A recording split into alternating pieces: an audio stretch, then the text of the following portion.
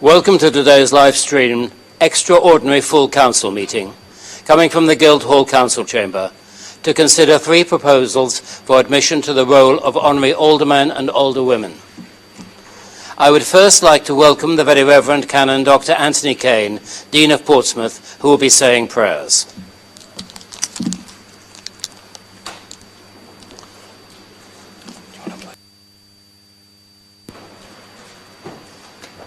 Thank you very much, Lord Mayor. Let us pray.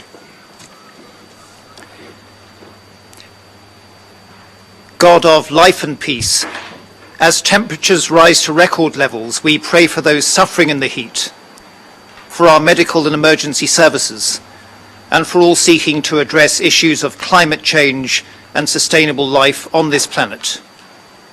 We give thanks for this city, for all its people, for its university and those graduating in this season.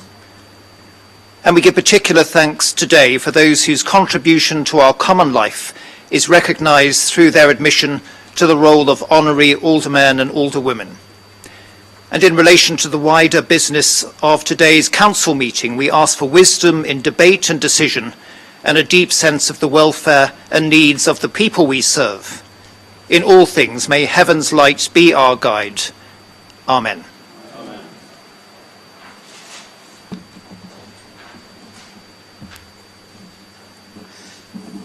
Thank you very much, Dean.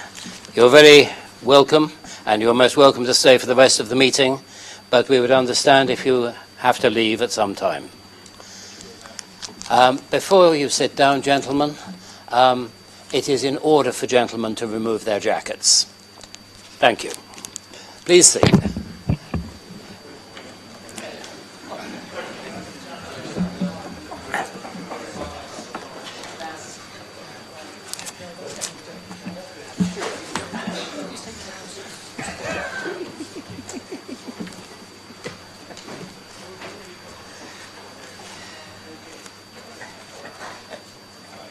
Members.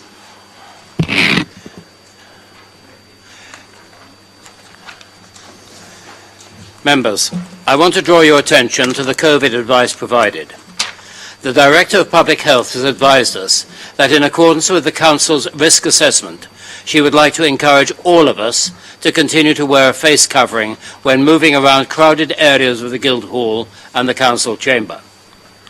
This is to protect ourselves and our colleagues whilst there is still COVID-19 transmission in our communities due to the Omicron variant in the UK.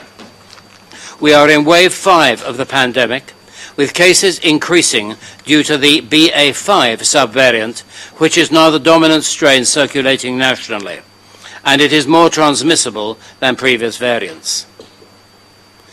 The Director of Public Health has also informed us that the Chief Medical Officer is advising people to continue to follow the hands, face, space, ventilate guidance when meeting people inside to protect from COVID-19 and other viruses which are currently circulating. So just a gentle reminder that in order to reduce the risk of catching and passing coronavirus or other viruses, we should all follow these preventative measures whilst moving around the Guildhall. Due to the current heat wave, which we are experiencing, and you may have noticed, the Director of Public Health also encourages all of us to keep hydrated. You will see that we have provided some bottled water to assist you. We also have extra fans in operation and will obviously keep the curtains closed during the meeting.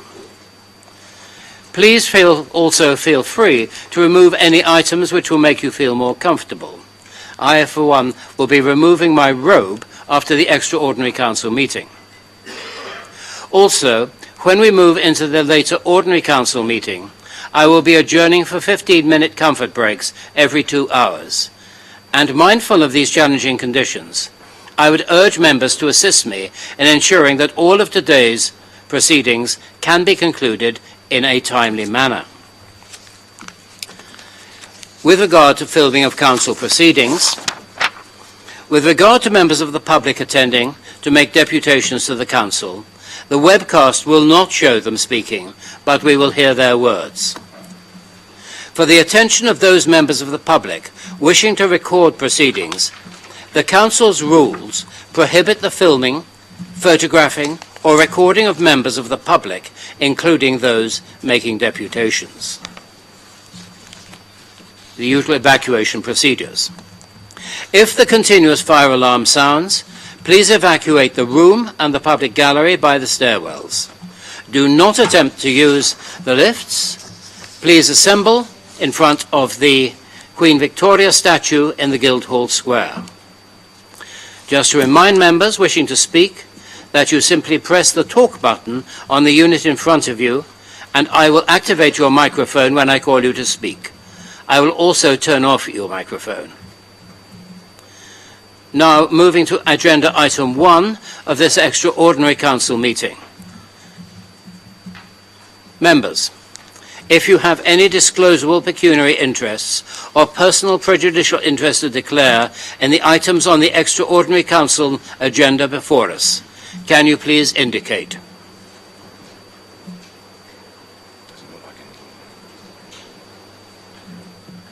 There would appear to be none. That's just for the extraordinary meeting. And this is just for the extraordinary meeting. Oh, sorry. What are you doing? Apologies for absence.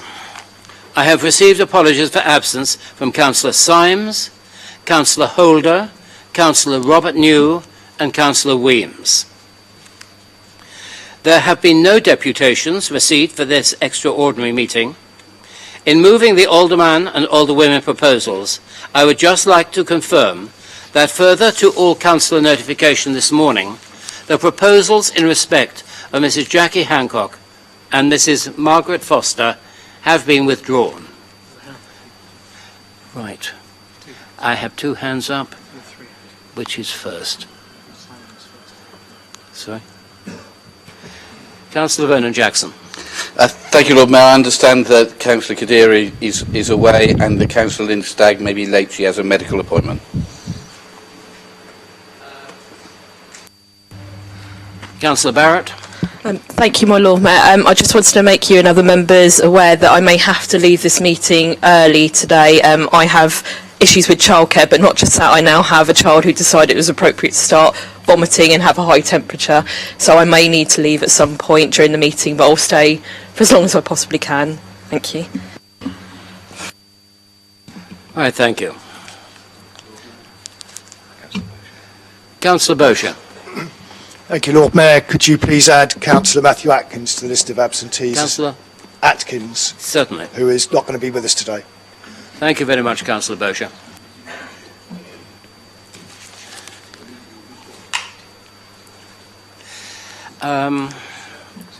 May I remind the leader that all matters must be addressed to the chair. We now come to the admission to the role of honorary aldermen and alderwomen, and the first proposal is for former councillor Frank Jonas, BEM. As you know, this extraordinary council meeting is to consider the proposals to grant admission to the role of honorary aldermen and alderwomen. I call upon Councillor Peter Harris to formally propose. Thank you, Lord Mayor. Obviously, I'm just going to say a few words. What can I say about Frank that we already don't really know? But I think it's worth saying that Frankie's achieved 16 years of dedicated and diligent service to this council, and quite frankly, has an astonishing run as Lord Mayor, which I think is what he's going to be fondly known for. He's done the chain 3 times. He's raised vast amounts of money for various charities across the city. In my opinion, he more than qualifies as honorary alderman. I think he's in a class of his own, and I think colleagues across the chamber would probably agree with that. It'd be easy for me to say about the positive influence Frank had in my life. I think people across the chamber can probably admit that he was a force for good in this council. The relationships he cultivated with all sections of the community across the city, I think will stand the test of time. I've described him before as the conscience of this council, someone everyone looked up to and respected. I can't think of anyone more deserving than Frank Jonas to be granted honorary alderman. To me, it's one of my greatest honours to be able to propose Frank for this honour, so I formally propose.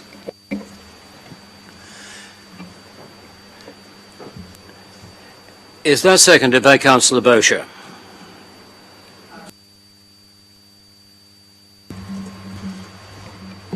I'll put that motion to the vote, which is to be approved, will need to be passed by not less than 2/3 of the members present and voting. Will those in favour please show? Are any against, Lord Mayor? I'm in favour. Okay, that's unanimous, unless you want to ask if there's any objection. Right.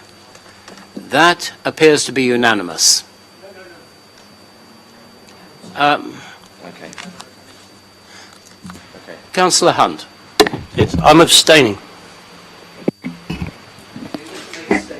Any statement to the...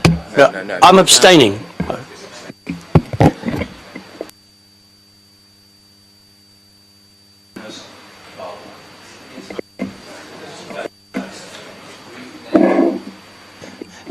Yes, correct. Did Memcon. you turn me off? I can't turn myself off. You'll be pleased to know that I can turn you off.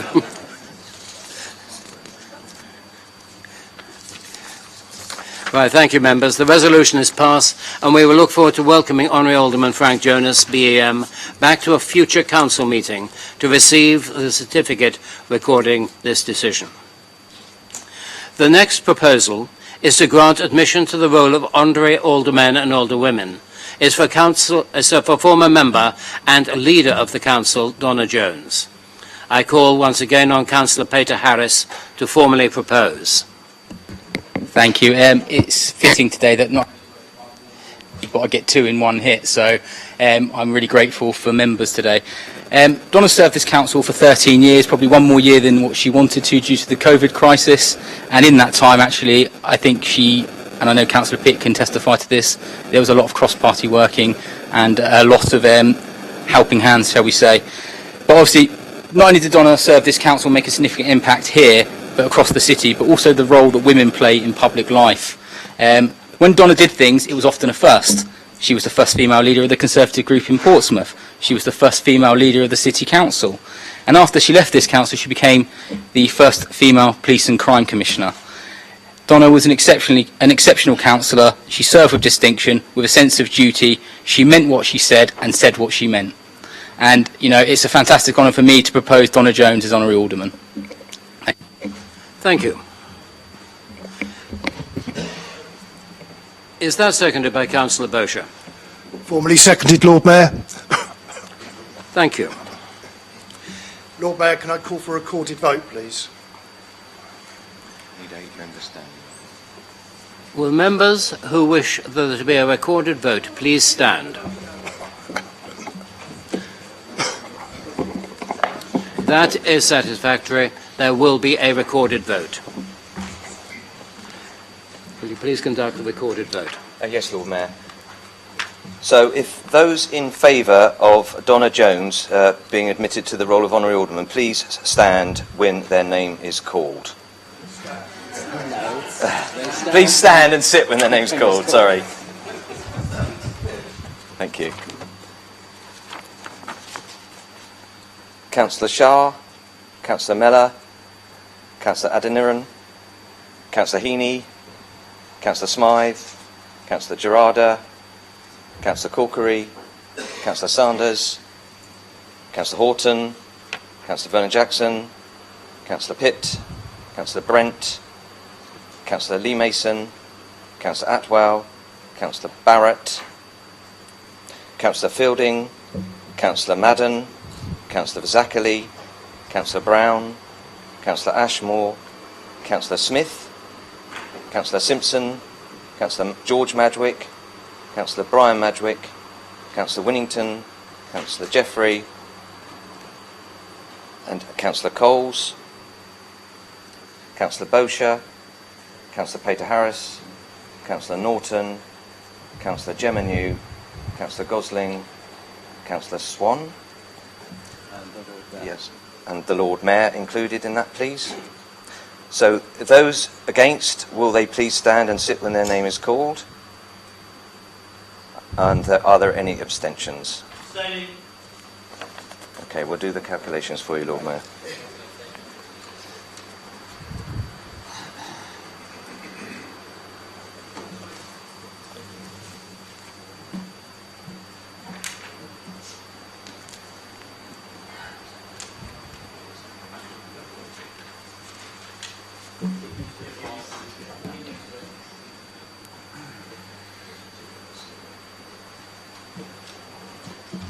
Okay, Lord Mayor.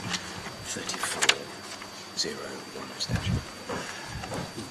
That motion has been carried with 34 members in favour, no members against, and 1 member registering an abstention.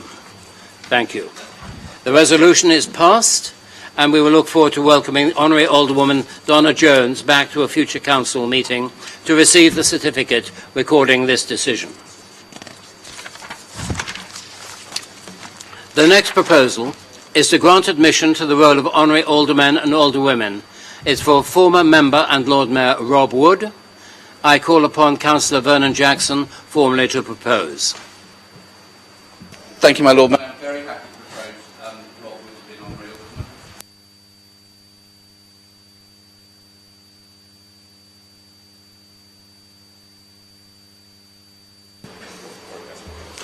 alderman. Lord Mayor, I'm very happy to propose former Councillor Rob Wood to be a member of the Honorary Alderman of this city. I think it gives the privilege of being able to come to council meetings and sit downstairs as opposed to upstairs, and occasionally to be able to go into procession wearing a robe. Just before we go through this, I think it's sensible to read what the City Council's view is about who should or should not be an honorary alderman. Agreed by the City Council in 2006 that any member, having reached the conclusion of their political career and having served a period of 10 years or more, will automatically qualify to be recognised by the granting of honorary aldermanship, or in exceptional circumstances a lesser period, subject in every case to the requirement of a formal vote of no less than 2/3 of the City Council. My Lord Mayor, I'm sure we'll all be supporting Rob Wood to become an honorary alderman. For 12 years he was councillor for St Thomas's ward, very good local councillor, well known across his ward, Lord Mayor, and in a slightly unfortunate circumstances during the COVID period, but he carried that off with great aplomb. But also his work, particularly in the Cabinet as Cabinet Member for Children, a real passionate person wanting to make sure that young people in the city have are well looked after properly and supported. So I'm very happy to move that Rob Wood is an honorary alderman. He served his time as set out within the protocol, and so it should be an automatic assumption that he becomes an honorary alderman. And I don't want a recorded vote. Does any other member want a recorded vote? We need it seconded first. Right. Can I have a seconder, please?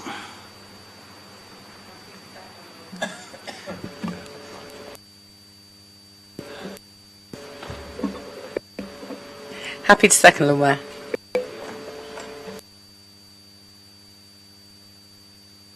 Will all members in favour please indicate? Any against? Are there any against? That is unanimous. Is there any abstentions? Thank you. It is carried nem con.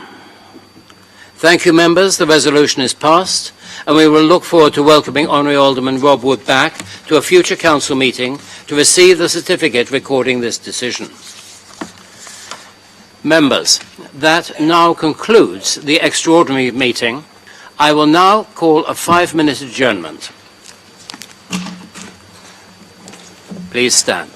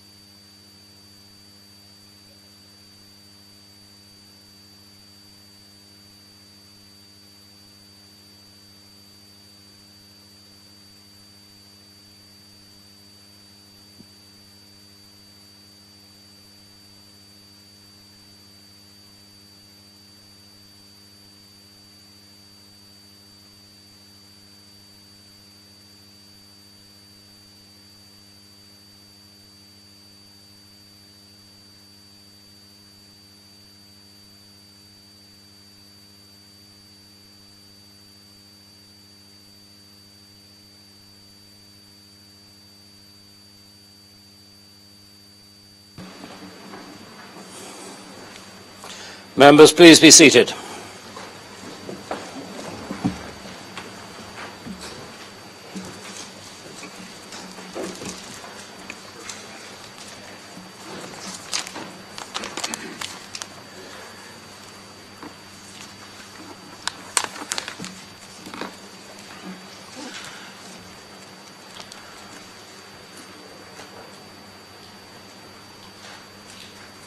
Welcome back.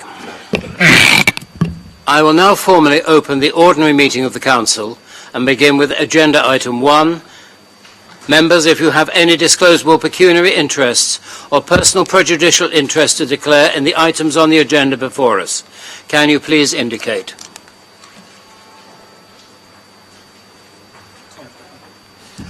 Right. Councillor Coles.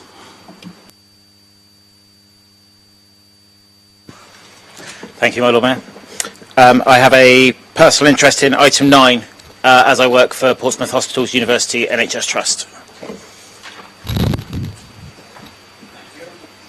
Thank you. Councillor Corkery.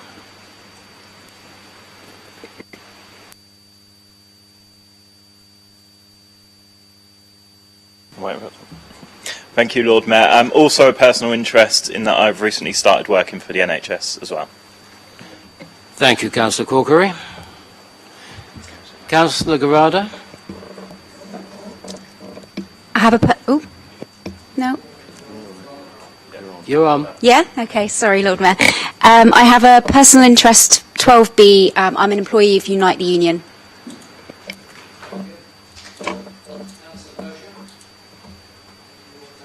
For good housekeeping, in the fact that I have a personal interest in H, Shareholder Committee, and that I'm a council-appointed non-exec director of Portico. Thank you, Councillor Bosher. I have Councillor Shah. Thank you. As a volunteer, I've been organising Food Hub, the Peace Centre Food Hub. So I think this is motion number 12B, cost of living emergency. Councillor Vernon Jackson. Those of motion H as a director of Portico discussing shareholder committee, I think I have to leave the room. Is that right, Peter? But I clearly have an interest to declare. Thank you. Councillor Barrett.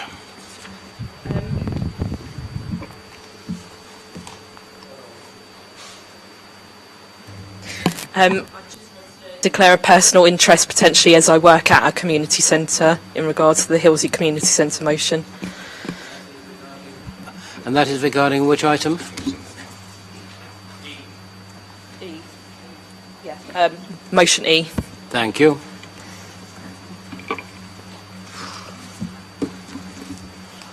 Are there any other declarations of interest? No. Can't see one. Right. It is proposed by Councillor Vernon Jackson and seconded by Councillor Bosher that the minutes of the annual council meeting held on the 17th of May 2022 and previously circulated with the agenda be confirmed as a correct record. Are the minutes agreed? Right. Communications. Apologies for absence as mentioned earlier. Councillor Symes, Councillor Holder, Councillor Robert New, Councillor Weems and Councillor Atkins. Are there any other? No, thank you. Communications. I regret to inform you that former Councillor Alexander Charles Moss has recently died. He was a councillor for the Nelson Ward from 1973 until 1990. His funeral took place earlier this month, and our thoughts and condolences are with his family. I have also been informed that Jenny Burnett, Honorary Alderman Dr. Alan Burnett's wife, and Lady Mayoress in the year 1994 to 95, died last Sunday. We will let you know when we receive any further information regarding funeral arrangements. Our thoughts and condolences are with Alderman Burnett and his family at this very sad time.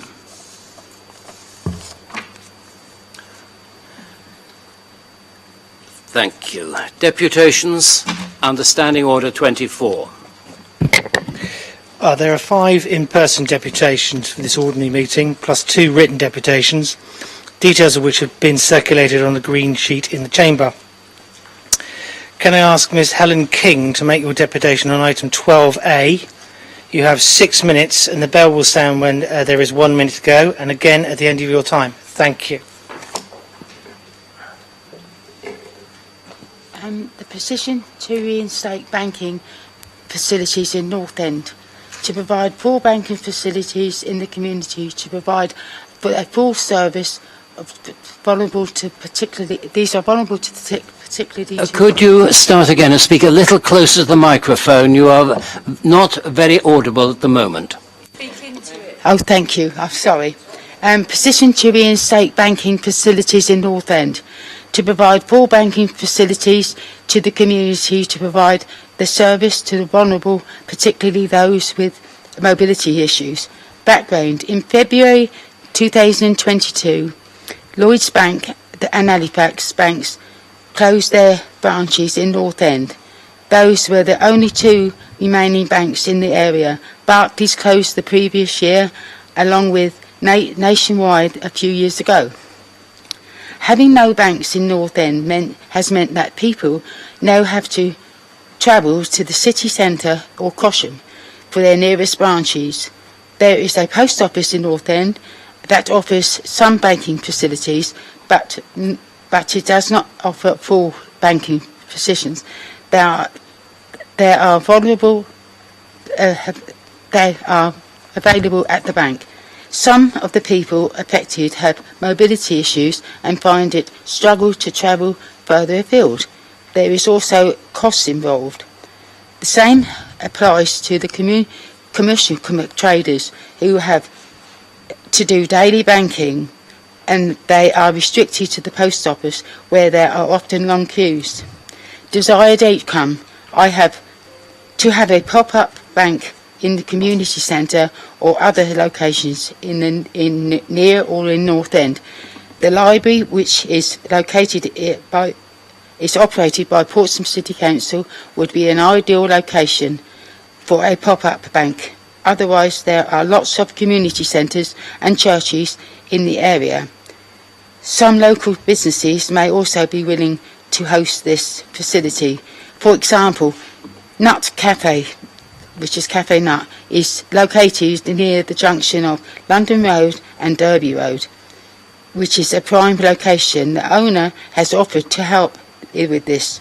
Other towns throughout the UK have managed to obtain pop-up facilities with the following the bank closures. If Portsmouth Council will be willing to help with this facility, then it's just a matter of contacting banks and to see what we can see one can accommodate. For example, TSB opened 42 pop-up banks in 2021 throughout the UK. These facilities are available at certain times of the week for in the town hall, libraries and community centre. I have gathered signatures in favour of this proposal. Thank you.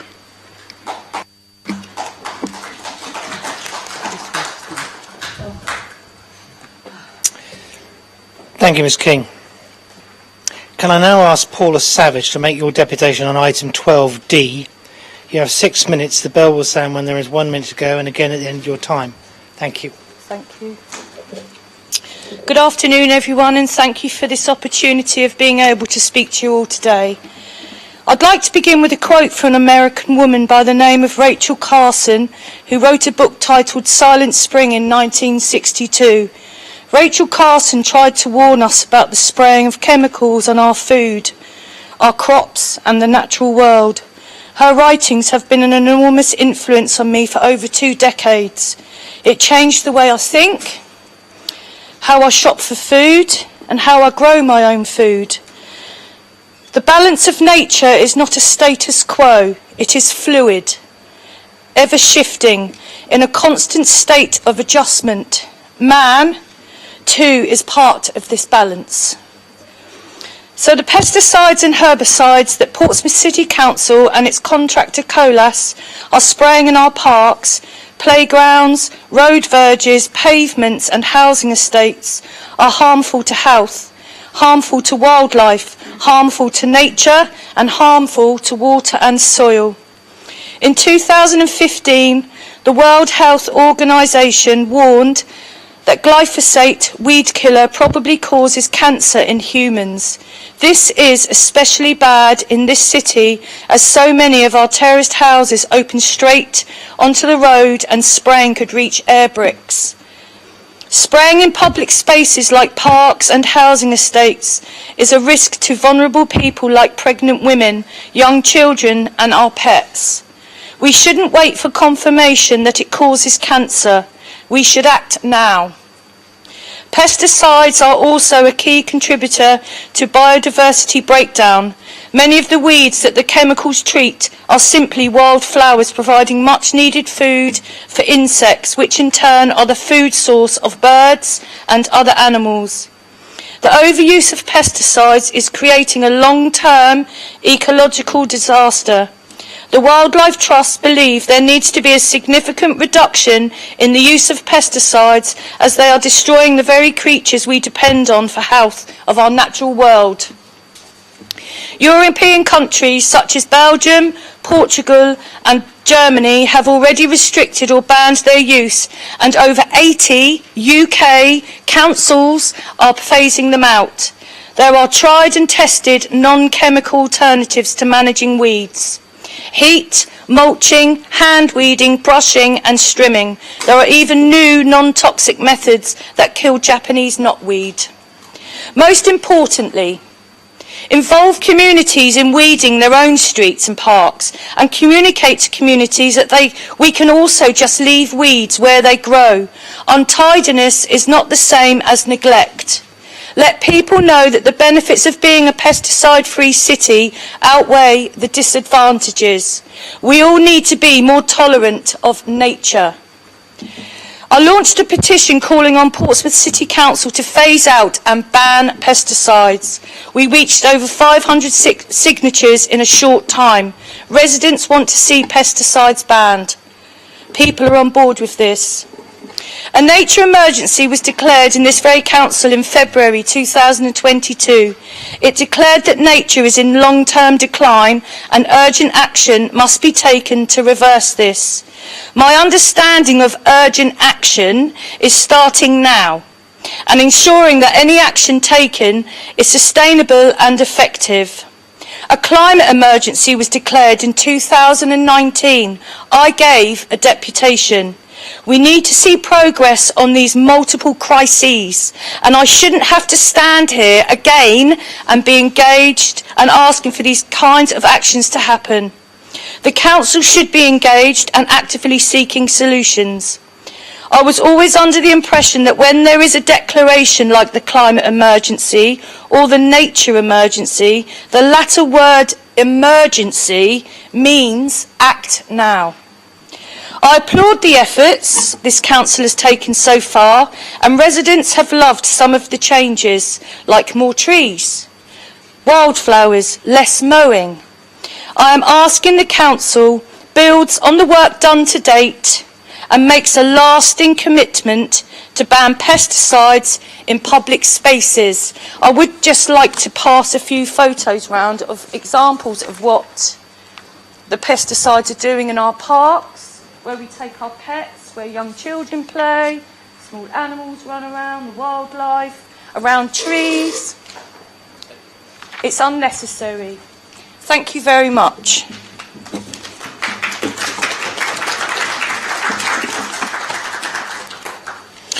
Thank you, Ms Savage. Can I ask Honorary Alderman Attrell, the Learning Disability Champion, to make your deputation on item 12G? You have 6 minutes. The bell will sound when there is 1 minute to go, and again at the end of your time. Thank you. Members of the Portsmouth City Council, the contents of this notice of motion widening participation in local democracy has been discussed many times at meetings of the Learning Disability Partnership Board, which some councillors attend, and I will say that all members of the City Council, if they want to, can attend the Partnership Board of the Learning Disability Partnership Board of Portsmouth. As it says in the notice of motion, Portsmouth is the only local authority known to have a learning disability champion, which it should be proud of.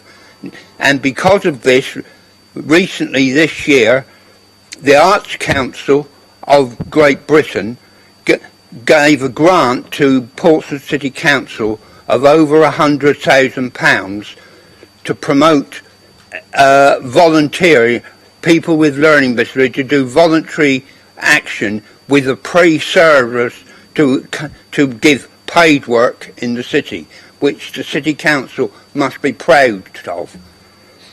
Now, what I wish to say is, with the growing difficulties of exercising the franchise with lots of restrictions of personal identification to vote, it's going to be extremely difficult for many people with learning disabilities to participate in the electoral process.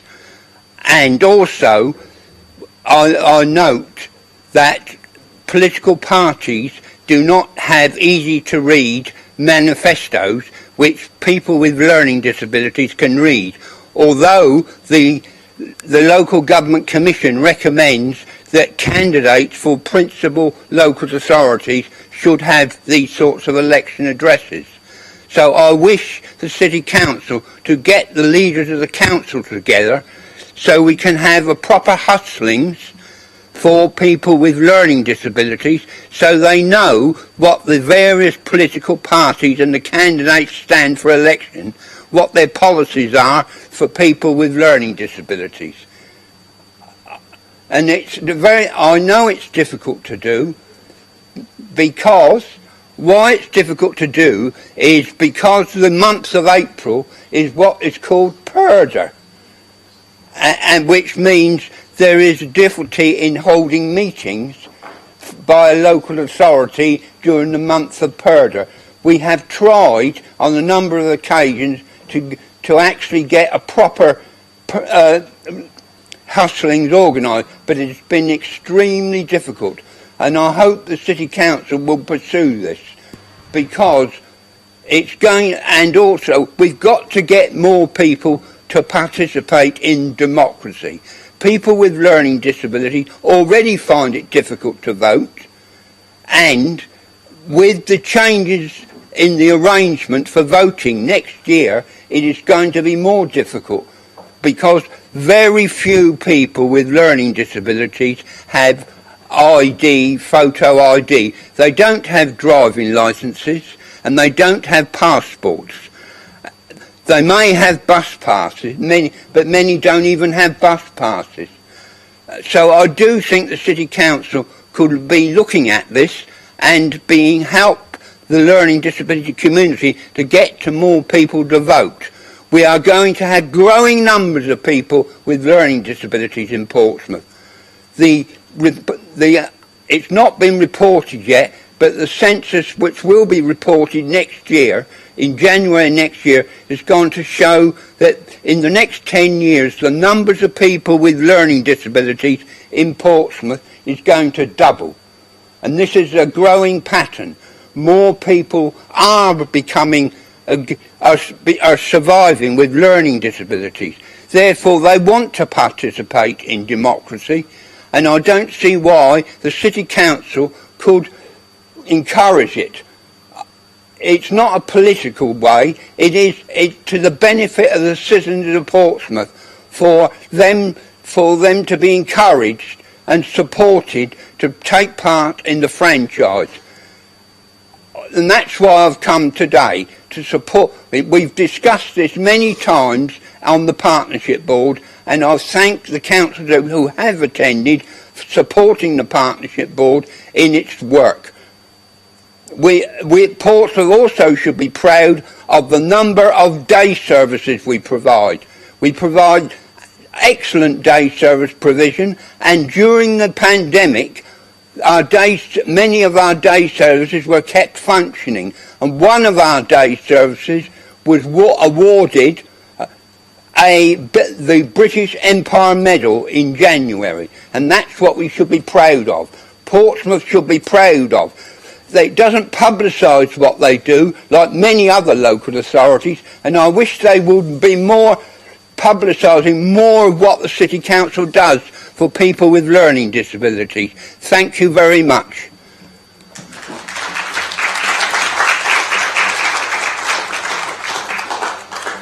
Thank you, Alderman Attrell.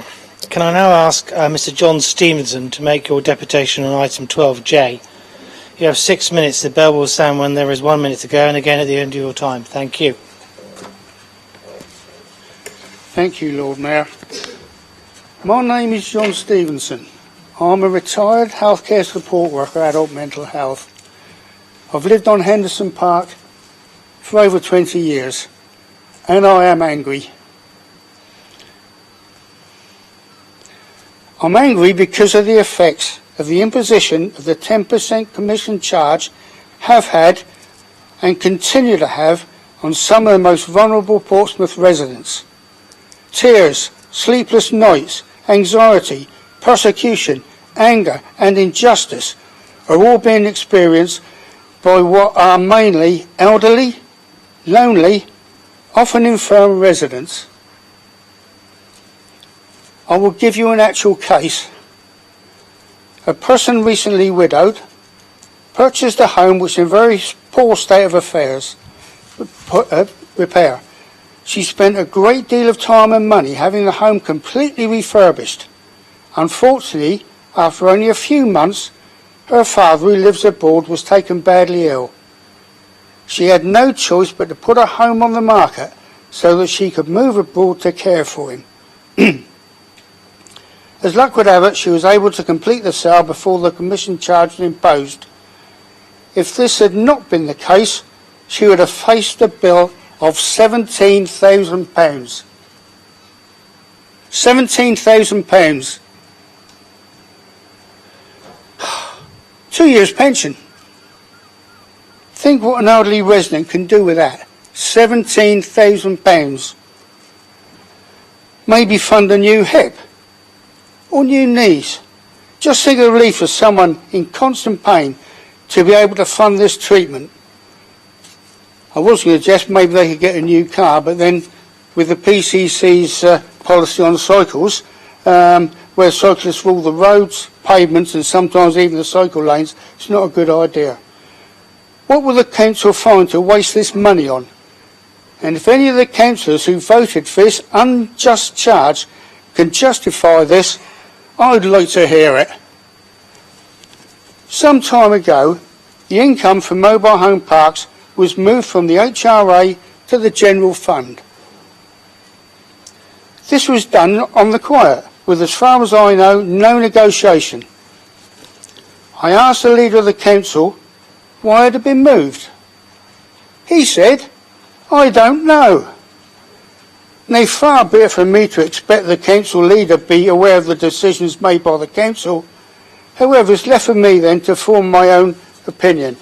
Therefore, I can only conclude that it was moved away from housing so that it can be used to fund the vanity projects and to prop up other costly projects which have been badly budgeted for.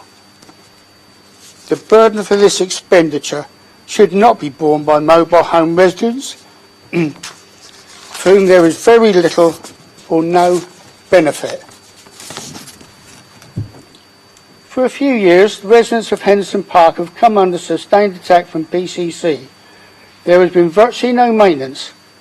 If something occurs that is deemed not to be right, there is no investigation, no friendly inquiries made, no thought that the elderly infirm resident may be ill, just the threat of court action. even when the fault lies squarely with the council. The decision to impose a commission charge was hidden within the overall budget meeting.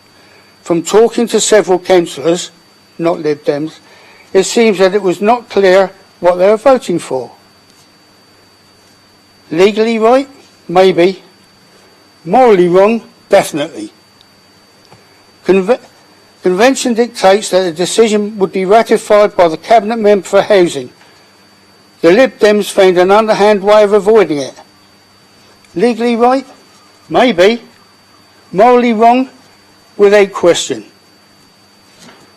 There are a number of unanswered questions regarding the mobile home parks. It is time for a security panel to be set up to allow residents to get some explanations as to why the Lib Dems are bullying the elderly, and get the reasoning recorded so that PCC can stop using COVID as an excuse to ignore the usual procedures and be held to account. When I'm in my dotage, I need to value my home to help with the cost of my care. I don't want my savings to be squandered by the council. I thought that Portsmouth councillors controlled the council. Now I'm not so sure. Recent events make me think that the council workers are driving the councillors. How long are Portsmouth residents going to be bloated by a Gerald Vernon Jackson-led council? He even managed to retain control of PCC when in a minority party. Legal? Maybe. Morally wrong? Definitely. Now I shouldn't be here today. 2 heart attacks, triple bypass, new heart valve, means that I should be having a nice quiet life. But I've got to come down here and put myself under stress to fight for the residents of our mobile home parks. And I'm here because of the decisions that some of you guys made. Now I know that most of you are nice, honourable people, and I beg you to please vote for the motion. It's not right. Thank you very much.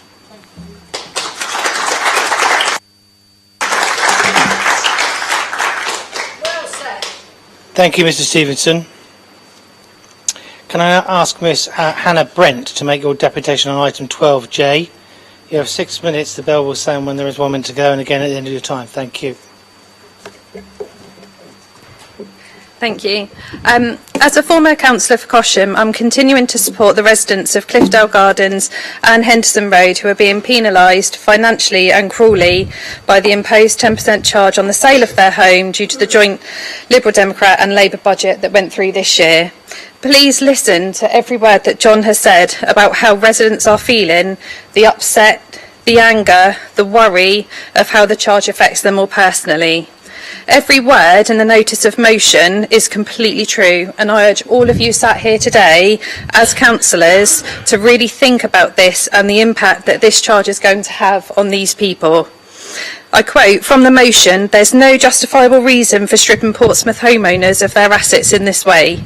It's going to cost each homeowner at least £10,000, more likely over £15,000 per sale of their home and their hard-earned money, the money that would go towards their future and any care needs.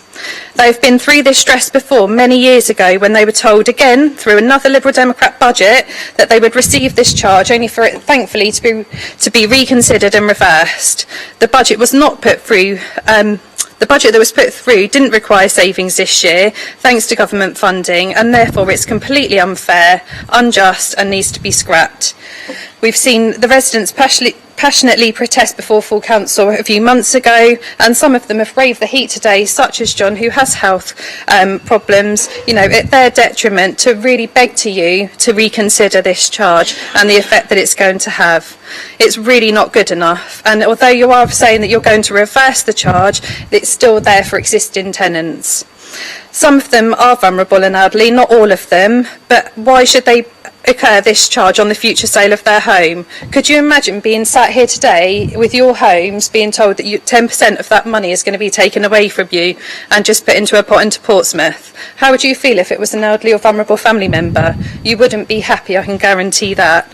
And it's not only the worry of the charge that's being occurred, but it would then actually cause a problem to them selling their home in future, because new homeowners may be more reluctant in wanting to buy that, knowing that they're going to lose 10% of their sale themselves. Yes, there are some mobile home sites that do have additional facilities that occur this 10% charge, but they may have a laundrette or a swimming pool or entertainment facilities. Some of these residents really struggle to just get basic maintenance done, which they again pay for. I urge you to really consider whether this £50,000 potential saving is worth the effect, again, that it has, when actually, if none of the homes are sold in one particular year, how's that £50,000 going to be made? That's what you also really need to think about. It's in my heart to be a voice for these poor residents that are being targeted. They're the most vulnerable, it's morally wrong, and I urge you all to fully reverse this, and shame on anyone that votes against this motion.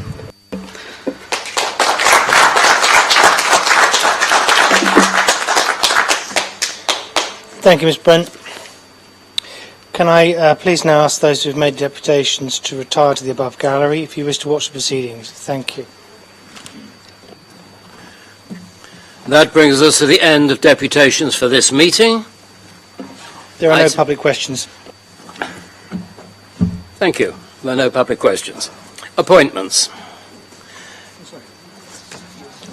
Item 6. Are the changes set out on the circulated green paper sheet agreed? Namely, that Councillor Jeffrey should fill the vacant Liberal Democrat seats previously held by Councillor Atwell on Scrutiny Management Panel as a full member, Health Overview and Scrutiny Panel as a full member, Traffic, Environment and Community Safety Scrutiny Panel, a full member, Governance, Audit and Standards Committee, a standing deputy, Economic Development, Culture and Leisure Scrutiny Panel, a standing deputy, Education, Children and Young People Scrutiny Panel as a standing deputy. Is that agreed? Are there any objections? No? Well, that is agreed then. The next item is urgent business. I have not been notified of any urgent business for this meeting. Therefore, we come to item 8, recommendations from the Cabinet meeting held on the 21st of June. Concerning the modern slavery and human trafficking statement, members, we have a noting recommendation from the Cabinet meeting on 21st June concerning modern slavery and human trafficking, which has been previously circulated. I now propose to call the minute. If you wish to oppose the item, please indicate. Can I also remind everyone that any item to which no objection is made will be deemed to have been approved. I call minute 80, Modern Slavery and Human Trafficking Statement.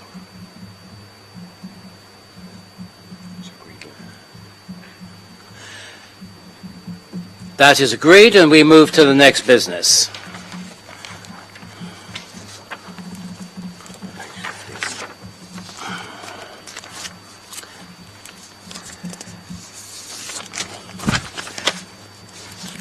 Recommendation from the Cabinet meeting held on the 21st of June on the Queen Alexandra Hospital emergency ward support.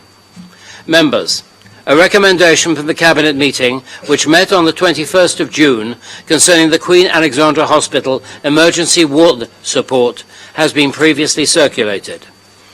I now propose to call the minute. If you wish to oppose the item, please indicate. Can I also remind everyone that any item to which no objection is made will be deemed to have been approved. I call the minute. No objection.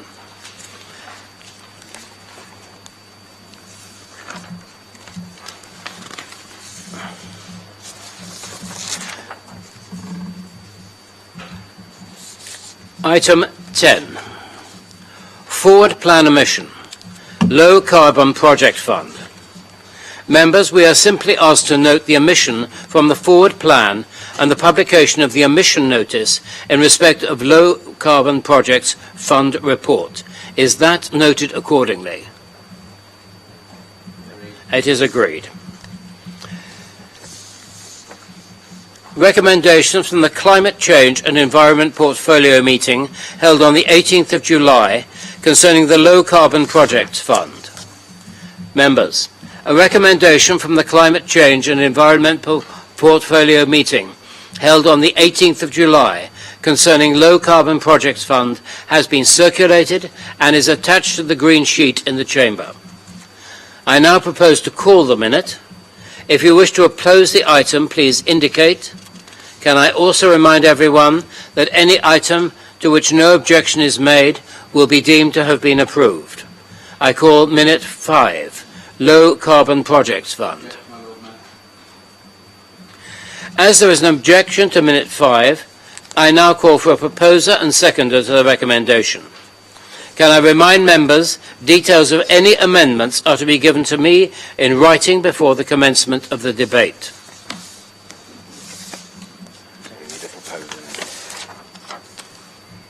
Are there any amendments to be proposed? We need a proposer and seconder. Okay, we need a proposer and seconder. My apologies. Members, I'm getting in front of myself. Put it down to the heat. Can I have a proposer and seconder?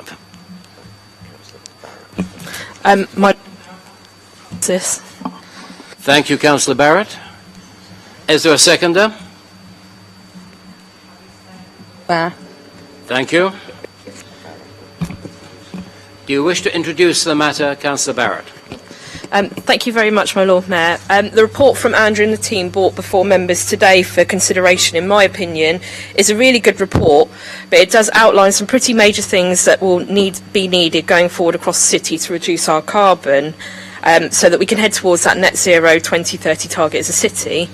Yesterday at my decision meeting, I agreed that this should be brought before you all today because it is such a major decision to take, and we all need to be on board to support this going forward. £30 million is what has been suggested in regards to borrowing so that we can make that jump into some really significant schemes that will see an important reduction in carbon throughout the city. A compelling reason to look at borrowing this money is that it could see around 3,000 tonnes of carbon being saved, a crucial amount when considering the target that we need to hit in the coming years. This paper sets out the ambitious work we need to be continuing to do as a council, and by requesting to borrow via the Public Works loan borrowing, it means that we can look to invest in projects that relate not just to reducing energy demand, but also look towards developing further renewable energy generation. It would also mean that aside from focusing on ourselves and our own buildings and our own property, we can look to help our anchor institutions as well as schools and employers to reduce their carbon across their estates. We have a duty as a council to ensure that we are doing everything that we can to hit our own personal target. However, we must not forget those around us, from the SMEs to the larger employers across the city. If we can help other organisations to do the same as we're doing, it all helps towards a target we all need to be fighting for.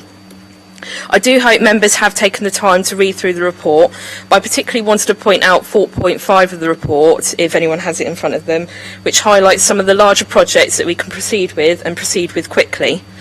There are other projects in the pipeline that we hope to announce in the due future, and obviously depending on what you all decide here today.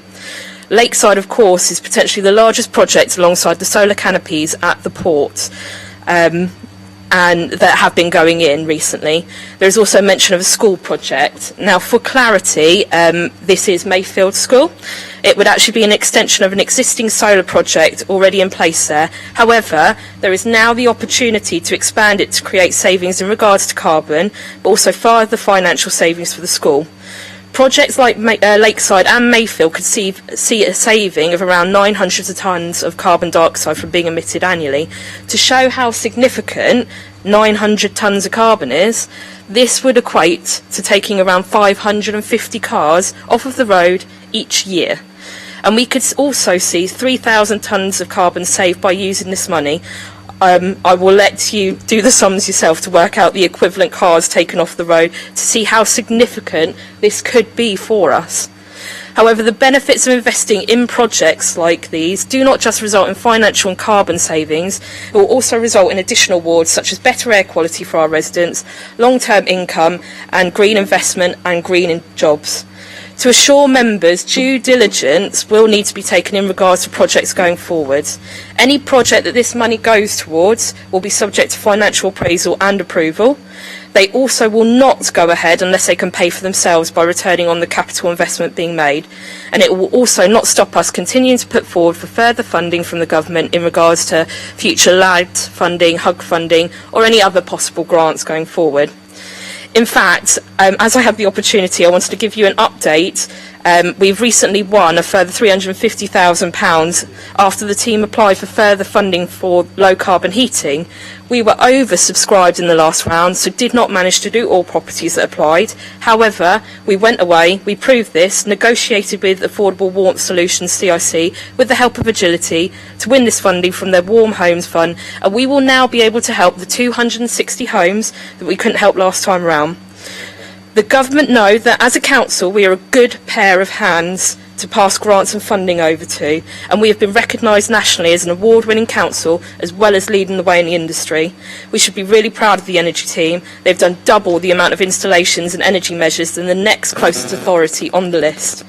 To date, and this has actually changed so it's actually more, we have completed 1,723 properties, and we've actually put in over 1,800 separate energy saving measures into properties. By the end of August, we hope to have around 2,055 completed properties, which is our current target. However, we already have 547 further ones in progress and a potential further 179 partially completed. So we should more than surpass that target. But we want to do more, and this money could help us with a number of non-domestic projects alongside future funding opportunities for our domestic projects ongoing via Switched On Portsmouth. We're fighting an ongoing battle when it comes to this climate emergency. We only need to look out the window or at the thermometer in this chamber today to see the issues we face. We have a duty of care to our residents as well. Today we will be talking about a number of important issues our residents are facing, from the cost of living, and one of those rising costs are energy prices. Price cap has already risen this year. We're looking at a further rise of around 64% in October to £3,244 per household, then a potential further £500 a year in January. I think we can all agree that this will cause real issues going forward, and we may see people this winter sadly making that awful decision between heating and eating. Therefore, the work Switched On Portsmouth are doing, the energy team and our principal climate advisor are vital with these projects going forward. I'm sure that we can all agree that these teams are doing an amazing job leading the way in this industry for our city, but we want to do more. Therefore, to be able to continue with that work, I hope members will support this report to borrow going forward so that we can push forward with the work that needs to be done. Thank you. Thank you. Are there any amendments to be proposed and seconded? I've received none. We have received none. The matter is therefore now open before members for debate, and I call upon Councillor Bosher. I think, Lord Mayor, I've indicated to speak, but I think... Councillor Bernard-Jackson, my apologies. You wish to speak? It looks as if we may be doing a meeting of apologising to each other. Yes. But such is life. Lord Mayor, I oppose this. As Councillor Bosher often says, you may agree with something, but the only way in which our standing orders allow us to speak on something is to object. But I thought, actually, looking through this agenda, there is nothing on this agenda that is more important than this investment. This is us borrowing £30 million to put into green projects around the city. And for me that speaks of ambition, but also deliverability.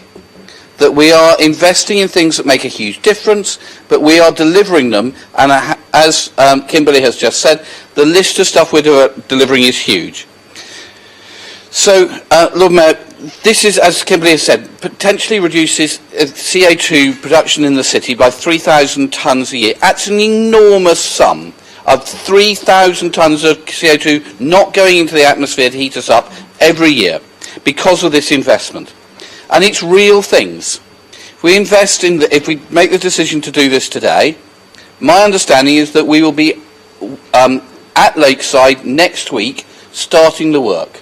That's 40,000 solar panels we will have by the end of this project in the City Council buildings, powering our offices, powering our investments. It's great in terms of reducing the energy bill at Lakeside, but it's also great in terms of reducing the carbon dioxide. So, my Lord Mayor, I think we in this council sometimes undersell ourselves. We sometimes don't recognise the truly groundbreaking work that we do. Looking across Hampshire, there are only 2 councils that do food waste recycling for all. We will be the second one. No Labour-run council, no Conservative-run council does that. We're the only council in the area buying back council houses to make sure that local families have got somewhere decent to live at a rent they can afford. So we're doing incredibly innovative things. So I'm really pleased with this. And I think probably we are the greenest council in the south of England. Now that's even including Brighton down the road from us. So, my Lord Mayor, I think we should be proud of what we've done, proud of what we're doing, the real work we are doing to support the environment, the real work we are doing to reduce CO2 production in this city. We're working with all the other big employers in the city, with the MOD, the Navy, the NHS, the university, all the others, to try to make sure that we share expertise between us. So we're able to take all that learning and to be able to make sure that we get that learning across the whole of the city. Lord Mayor, I commend this report to you. I think this is really good. And I really am incredibly grateful for the cross-party support that this has got from all groups. So I'm very pleased. And can I put on record my thanks, not just to Kimberley, but also all the council officers who work with Kimberley to provide this. This is groundbreaking stuff, and I think we need to be able to shout from the rooftops how well Portsmouth is doing in this area. Thank you, my Lord Mayor. Right, now I do come to Councillor Bowsher. Councillor Bowsher. Lord Leader said you had that opposed to speak, and I would have opposed to speak because I'm supporting it, if that sort of makes sense to everybody. I don't disagree with what we've actually got here. I think it's very laudable. I guess I'm looking at the devil in the detail to a certain degree, in the fact that we're borrowing £30 million, and I would like, and I'm sure councillors across the chamber would like to know how that money is actually going to be spent when we actually move forward, so that there is a degree of scrutiny involved and that perhaps it's being spent in the right place. And I'll give you an example, and I'll probably talk about me, because that's the best subject I can talk about at the moment on this. A lot's been said about solar panels, renewable energy, and a variety of those sorts of things. Well, in my day life, I work for a global organisation that specialises in insulation, amongst other things. And I'm a specialist in my particular field in the UK. And yesterday I would have come along to your cabinet meeting. But I was actually with a London borough yesterday. I won't name them Islington, who I think are Labour run. And this is some perhaps of the more non-sexy type projects that we're talking about. They have across their estate 65 plant rooms servicing all their commercial buildings, all their offices, of which none of them are insulated. And when I talk insulated, I'm not talking about the structural thing. I don't go gluing myself to motorways or anything like that. I'm talking about the services, the pipe work, the fire protection, and all that sort of stuff. They currently have an energy bill, because they're uninsulated, of £4 million, or there and thereabouts, per annum, just to run their estate, which I'm sure they would love to spend that money on a variety of other things. I've been working with them over a number of months, and yesterday was perhaps my penultimate meeting with them. We've managed to reduce that cost, just through insulation, that energy cost, to about £625,000 per annum.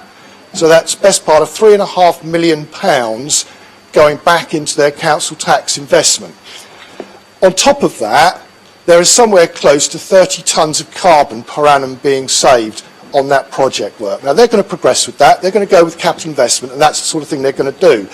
So the message I'm giving out is, and I'm not looking at it for my benefit because I won't be involved in any of it, I can't, is don't look at the sexy projects all the way when it comes to these sorts of things. You have to have an holistic approach, because what I do and what I can demonstrate is something quite simplistic that's actually saving a council a fortune, both in terms of financial aspect of it and the carbon saving aspect of it. So please, let us see the projects you're bringing forward, but I will be looking for projects that go beyond sticking solar panels on absolutely anything and everything, which is a visible thing, and looking at some of the things that we do in the background that are also going to contribute to those targets as well.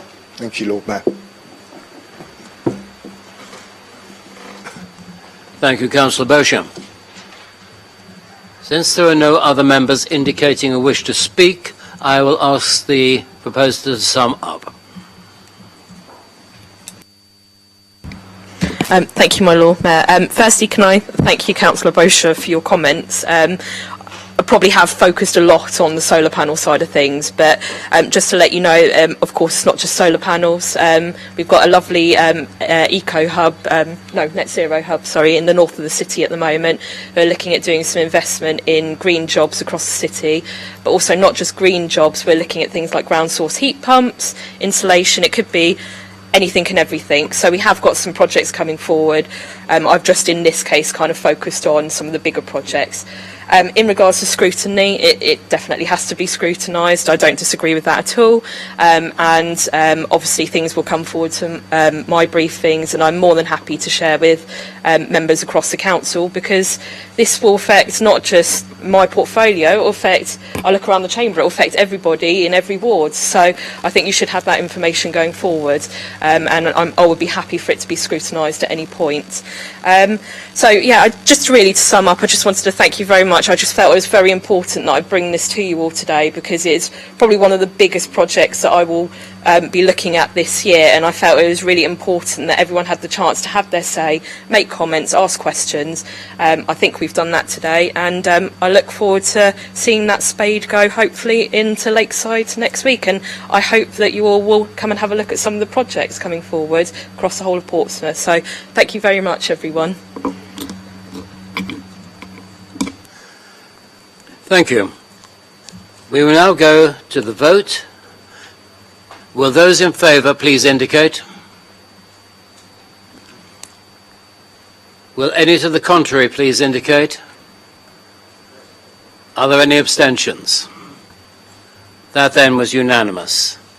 Welcome, Councillor Stagg. Do you have any interest to declare? None whatsoever. My apologies for being late.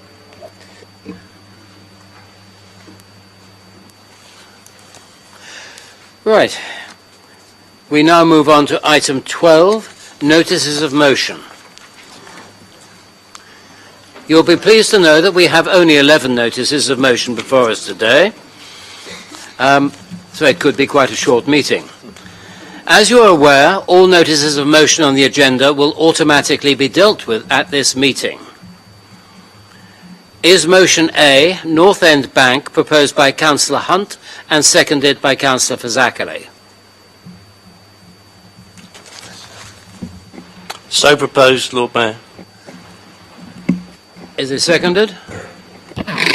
Seconded formally, Lord Mayor. Reserve my right to speak. Thank you. I now call upon Councillor Hunt to present and speak to his motion. Yeah, thank you, Lord Mayor.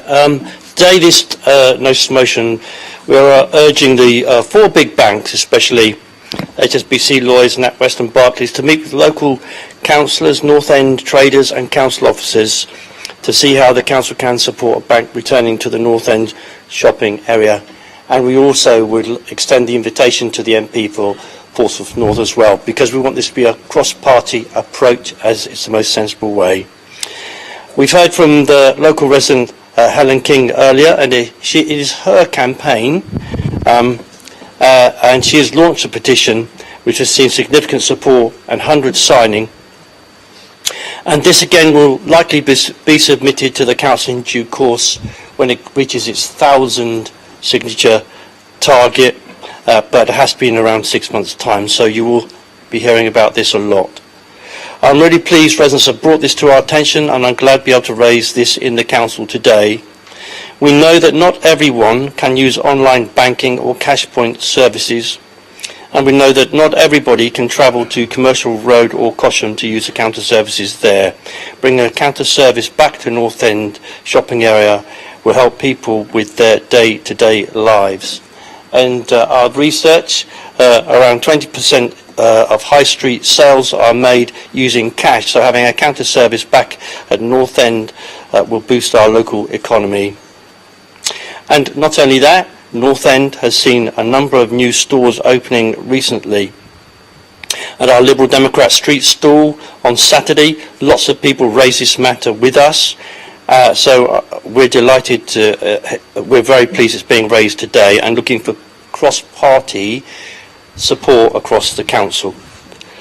I assured residents that this council is at its best, where we work together and we listen to local people and then take action. So I'm delighted to be part of Helen's campaign and will support her push to get a bank, a counter service back to North End. For all those reasons she described earlier, people were telling us at the stall how being, several people who are disabled and very low down in wheelchairs can't even get up to the cash point machines and use them. On that very sunny day, it was hard enough to look into the cash, but we all have this trouble looking into the cash point machine and seeing the figures and doing what you're supposed to do. So people who are partially sighted are going to have even more trouble. And we've heard today about vulnerable residents not being able to access various services, and people with learning disabilities who need to talk to somebody.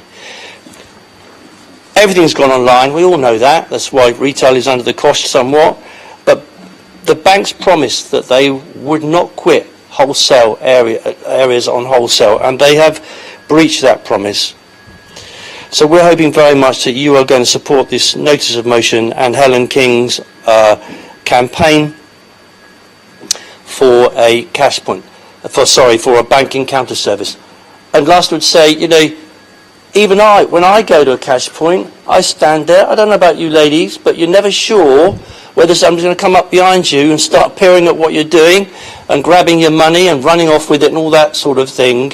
But I worry about it, so if I'm worrying about it, they're certainly going to be worried about it. And certainly at Derby Road Post Office, where there's a cash point machine outside, there are some serious antisocial behaviour issues which put people off going even to, I don't know what's funny, Councillor, but putting people off going into the post office there. So for all those reasons, we need to get a banking service back into the area, and of course we need to bear down on antisocial behaviour, which I'm afraid at the moment is rife throughout this city, and we're being failed by the Police Commissioner for Hampshire. So I really wish that she would get on and get these neighbourhood police officers back into our city. Thank you, Lord Mayor. Thank you, Councillor Hunt. Are there any amendments to this motion? I've not received any. No, we have not received any amendments to this motion. I have an indication from Councillor Ashmore. Councillor Ashmore, please. This is to speak on the motion, yeah? Yeah, good. Thanks, Lord Mayor. It is hot, please forgive me. No, I want to say thank you to my colleague, Councillor Hunt, and Councillor Zackley for bringing this notice of motion before us. I think it's one that's uncontroversial. I think it's one we can all kind of agree on. And I think they're absolutely right to bring this here. The lack of right on the high streets is something to be concerned about in general, not just with banking. While we as a society have become accustomed to all sorts of new ways of shopping and banking, online or on the phone, many people are feeling left behind by not having a physical shopping place or physical bank just down the road, or a local branch of a bank in which to go and speak to someone, or talk through their financial options and the other things that Councillor Hunt outlined just a second ago.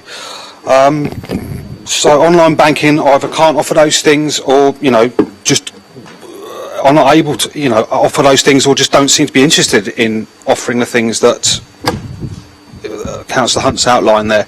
So while the thrust of this notice of motion is North End, it's an area that borders my part of the city, Fratton, and we've seen a dwindling of variety along Fratton Road and London Road there.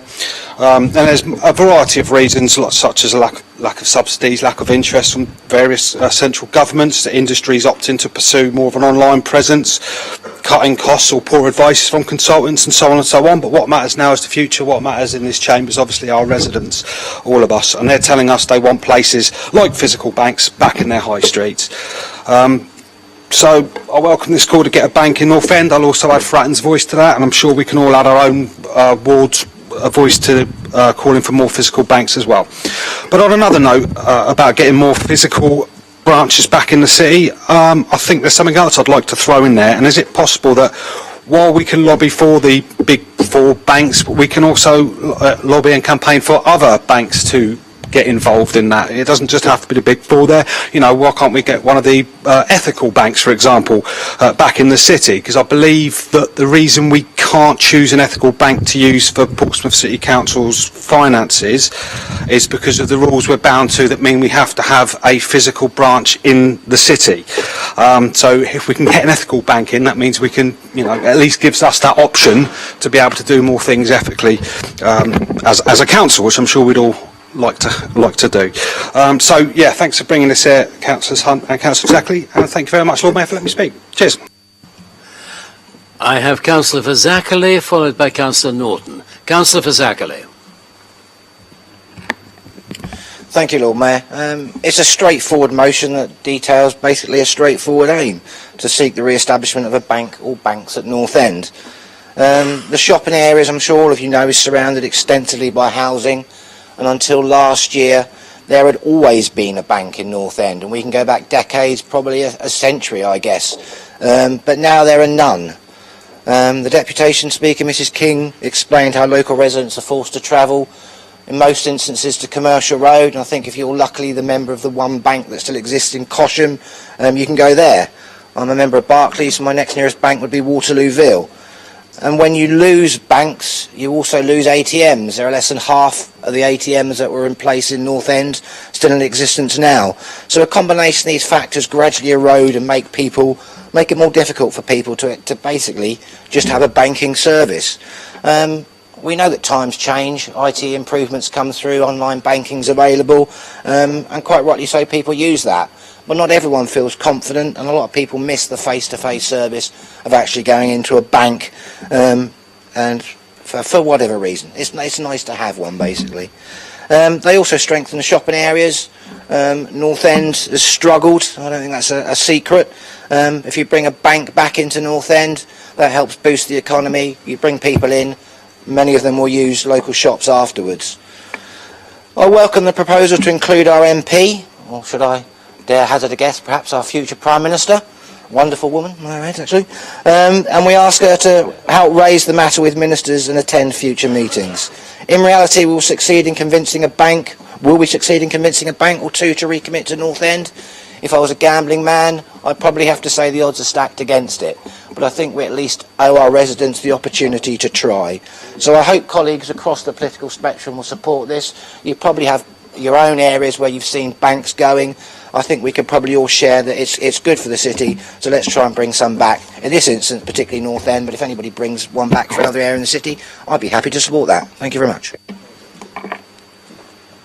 Thank you, Councillor Zackley. Councillor Norton.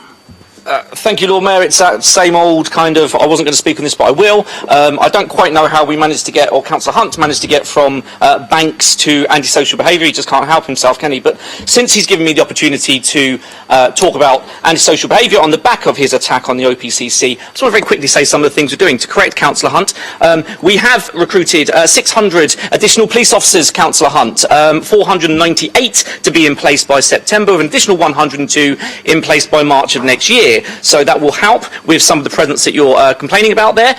On top of that, this week is Antisocial Behaviour Week. If he really cared about antisocial behaviour, he'd know that, wouldn't he? And I was in Parliament yesterday lobbying MPs, speaking to PCCs about what they're doing to support our vision. And I'm pleased to say that Hampshire, Portsmouth, Councillor Hunt, is in a very good position when it comes to tackling antisocial behaviour and our vision. We have the first anti-social behaviour ASB task force group set up. We take the community on board with us with community remedies, giving them a say in terms of the punishments that are issued out there, and we work with partners. Now, I just want to very quickly thank Councillor Hunt for the opportunity to talk about all the great things that we're doing. Thank you.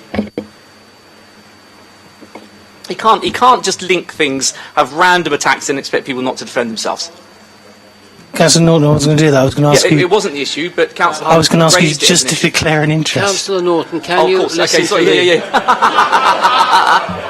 Right, fair enough. Listen, I'll declare that as an interest. But there you go. Yeah. You may continue. Because he'll do it all the continue. time. If we let him get away with it, he'll do it all the time. No, just attacking random things that are non-connected. Right. You may continue. Yes.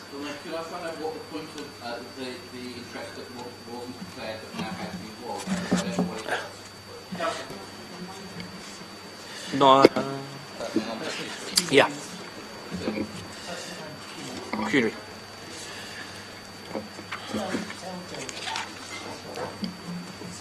But you know that, Gerald. Of the law. Okay. Right. Listen, there you go. It's about a bank. Yeah, fundamentally, it's about a bank. Members. Thank you.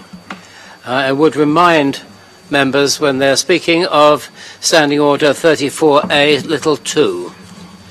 So I have no other speakers, so I will ask the proposer of the motion to sum up. Mayor, the connection clearly was when I was talking about antisocial behaviour and crime around cash points and how I feel. I thought I made that clear. You couldn't have been listening, Councillor Norton, but I don't want to cause a ruck here, so I'm sorry that I upset you, and I apologise. But everything's not rose in the garden when it comes to the police, because you guys got rid of 1,000 police officers. So if we're getting 498, I make that minus 502. So you've still got a way to go, and a lot of them are turning over. Well, I know they're turning over, Councillor. I know they're turning over a lot. But anyway, so I'm very, very grateful for the support of everybody. It looks like it's going to come today.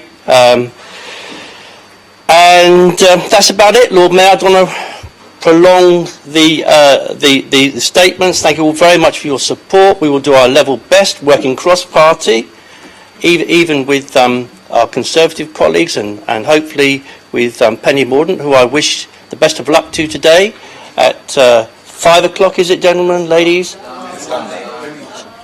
Sorry? I can't hear. That's why I've got these in. All right. Oh, all right. Well, I wish her the best of luck with her campaign, and we'll see what it does for Portsmouth and herself. And I was instrumental in getting her involved, actually, quite a long time back. So there we are. I've got a claim to fame there. Yeah, it's all my fault. It's all my fault. Okay, thank you all so very much. I'm sorry, Terry, for upsetting your lovely day out here in Portsmouth. Thank you, Councillor Hunt. We now come to the vote. Will those in favour of the motion please indicate? Those against the motion please indicate. Those abstaining please indicate. That is carried unanimously. Thank you very much. We now move on to the motion concerning the cost of living emergency, proposed by Councillor Horton and seconded by Councillor Pitt. I call upon the proposer, Councillor Horton, to present and speak to her motion.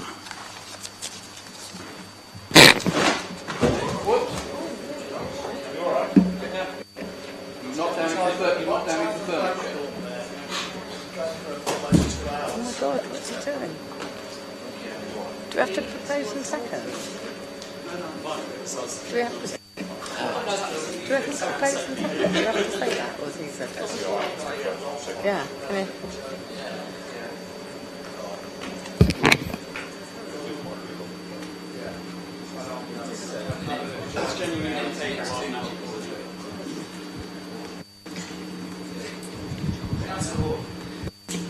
you have to Councillor Horton. propose and second? I propose. Does Steve have to say seconds? You can speak to the motion. Seconder? Right. Councillor Horton, can you speak to the motion?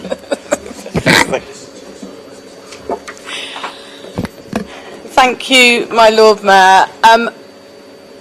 Out of all the notice of motions I've spoken at council, I actually think I feel the most sad about this one.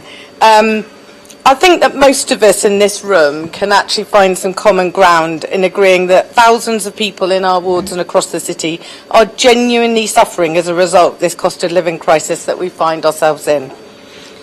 Maybe it is about food, or maybe it's an anxiety and insecurity about waking up each day thinking and worrying about the future.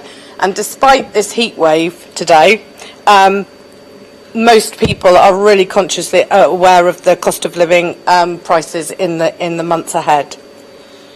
So evident is it that I really don't think it's being too dramatic to call it an emergency. And this week, I actually witnessed a child who openly asked to take some food home from an event I was at because she was hungry, and it really hit home about how serious and real this problem is. We also know, obviously, that the demand for food banks and pantries is growing week on week. So what I've tried to do in this notice of motion is highlight four things. What actions and inactions have resulted in spiralling fuel costs with little protection of passing those costs on to the consumer? Secondly, what actions and inactions have resulted in a net overall reduction in household incomes? Thirdly, what locally the council has put in place via the Household Support Fund, which was a government fund, but also with other schemes, working with our partners in the city to help the most vulnerable here in Portsmouth. Whilst also, fourthly, calling on the government to take actions that could significantly address this emergency and make our jobs as local councillors and as a local council easier. I'm not going to rehearse all of the details in them. It's a deliberately long and detailed motion, but I do want to highlight a couple of things. The first one, and it is a statement of the obvious, but this crisis is being felt disproportionately by the people who need the most support. When it comes to families struggling to access basic needs in a rich Western society, it's a pretty embarrassing and shameful situation. I'm absolutely sure that everyone in this room has felt the rising cost of living in an unprecedented way. That sense of costs literally going up before your eyes, not with a nostalgic looking back over 2 decades or 1 decade ago. And it might be that it's filling up your car with a tank of petrol is now near £100, whereas it doesn't seem long ago that it was 30. Maybe it's picking up a few pieces in a supermarket that now is £50 when it used to feel like it was £20. But your level of disposable income is the thing that will dictate whether this is interesting, worrying, or downright scary. Those people who felt the pain of the £20 reduction in universal credit are the people who literally cannot afford to take the pressures of rising prices for fuel and food. The phrase which Councillor Barrett used before, heating or eating, is a genuine one. When you see messages going out on schools' social media which is reaching out to parents who are foregoing food in order to feed their children, as I saw last week, you know that this is an emergency and we need to do all we can. The thing that I want to emphasise the most is that these actions are just not enough. Of course things have been done. Money has come down from central government, but we're facing situations every day where they're just not enough. I also appreciate that complexities are global. There's all sorts of factors that are contributing to this emergency, but we need more help to take bold actions to intervene and redress the unfairness of the situation. The fact of the matter, there is just not enough action, there's not enough money, and there's not enough compassion. Take the household support grant, for example, 1.8 million for 6 months, then another 1.8 million for the current 6 months. Better than nothing? Well, of course it is. But the 1.8 million from the government to cover a 6-month period needs to be seen in the context of a £9 million reduction in universal credit entitlements in a similar period in this area. Funding for 6 months is equating to 6 months of that reduction of money, and it's just not enough. Council officers in Portsmouth City Council have done an impressive job in making the money go as far as possible, working with partners. And switching the focus to match the criteria, but not being able to plan long term in the absence of any guaranteed future funding limits local initiatives. For example, there was not enough money to continue to fund free school meals for eligible families this summer, as we have done in the previous few years. So despite Portsmouth leading the way nationally for our successful holidays, activities and food programme, especially our inclusion of special educational needs children, there is not enough for all those families, let alone the not quite poor enough, who so frequently just miss out, leaving hard-working families struggling more than if they were not working. Whilst local authorities can continue to make the most of the pots of money being distributed, the big changes need to come from central government, have the real power to put the money back in the pockets of the most vulnerable, so that they may sleep at night with food and fuel. Until this is the case for every person, then we need to declare a cost of living emergency in this city. Please support the motion. Thank you. I have received 2 amendments to this motion. The first standing in the name of Councillor Fielding and Councillor Adeniran. Councillor Fielding, do you propose this motion? Yes, I formally propose it, Lord Mayor. Councillor Adeniran, do you second this motion? Thank you, Lord Mayor. I formally second this motion. Thank you. And speak. Thank you. Thank you. Councillor Fielding, are you happy to have the amendment distributed whilst you speak? Yes, happy for you to distribute while I speak to the amendment. Thank you. Can we have it?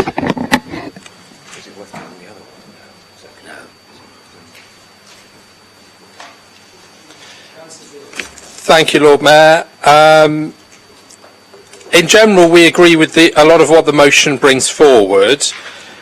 What is noticeable, though, is whilst this being tailored to Portsmouth, this has come from a stock association of Liberal Democrat councillors' motion. We can see very little in the motion that gives support for the city's workers, and have tried to readdress that in our amendment. And we believe, sadly, the local Liberal Democrats are showing their true colours by ignoring the good work of Stephen Morgan MP, by deleting him from reference to work he's done with local churches and food banks. So again, we have tried to neutralise the political element of it and say all politicians and supporters of any party and none, so that it gives it acknowledges that across the council there have been people contributing in that respect. We just feel that the amendment strengthens the motion as well as redresses some of the discrepancies in that, and hopefully people will be willing to vote for this going forward. Thank you. Thank you very much, Councillor Fielding. There is a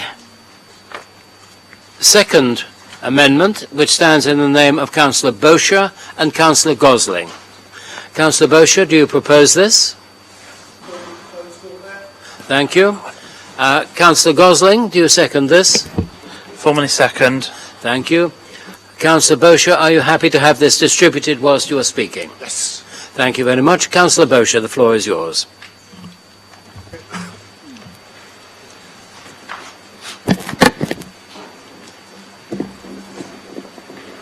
Thank you very much, Lord Mayor. I think even as somebody who's a dyed-in-the-wool Conservative, I have to acknowledge that there has been some pressures. However, I'm sort of on the same page as Councillor Fielding in so much that this seems to be a trumpet-blowing exercise from the Liberal Democrats, and it doesn't seem to appreciate the work that's been done by politicians of all parties, and indeed central government, who have actually identified that. What I've done is I've essentially left a lot of what you had in there, Councillor Horton, but I've actually added in some of the things that the Conservative government have been doing. Now, the argument might be that they aren't doing enough, but this is factual stuff, just to actually make sure that we have a balance. And some of it you can see, and I'm not going to go through all of it because I think this is a long, hot day and whatever. But things like cutting the basic rate of income, the cut in fuel duty, the increase in the national living wage by almost 7% to £9.50 an hour, which we actually discussed at length in the Employment Committee recently, Councillor Vernon Jackson. So there is a lot of work that's actually being done there, which are actually helping to kickstart the economy. But I think Councillor Horton's also touched on it. This is a global issue, and I would draw council members back to one example that we had recently, in the fact that it sort of came from an emergency question I tabled a couple of council meetings ago, and it was about the council's contract with Gazprom and the fact that we really didn't want to be associated with a Russian-backed oil business with the Ukraine invasion that was going on. Now, as it happens, Gazprom have actually been bought out, and they're now Gazprom Germania or something along those sorts of lines. But one of the clear indications that came out of the meeting that we had as leaders was that at the time we signed that contract, it was 200 pence per therm. And if we wanted to come out of it and go into a new one, it was going to be 300 pence per therm. That is a major jump in a short period of time, which is being largely driven by a reluctance to use Russian gas and oil because of the Ukraine invasion. But those sorts of things do have an impact. In the same way, we've also seen things like concerns around things like the cost of things like sunflower oil, because a lot of those crops are actually coming from the Ukraine. There are a variety of issues, notwithstanding the C word in that, and that's COVID, that has actually had an impact on the finances of the United Kingdom through the furlough schemes and the support that's actually been given. Now, my penny is with Penny, but Rishi Sunak sort of has a point when it's actually got to be paid somehow, and inflation is the thing that's actually driving where we actually got. But I hope, Councillor Horton, you will take this in the spirit in which it is meant, in the same way that Councillor Fielding has said. We appreciate and we understand the message that you're trying to put over, but the facts need to be identified in that, whether that's on a local level where we've all been involved in supporting residents, cross-party, for whatever reasons it is. There have been lots of Hive volunteers of all parties that have been assisting this, in the same way that the steps that the government are actually taking to mitigate this, whether you agree with them or not, are actually laid out there as facts. And I hope that you will look at it, accept that the government is actually doing something, and perhaps even subsume what we've actually said. But I suspect not, judging by Councillor Vernon Jackson's body language. Thank you. We have had the motion and the amendments proposed and seconded. The matter is now open for debate.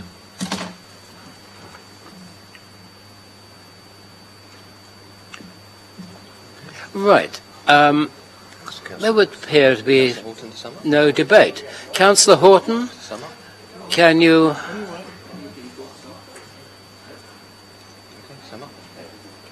Oh, Councillor Pitt, you have you're just in time.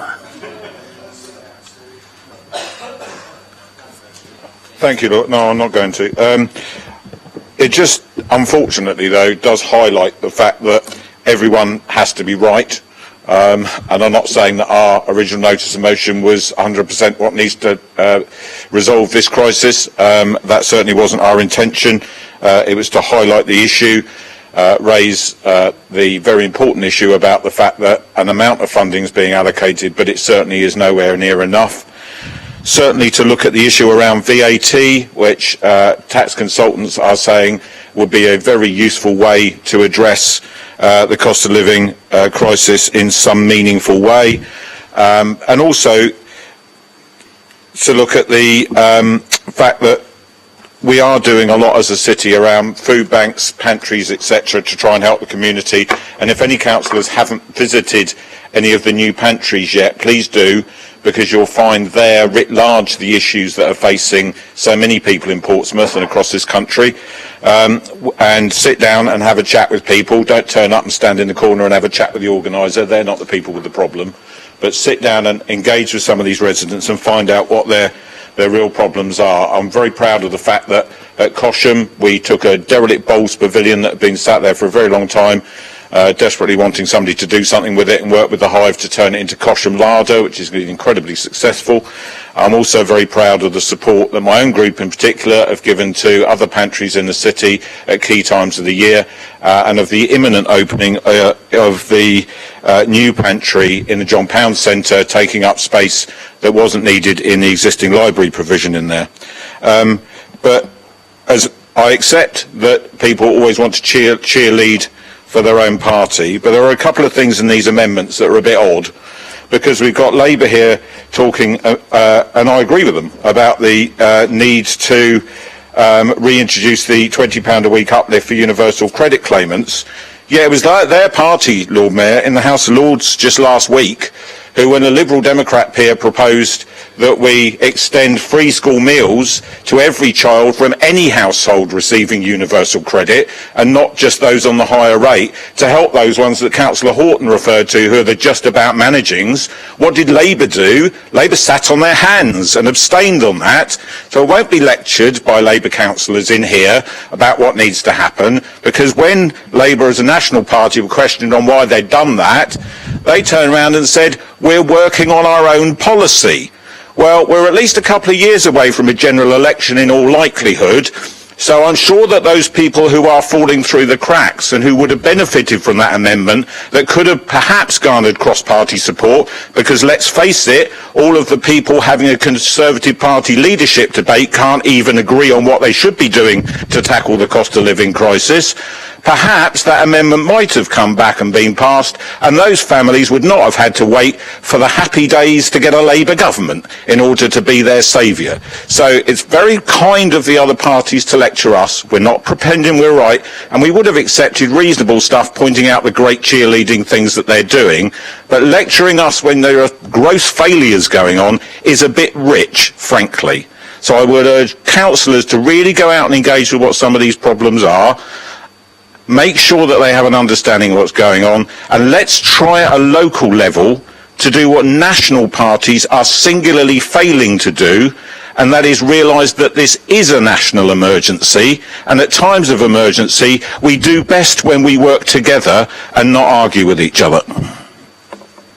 Thank you. I have Councillor Vernon Jackson, followed by Councillor Corkery. Councillor Vernon Jackson.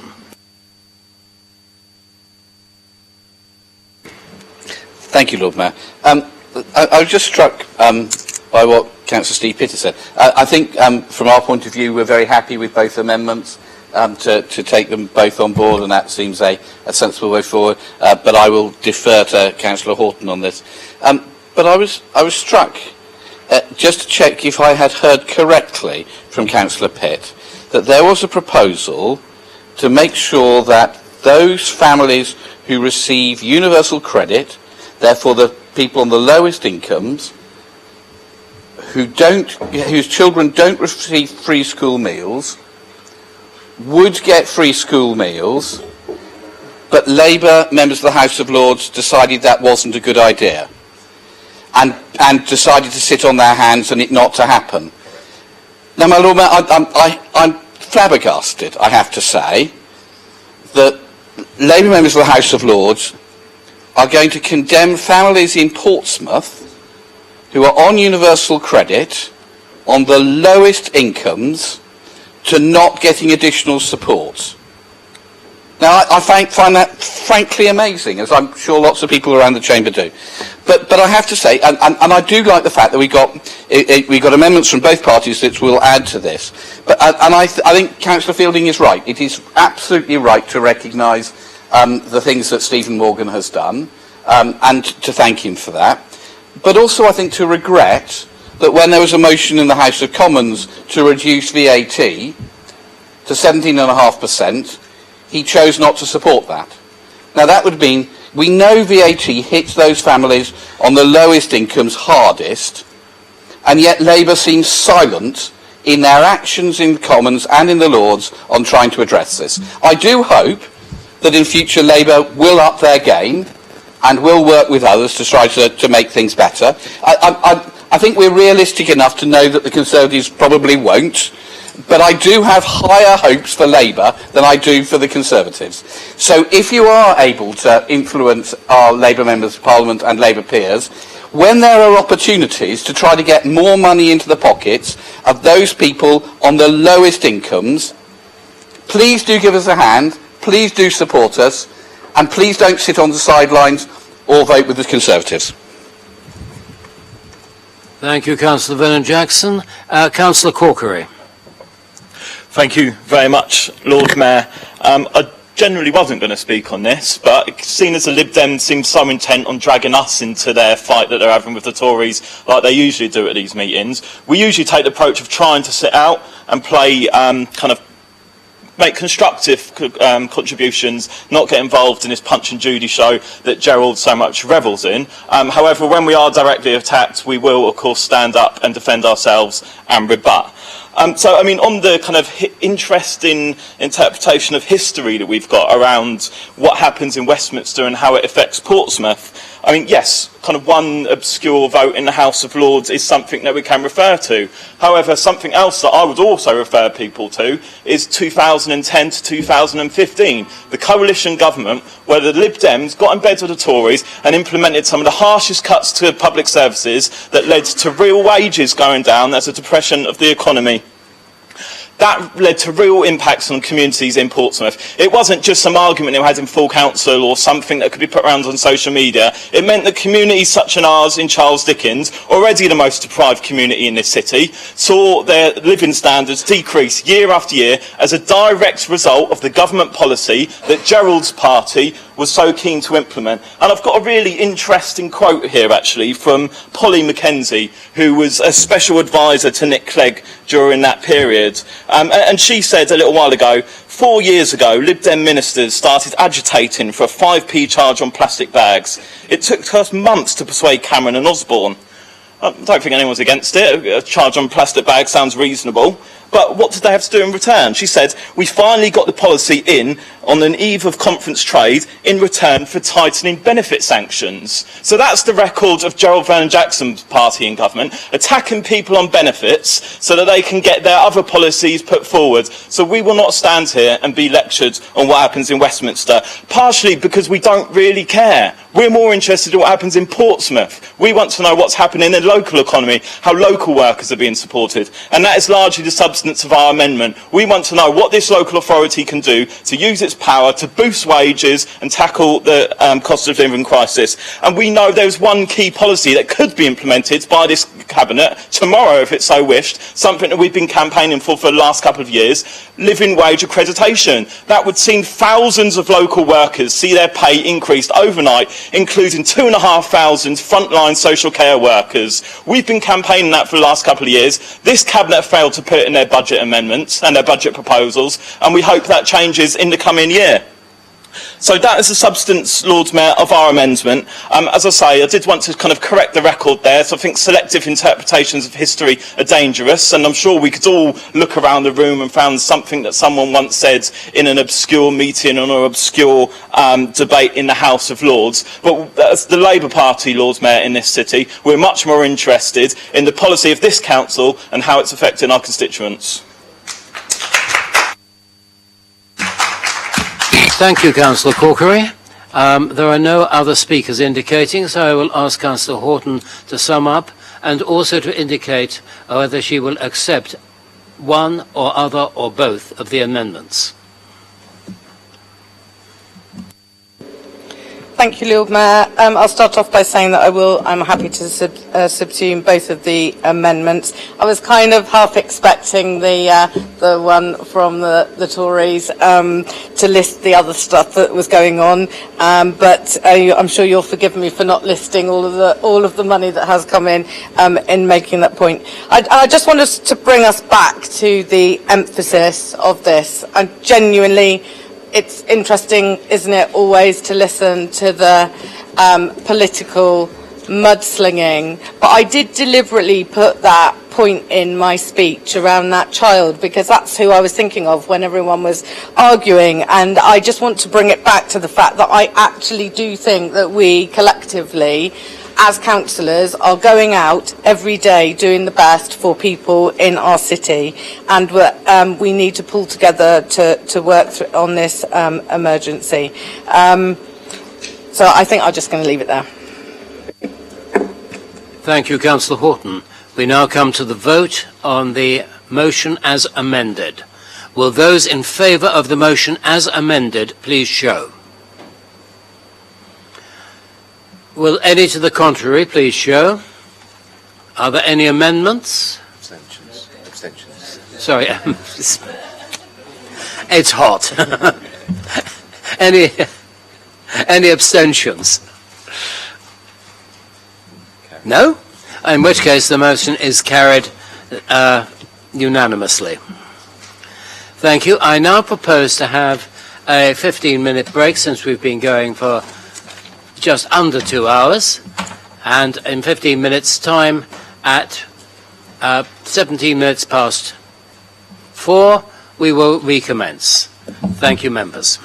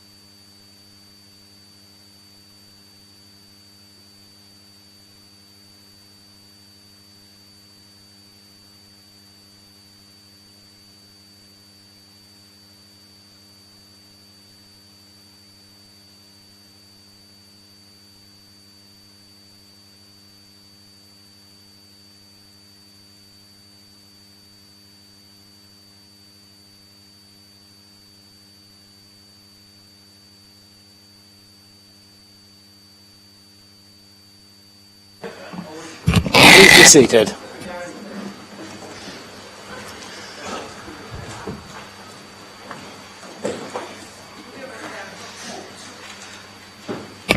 Well, first, I think that it is important that Councillor Adeniran, who I believe provided ice cream, certainly.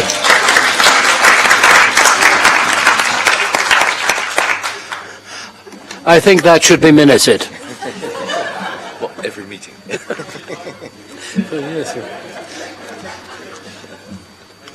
Right.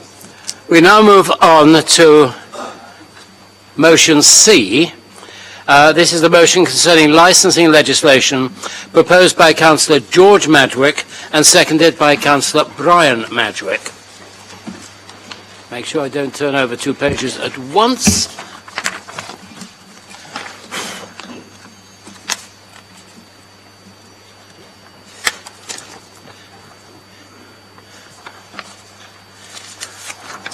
Once I could have done with slippy paper. I now call upon the proposer, Councillor George Madwick, to present and speak to his motion. I formally propose the motion. I believe we need a seconder.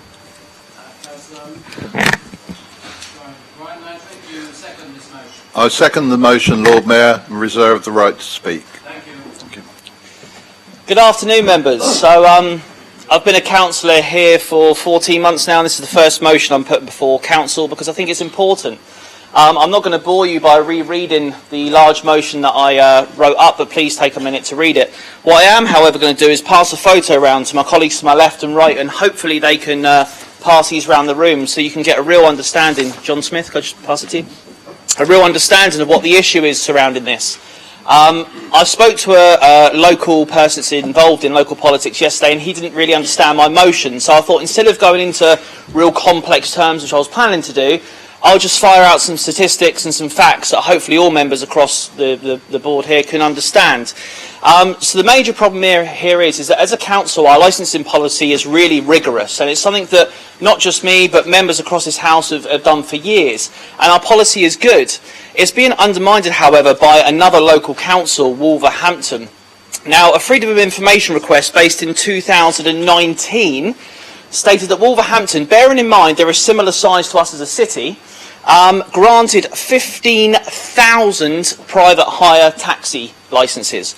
Now, I'll give you a comparison because they weren't really in our city at that point. Walsall issued just 46 in the same year. However, Walsall in that year also had 1,000 applications from Wolverhampton for drivers in their city. Now, I'm sure our chair here, Councillor Scott Pater-Harris, will speak a bit more on this. However, for example, in our city, we demand all our drivers use CCTV. Now, this protects all of the residents in the city, and it's something that we're really, really proud of, because I'm sure licensing members here have had CCTV brought to our committee meetings. Wolverhampton do not require this. So people driving in our city under a Wolverhampton plate do not have to have CCTV. To give you another idea, we have no power of enforcement. So our licensing team go out 2 nights a week and we check on drivers and enforce things. Wolverhampton visit our city once every 6 weeks for a few hours to check on their drivers. There's also a case, however, where drivers could be declined in our city because of multiple reasons and then go to Wolverhampton, get a licence and come back and drive in our city. And unfortunately, we have got a case of this potentially pending through. We were in the process of rejecting their application because of serious misconduct of a driver, and we've been made aware as a council that that driver has gone to Wolverhampton and applied for a licence. And because of the disclosure conditions within the legislation, that driver doesn't have to inform Wolverhampton that he could have been rejected here. He just simply moves across to Wolverhampton. So there's a very good chance that we will have a driver in our city very, very shortly that we would have personally declined. Now, the car that I have passed pictures round of is what Wolverhampton define as a safe vehicle and a comfortable vehicle to transport in. Now, as a council, and I'm sure Councillor Pater-Harris will back us up on this, is that we like our cars to be really large, really comfortable, and what our licensing departments state is that the car should be able to fit, say, 3 members. So if you think, just on top of your head now, think of 3 members of your family that you're going to go on holiday with. And what we like to do is have 3 members plus you, plus luggage in a car, and it be comfortable. Now, my question to you is this Vauxhall Corsa to find as comfortable for 4 of your family members and a load of luggage? I would say no. Our licensing manager actually approached Wolverhampton Council, and if any of the members here would like a response, what they gave back, I'm happy to share it with you, personally and privately in a closed session. But it's not great. It's not great. So the other thing that we do is when we license a vehicle, we state that the vehicle cannot be over 4 years old from its first licence. So if the car is 4 years or under, we will more than likely approve it if it's suitable. Wolverhampton is 11 years and 6 months, so there can be vehicles driving in our city that is over 11 months old. And the car in this picture that I sent round, although we masked the licence plate for confidentiality, this car is almost 10 years old and has failed a number of MOTs and had to go through fixes and failed and go through fixes and so on and so forth. And they're the cars that are currently driving in our city. So the motion today basically is to start the action, and we're not the only council, by the way. The Manchester Council have got a motion going through very shortly to try and stop this from happening and return the control to our local authority. How, as a local authority, can we protect our residents when there's hundreds of cars on the road that we have no control over? So yeah, I open it up to the floor. Thank you for listening. Thank you, Councillor Madrick. I have one amendment which stands in the name of Councillor Bosher and Councillor Gosling. Councillor Bosher, do you... Yep, you're happy to have it circulated? You have proposed, yes? Councillor Gosling, you have seconded? Yes, right, thank you. Councillor Bosher, if you speak.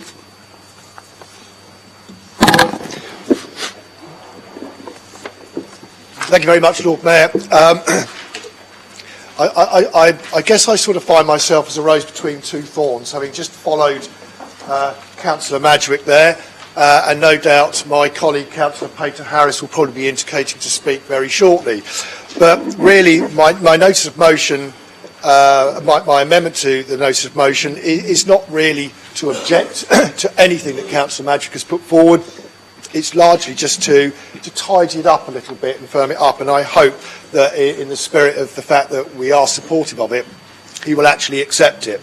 And really it's to tidy up aspects around the current loophole in relation to cross-border hiring, which Councillor Madrick has so eloquently put. And I think we probably all experienced a little bit of this, not quite in the same way that we are seeing it now with the examples that Councillor Madrick has put forward with regards to Wolverhampton, because I've certainly noticed a significant increase in their bright yellow plates that are in and around the city.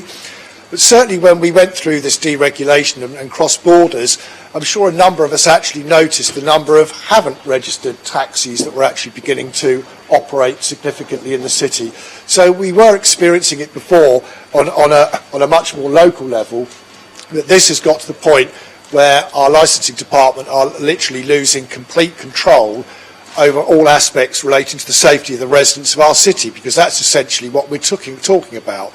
Our residents should be able to get in a taxi, travel from A to B, confident in the knowledge that they're in a vehicle that is fit for purpose, it is safe, the driver is protected through CCTV, and more importantly, the residents are also protected through CCTV, and that the driver that is actually driving that vehicle has actually been through the necessary checks to be a fit and proper person to drive on our city streets.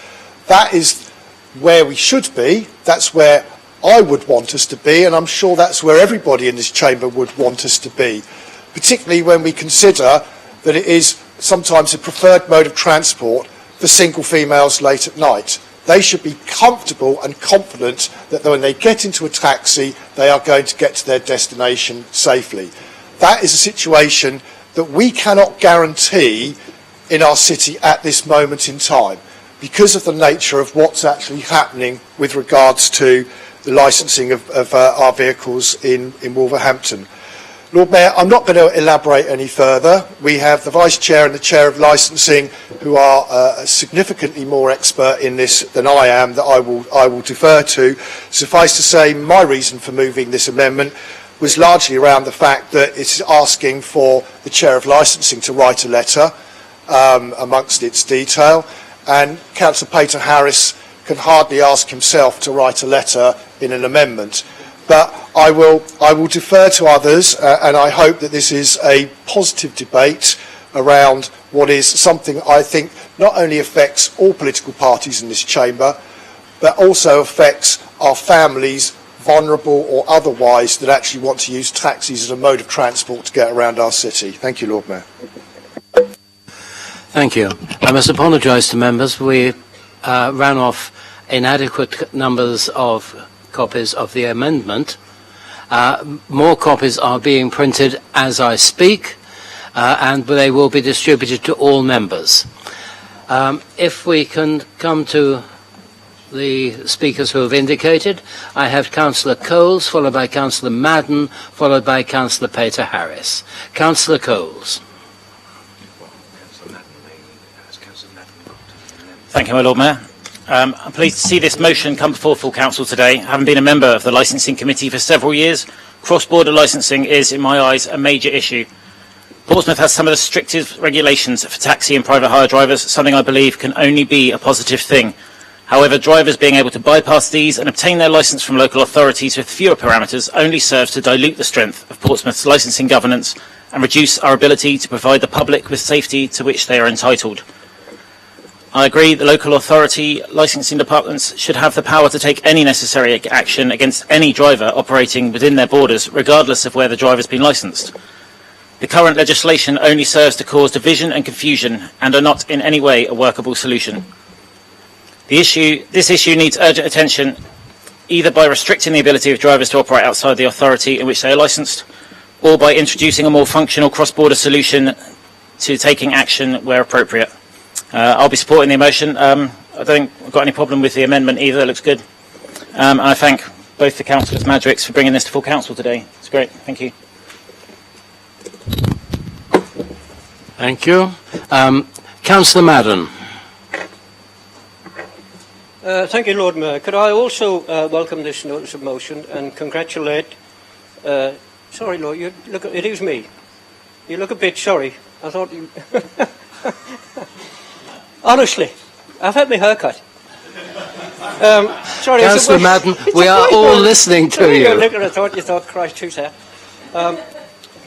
I'd like to welcome the notice of motion, also to congratulate Councillors Brian and George Madrick, or George and Brian Madrick, the other way around, for bringing this today to us. I've been on the licensing committee on and off for a few years now, and I think the one thread that runs through it is our dealing with the taxi trade, whether it be the proprietors or the drivers themselves or the vehicles. We've had other things brought into, or government have given and then taken away from the licensing committee, but I think this is the important one. Now, this bit of legislation on private hire, drivers not needing to be licensed in the area they are working in, came into being in 2015. The latest statement of licensing policy, which of course I've looked up, has been on the board since 2016. There have been a few amendments to that, like the magnetic livery, but nevertheless it stands as it is.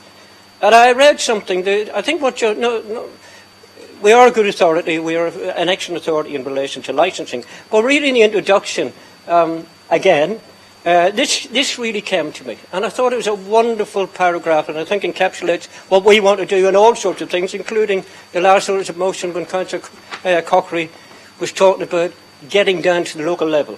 And here's what it says.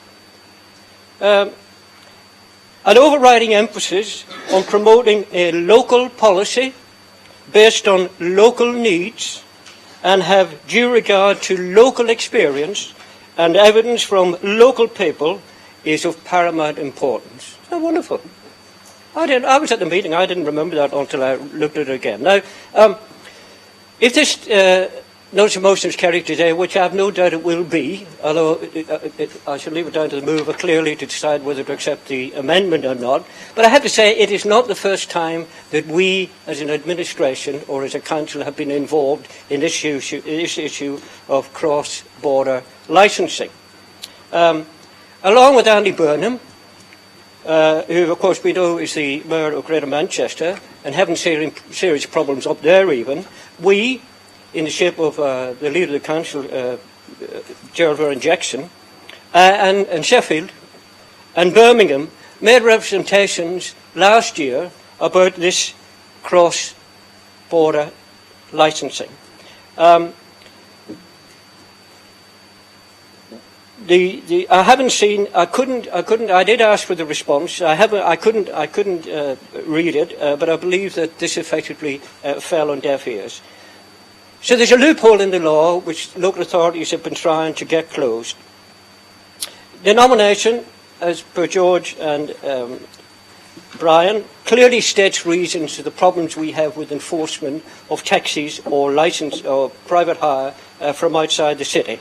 Now, it could be, I think as Councillor Bosher was saying, that drivers licensed in a different authority are potentially avoiding stringent checks here, like those, because we do have stringent checks, and we are quite clear about that, although, you know, we're not prescriptive all the time, and people can appeal against decisions that we might want to make, or indeed about the length of time they can run a vehicle in our streets.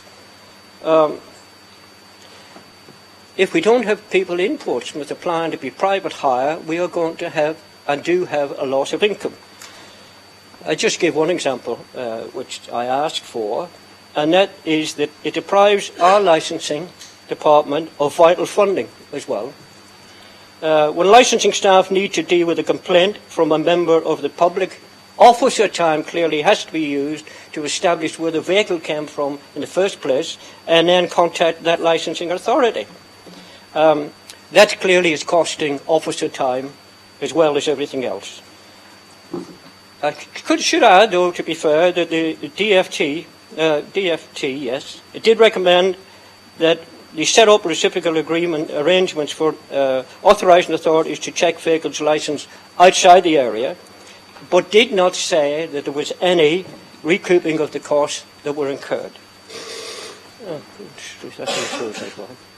Lord Mayor, can I just say that there are many reasons, and go back to the locality bit, where, and I think again to be fair to him, Councillor Busher has covered it, where we need to be sure that we are in charge of the private hire that we have in the city here, and I think it's important that we pass this notice of motion today, but as I say, I haven't had time to look at the amendment and give any advice on that, so down to you, George. Thank you, Lord Mayor. Thank you, Councillor Madden. Councillor Peter Harris. Thank you, Lord Mayor. Firstly, I'm quite happy to write my thoughts via a letter along with the Leader of the Council, as this is a subject that I've been vocal on for a very long time. I think the motion is sensible. I welcome the Vice Chair of the Licensing Committee for bringing this motion to the Council. As you can probably tell, myself and Councillor Madrick have already spoken about this on multiple occasions from the opening gambit. It's not new. However, it is something that has been amplified in recent months. It is important that we, as a council now, get grip of this situation and send a message to the government, actually, that this legislation is not up to task. When a private hire vehicle licensed in Wolverhampton, we as a council lose control and oversight of that vehicle and that driver. And this council has a robust set of standards of what we require of our drivers in this city, but obviously every time someone licenses elsewhere, those standards are repeatedly watered down. That has a detrimental effect on the safety of the travelling public, and if that trend does continue and less vehicles licensed in Portsmouth, we as a council will see a financial cost to our licensing regime, and this will, over the longer term, will affect our ability to enforce. So our ability to actually go out, as Councillor Madrick discussed earlier, 2-3 days a week and actually look at drivers and their behaviours and some incidents that are reported, we will lose our ability to do that. And I'm really glad that Councillor Madrick brought up CCTV policy. I think it's really fundamentally important, especially around enforcement. I mean, I was around on that committee when the CCTV was brought in, and at the time it was somewhat controversial due to cost, but the committee actually did a really sensible thing and spread the cost over a period of 2 years to ensure that vehicles become compliant. And I think there are some members that were here at that time. I'm looking around the room, I think Councillor Madden and I think Councillor Vernon Jackson were on there at the time. But not only does CCTV protect the travelling public, which is the really paramount thing for licensing policy, it also protects the driver. It has significantly helped enforcement and can often clear up some very unsavoury allegations. So CCTV policy is important for us, and it's also important for the members of the public that are travelling.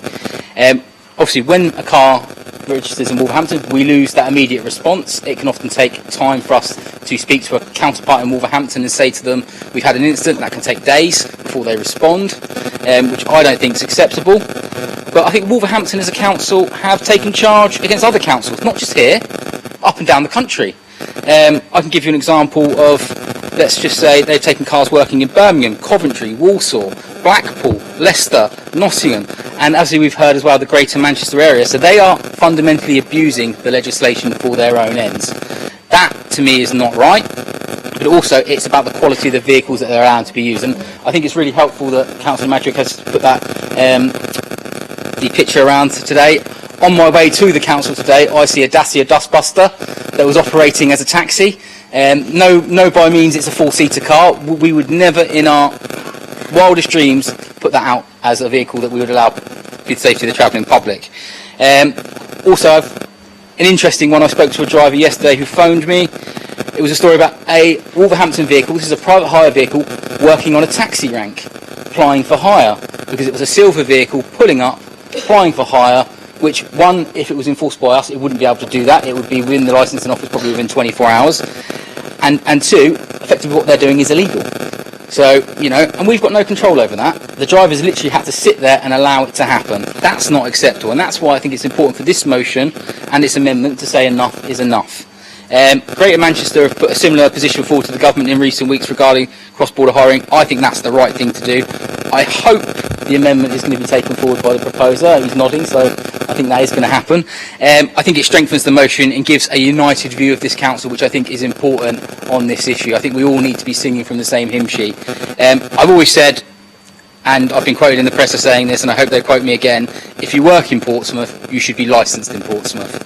The most important consideration when matters for licensing of vehicles is the safety of the travelling public. That is the fundamental important part of licensing policy, is the safety of the travelling public.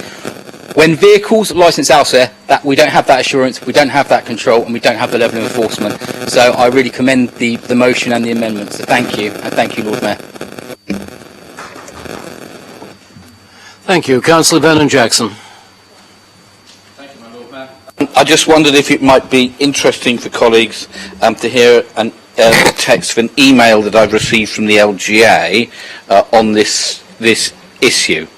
The email reads, for as long as I've done this role looking at licensing, there's always been a council that has irritated the rest of the sector through being seen as willing to dole out private hire vehicle licences to drivers intending to work in other areas rather than the place that they're issued.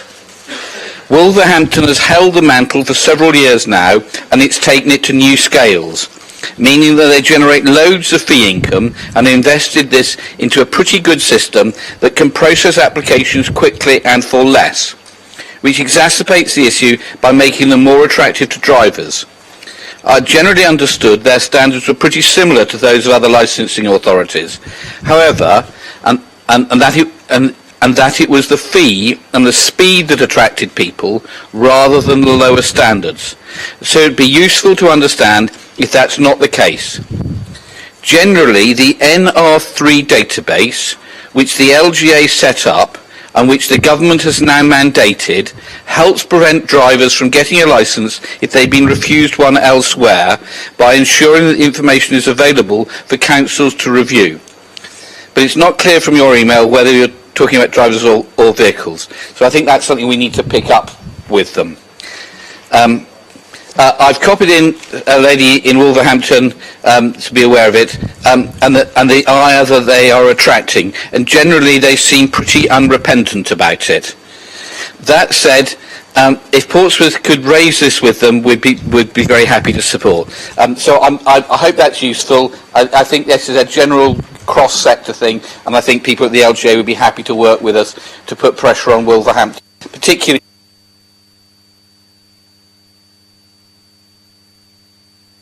appearing and getting licences there. So thanks for bringing the motion. Thank you, Councillor Vernon-Jackson. There are no other speakers indicating, so I'd like to ask Councillor George Madrick to sum up. Sorry, Councillor Norton, you're right at the very end. The only question for me, happy, Councillor Madwick might sum this up and correct me, happy for somebody else from the Cabinet to do so as well. The only question that hasn't really been touched on is I guess, the green credentials and greening the city. I hope that we're not in a situation where we've got more cars on the road and we're not being paid for it because they're licensing themselves elsewhere. Again, slightly disconnected, but I think, if we put licensing rules in place, there are 3 reasons probably why we do it. 1, to keep people safe. 2 is to generate income, and 3rd is to reduce the number of vehicles we have on the road, make sure they're clean and what have you. I don't want us to be in a situation where we've got increased emissions when we're talking about some fantastic stuff like, Councillor Barrett spoke about earlier, 30 million or 3 million, 30 million pounds, 3 million pounds, 30 million pounds, sorry, for the greening fund. And we spoke about, the scheme at Mayfield School, for instance, with 550 cars, emissions worth and all of that sort of stuff. If we've got people going under the radar, we fundamentally need to make our air quality better, as well as making sure that we're being paid where possible. So I don't know if there's a green element in there. I think there probably is something about the volume of traffic on the road, but something that would be good to monitor, I think, and come back to us with the actual number, potentially 15,000 that are coming to us from Wolverhampton, if we can track it. Right, thank you, Councillor Norton. Nobody else. I do call upon Councillor Madwick to sum up and also to state whether he accepts the amendment. Councillor Madwick. Very much. Firstly, we do accept the amendment, so that's absolutely fine. Thanks for debating it today. Thank you, Tom and Leo and Scott and Simon for taking part, and Terry, of course, as well. In reference to some figures, because people were talking about cities, as I say, I've read in depth the massive freedom of information request that was put in. Just so the council members are aware, in 2019, so this gives you an idea of how bad the problem is in other cities, because obviously, as Councillor Pater Harris mentioned, this is only starting to come to our city now in the last couple of months and is really ramping up. But in 2019, there were 2,457 from Manchester, registered in Wolverhampton. There was 1,926 from Coventry, 1,279 from Leicester, over 1,000 from Nottingham, 400 from Telford, and so on and so forth. Interestingly enough as well, in 2019, over 96% of all registered vehicles in Walsall were from Wolverhampton. And that's where I'm really concerned, is that if we're going down that trajectory and that path where very, very soon 80-90% of our drivers in Portsmouth are registered to a different council, as Councillor Pater Harris said, we lose all ability to do enforcement, and we don't get any subsidies or finance for that. As a council, we have a duty of care to our residents, and we're essentially, without doing anything, or at least trying to do something, we're not going to be able to control that. And it is really dangerous, because I'm sure everybody in here in the licensing committee over the years has probably had a case that stands out in your mind, or something that you really felt hard about, and that's been backed up by our really local, rigorous, brilliant licensing policy, and we're so strict on it. Thank you very much for the debate, and hopefully members can support the motion. Thank you.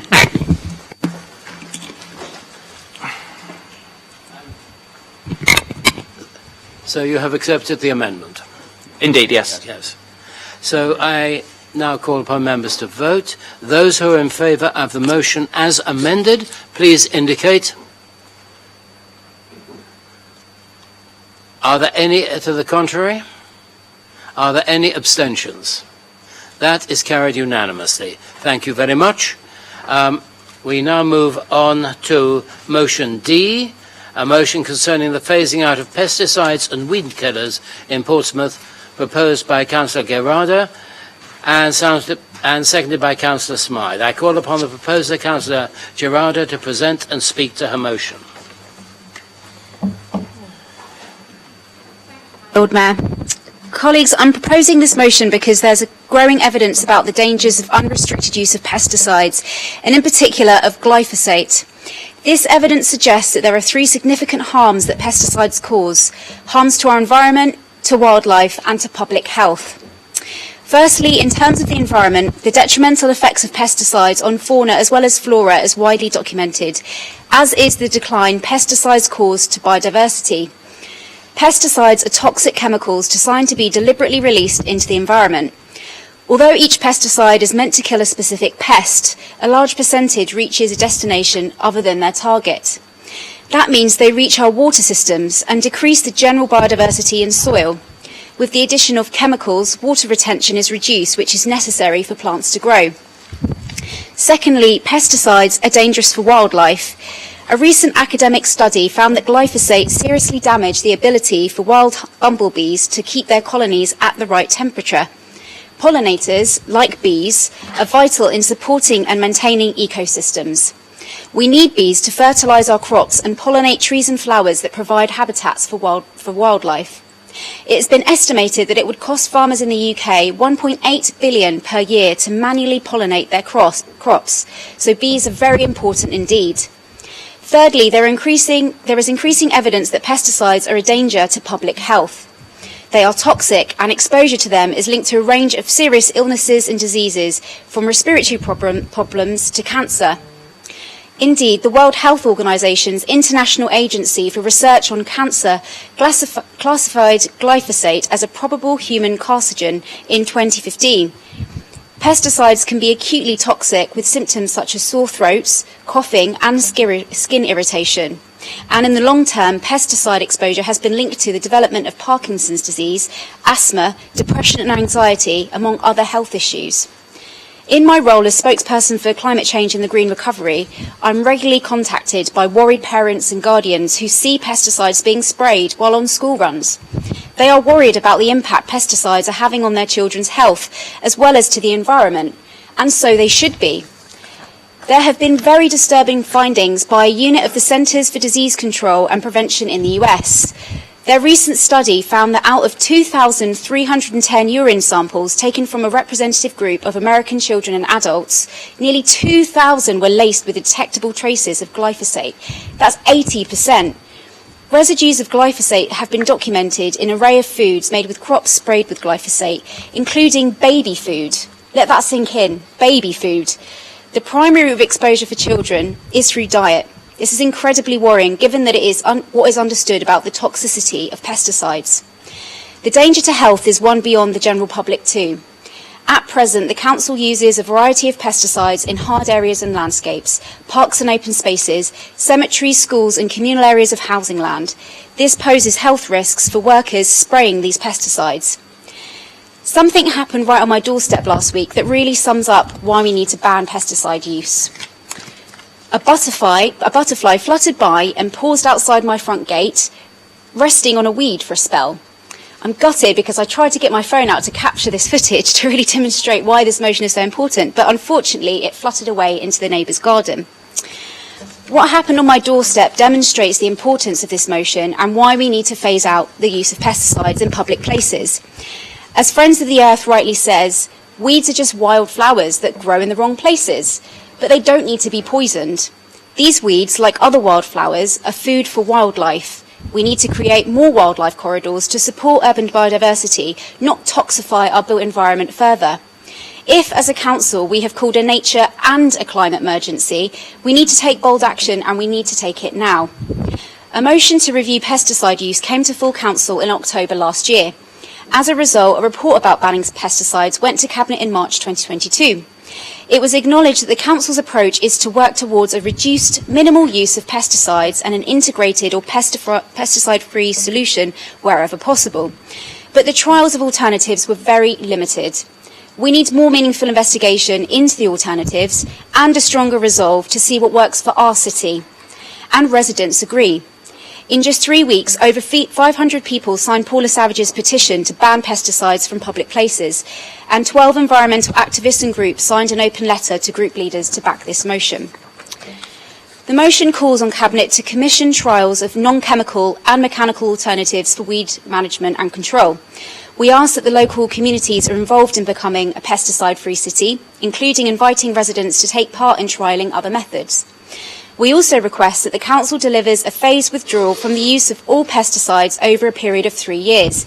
This is a realistic timeline and one in which many councils have used. Nearly 100 other councils have banned pesticides, including Lewis, Petersfield, Bristol and London boroughs. Interestingly, the Transport for London has been trialling killing Japanese knotweed using an electric wand called Root Wave. It has been found to be more effective than chemicals. The final question I want to pose to full council is, Do we want to be a council dragging its feet in the use of pesticides while more evidence builds about the danger of these toxins to our city, environment and citizens? Or do we want to be a council that is proud to lead on innovations in weed management that doesn't hurt our environment, but rather supports it? I hope you'll join me in doing the right thing today, and I hope you'll support this motion. Thank you, my Lord Mayor. Thank you, Councillor Garada. Councillor Smythe, do you second this? Do second this and reserve the right to speak, Okay, unless you want thank me to do it now. I gather there were no amendments, and so the matter is now open for debate. I have Councillor Barrett. Thank you, my Lord Mayor. I just wanted to stand up today to reassure members that we have committed to work towards reducing herbicides and pesticides as quickly as possible, and work is ongoing across various departments as well as colleagues such as via my portfolio, culture and leisure, housing, traffic and transport as well. As a council, we've already had a drop in the use of chemicals. We will continue to phase this out. For example, over the last year and a half, we've already achieved a 60% reduction in the use via the Green and Clean team, 35% reduction over the last few years via COLAS, and reduction of up to 30% from the Parks team. In fact, this is slightly out of date, so it's actually a little bit higher than that at the moment, and that's the way we want to go forward. So we are on our way. However, of course, we want to continue our work to reduce the use as quickly as possible. A little bit of background: the authorised use of sorry if I pronounce this long, glyphosate, thank you, has a current EU expiry date of December this year, but the legislation introduced post-Brexit means active substance approvals due to expire before December now allows for an extension of 3 years to allow time to plan, implement a new programme across the whole of the UK. However, regardless of whatever timescale applies to authorised use of this, there is a will by myself and the other Cabinet members, as well as all council services, to continue reducing dependency as quickly as possible. Therefore, using alternative methods, as mentioned, to chemical control where these are available, can be demonstrated to be effective. Therefore, we've already started to trial alternatives. Excuse the list, but mechanical weed rippers, no mow areas, rewilding, manual weed removal, soda crystals, vinegar, electrocution, hot water, steam treatment, weed burners and hot foam treatments. We've also now started to use recycled mulch on top of some really problematic weeds or plants to try and halt their growth where needed. Each alternative does have its own merits and it has its own problems as we are doing these trials. We need to be mindful of the health and safety of some of our workers, as some of the alternatives have risk of injuries, and some also have a big impact on our carbon footprint. However, we are investigating each alternative and looking at the costs, and these are not just financial costs, these are health costs and carbon costs, to see what could be feasible and what could be implemented. The environmental benefits of working towards reduced or pesticide-free solutions should also consider the impacts of increased use of fossil fuels and emissions associated towards the machinery and equipment that enables this transition. I have personally asked all the officers to work with the Council's principal climate strategy advisor when comparing predicted CO2 values between existing treatment methods and the potential alternatives as well. We need to make sure that we can do everything we can to work towards our net 2030 zero target as a city, but we need to be mindful of some of the issues we might have and look to see what we can do there. One issue that is constantly highlighted: weeds on the highway.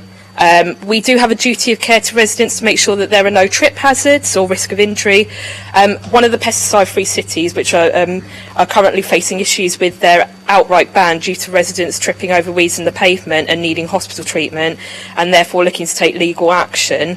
And another one of the pesticide-free cities is also facing such issues that they're having to give residents gardening tools to now sort out the overgrown pavements. But this is why we are in contact with various councils over the whole of the UK who have implemented an immediate ban.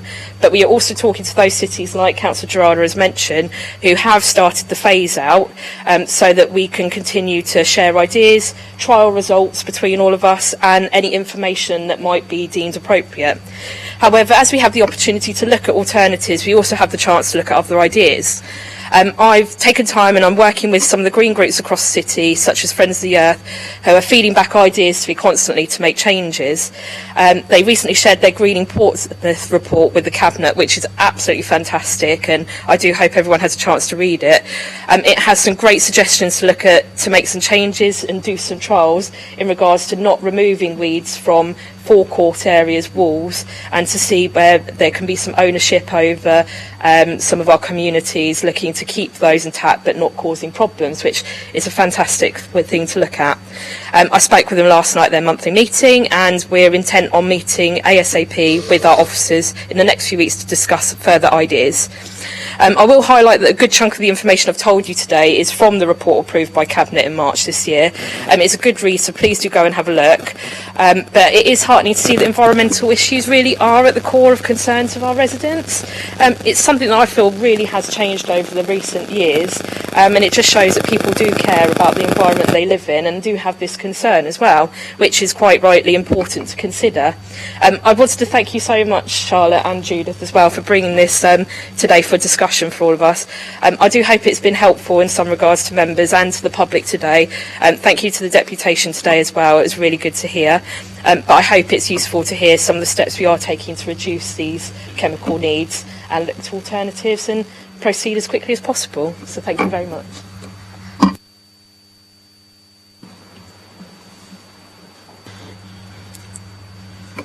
Thank you, Councillor Barrett. Councillor Smythe.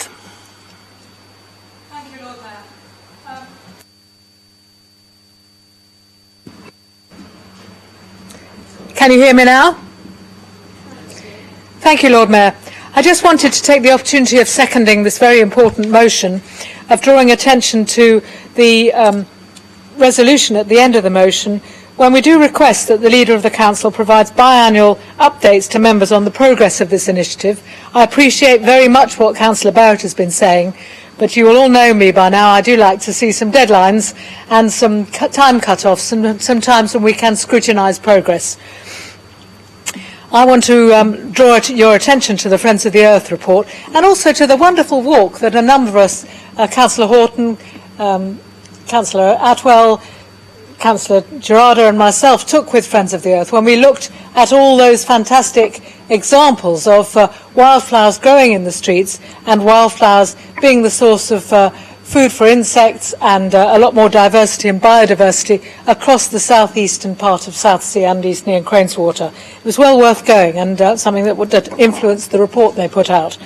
What they say in the report is they say ending pesticide spraying in our streets and enabling resident management of pavement weeds and so forth. I think that's a really important issue, and I would just like to say in the same vein that I think the deputation we had today drew attention to the emergency that this is. This isn't an option, this is an emergency, because we're going to reduce biodiversity quite a lot if we go on spraying and getting rid of the little scraps of green that make our streets much more interesting and much more pleasant to walk in, and that do provide the essential biodiversity. So I would like, I hope you very much that you support this, and that you do accept the accountability involved in that. Thank you very much. Thank you very much, Councillor Smythe. Councillor Sanders. Thank you, my Lord Mayor. I also thank Councillors Gerard and Smythe for bringing this to our attention. I'm happy to support this motion for various ways, but also highlight some of the gaps that do exist in this motion. And I back it firstly because it gives us a realistic timescale. It does not do what Paula Savage said earlier on, which is an immediate ban and act now. It gives us a realistic timescale in which to work, and that realistic timescale is 3 years, which is something, as was pointed out earlier, which is many councils have been able to do. And that's because there are, as I said, real issues that affect this, and I want to return to some of those affecting our workforce later, but also because we do not want to have the sort of chaos that Councillor Barrett very diplomatically, politely mentioned earlier. I'll be slightly less diplomatic, because I'm particularly worried about what's been going on in Brighton. I'm worried that there have been streets overgrown with weeds. I'm worried that pensioners have been in hospital because they tripped over those weeds. And all because, I am told, weeds have grown back about a fortnight after they're supposedly sprayed away. Now that to me doesn't seem to work at all for anybody, and I don't want that to happen here. But that's some of the issues that affect us who want to do this. The other thing, an interesting aspect of why I want to support this motion, is actually it's telling us to do things that this administration has been doing already. We haven't needed motions or anything like that to do some of the work that has been going on. We did update, as was said earlier, members on progress at March's cabinet meeting, and we would have loved to have heard from the Labour Party then about some of the issues that they had. But I do want to remind colleagues of some of the things that we have overseen, particularly on housing estates. In 2018, using soda crystals to treat moss. In 2019, trialling foam stream instead of herbicides. Last year, using weed ripper machines. And this year, trialling a glyphosate-free machine called New Way, unsurprising New Way, in Buckland, to see if it will work. And also, more interestingly, also seeing how we can actually change how housing estates are done so that we can design out pesticide use. So we don't actually need to use any alternatives because it's been designed out anyway. So we support this motion because in many ways it's asking us to do something we've been doing already. We haven't been asked to do this, we've just got on and done it. But I think Councillor Gerarda has played down some of the real issues that exist. And as Councillor Barrett has indicated, the health and safety of the workforce is something that does matter to us. It also matters to the Labour Party because they talk about the motion saying the contracting staff who carry out weed spraying work need to be protected from harm. Now they've raised issues around causing cancer, which is not something Cancer Research UK backs up, but is obviously an issue for them. I would also say that there are other issues around harm that actually come from the alternatives. And one of the problems we've had is the Clean and Green team that I oversee has told me often about that needs to be protected from the hand-arm vibration and manual handling issues that pesticide alternatives pose. Now I realise that for some activists that doesn't matter. But as a council, with a duty to make sure that we look after our workers, something I know that the Labour Party is very, very interested in, we have to make sure that it does. And what worries us in this motion is that Labour does not once mention in the council resolves bit actually taking the needs of those workers into account. And that's wrong, but we will do it when we take this forwards. We will put the safety of workers at the heart of this, because what we don't want to do is to do something that's very good, but then actually harm people along the way. We don't want workers to leave their jobs because they can't cope. We don't want what happens in Brighton with pensioners in hospital because they're tripping over weeds. If we can replace pesticides without doing that, in less than 3 years we will. If we can't, we won't. But workers must have their victories. So this motion is a strange mixture of good principles, asking this Liberal Democrat administration to do things it's doing already, but if there are gaps, particularly around the safety of our workers, which is very, very important. In taking this forward and backing this motion, we will adopt the best bits of this motion and fill in those gaps. Thank you, my Lord Mayor. Thank you, Councillor Sanders. Since there are no other members indicating that they wish to speak, Councillor Gerarda, would you like to sum up, please?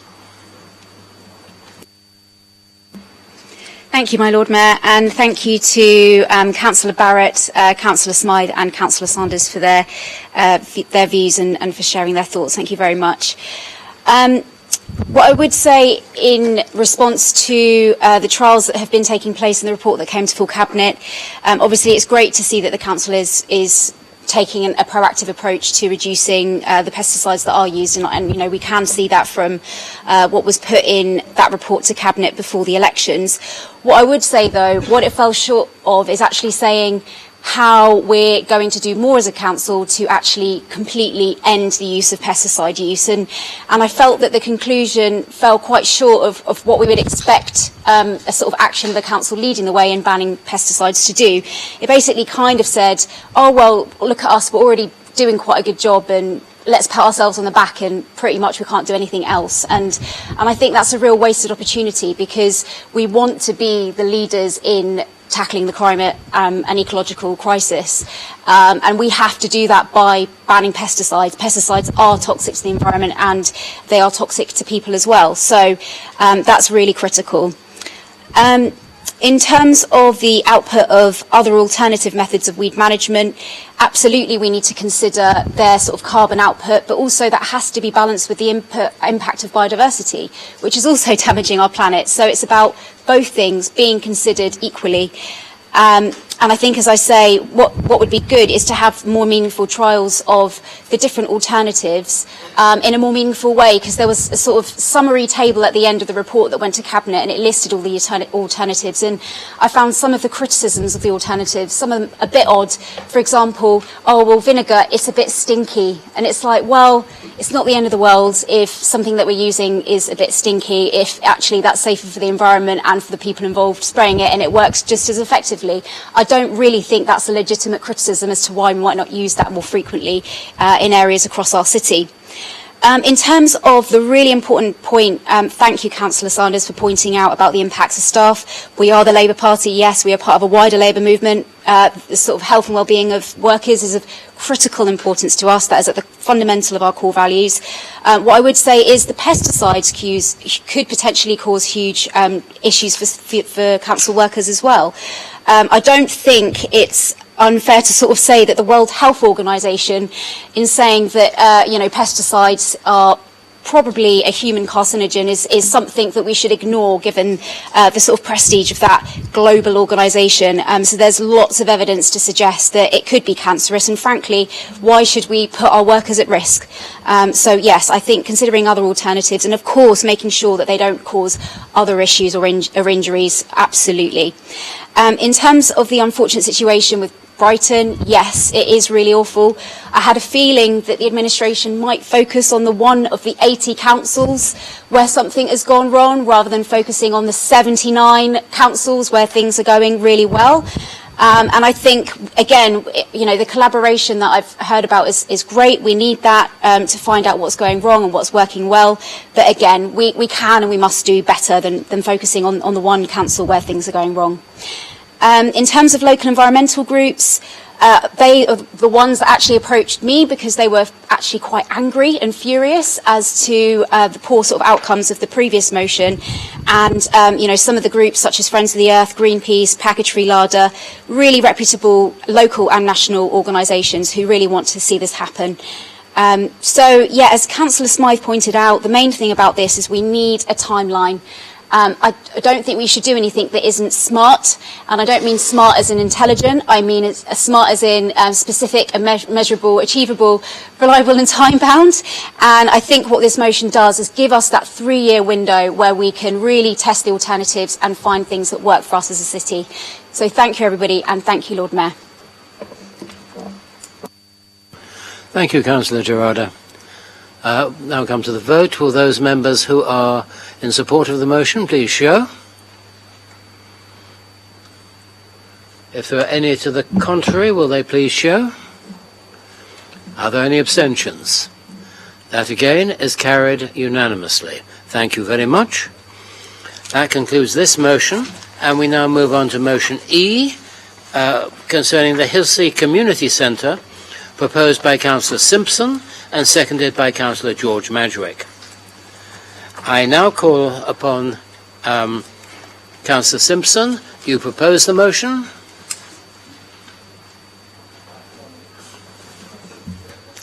I formally propose this motion. And Councillor Madgwick, do you second this motion? Yeah, I formally second. Thank you. Councillor Simpson, the floor is yours. Thank you, Lord Mayor. I'm Councillor Russell Simpson, the newly elected and first ever independent councillor for Hilsey. I've lived in Hilsey for most of my life, and being elected is a real honour and social responsibility. Hilsey, in my opinion, is a very beautiful ward of Portsmouth. We are lucky to have plenty of green spaces like Alexandra Park, Gatcombe Park and Fox's Forest. We have the historical lines and shore, an 87-year-old Lido, which is hopefully being renovated by 2025, the Mountbatten Centre that holds an excellent track and field, and a state-of-the-art swimming pool. We are really spoilt in Hilsey when it comes to these green spaces and sporting facilities. However, Hilsey is a ward without a doctor's surgery. It doesn't have a high street where everyday essentials can be bought for our ageing demographic. But more importantly, it doesn't have a community centre. For me, a community centre unites a community. It provides community projects, positively impacts the lives of younger people, encourages creativity and culture, and very importantly, combats loneliness. During my campaign in May, I was overwhelmed by the amount of support I received from my local community. It was clear they wanted change, and like myself, their voice hadn't been heard for a long time. However, what really surprised me during this campaign was the amount of calls I received from the elderly, who, while offering me their support, also just wanted to talk. It dawned to me that Hilsey has a lost, ageing community that are lonely and unheard. COVID must have been terrible for these people. This is what a new community centre could provide. Now, some councillors would say, you have the Hilsey hub down Howard Road. This hub is currently closed. To describe what it is, you have to imagine a building approximately the size of a largest double garage, a smashed-in window replaced with plywood, a broken fence, and situated in an area that has been neglected far too long with a prolific crime rate. It is not fit for purpose. So much so, it's lost its right to even be a polling station. Imagine, not fit to host a couple of chairs, a few plastic boxes, and a voting booth. As it stands, it is still currently struck off. But don't take my word for it. I asked the local community some basic questions about our hub. They have given me permission to publicly quote them. I asked them a very simple question. What do you think of our Hilsey Community Hub? Mr. Cordy of Fountains Place. I used to vote there, but I would never consider it as a hub. Talk about a community centre. It's too small to host anything. We haven't had a real community centre in decades. Jacqueline and John of Parsons Close. Do we even have one? Where is it? Mr. West of Doyle Avenue. When the last community centre was knocked down, we expected a new like-for-like replacement. Instead, what we got was far worse, a tiny building that offers very little to the community.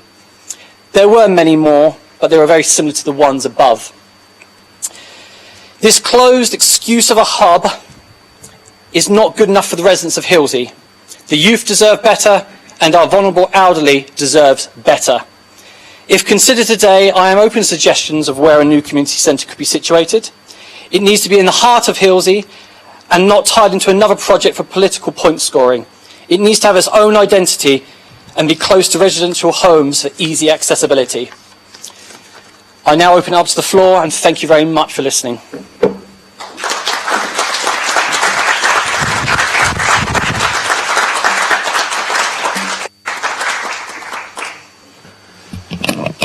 Thank you for a powerful maiden speech, Councillor Simpson. I have in front of me an amendment in the name of Councillor Peter Harris and Councillor Bosher. Are you the proposer, Councillor Peter Harris? Right, thanks. And Councillor Bosher, do you second this? Thank you. Councillor Peter Harris, will you introduce your amendment? Thank you. Do you want it to be circulated? I'm happy for it to be circulated, Lord Mayor, as I speak. It's really quite it's quite a small amendment, really. I haven't really made much of a fundamental change. Thank you, Russell. I think it's a very important motion that you've brought to the floor. Just a couple of points. You've raised about the Howard Road hub, which I think is quite good. It is closed at the moment. It's been subject to what I would call serious ASB back in April, I think, would probably say, right? Which is obviously it is undergoing renovation. However, you are correct that site is out of use and it's used by Motivate when it is in use. Then that is contracted via Vivid. So it is not open for the community. It's purely open by Motivate to actually run services from there. Which, I mean, Motivate are a very important part of the city and they do some great work.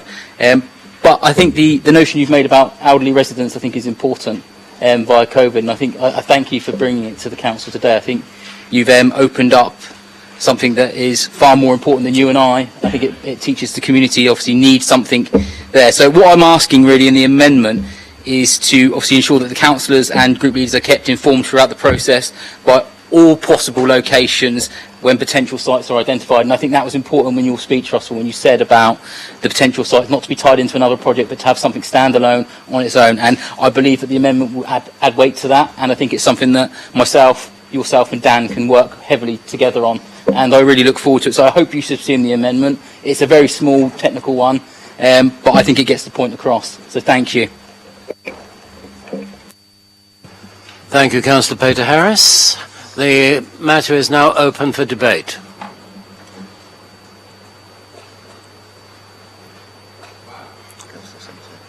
There appears to be no debate. Councillor Sanders, followed by Councillor Pitt.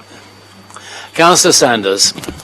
Thank you very much, my Lord Mayor, and thank you very much, Councillor Simpson, for this motion and for your maiden speech. This is the first time, as far as I understand it, that the Lib Dem administration has been lobbied in the most public way possible about a community centre in Hilsea. We want to see communities across our city grow and flourish. Therefore, we're happy to support the motion. We're happy to, if you are, we're happy to support the amendment from Councillor Peter Harris, and we're happy to work with Uncle Tom Cobley, frankly, on the best way forward to deliver yet another community a focus. Thank you very much, my Lord Mayor.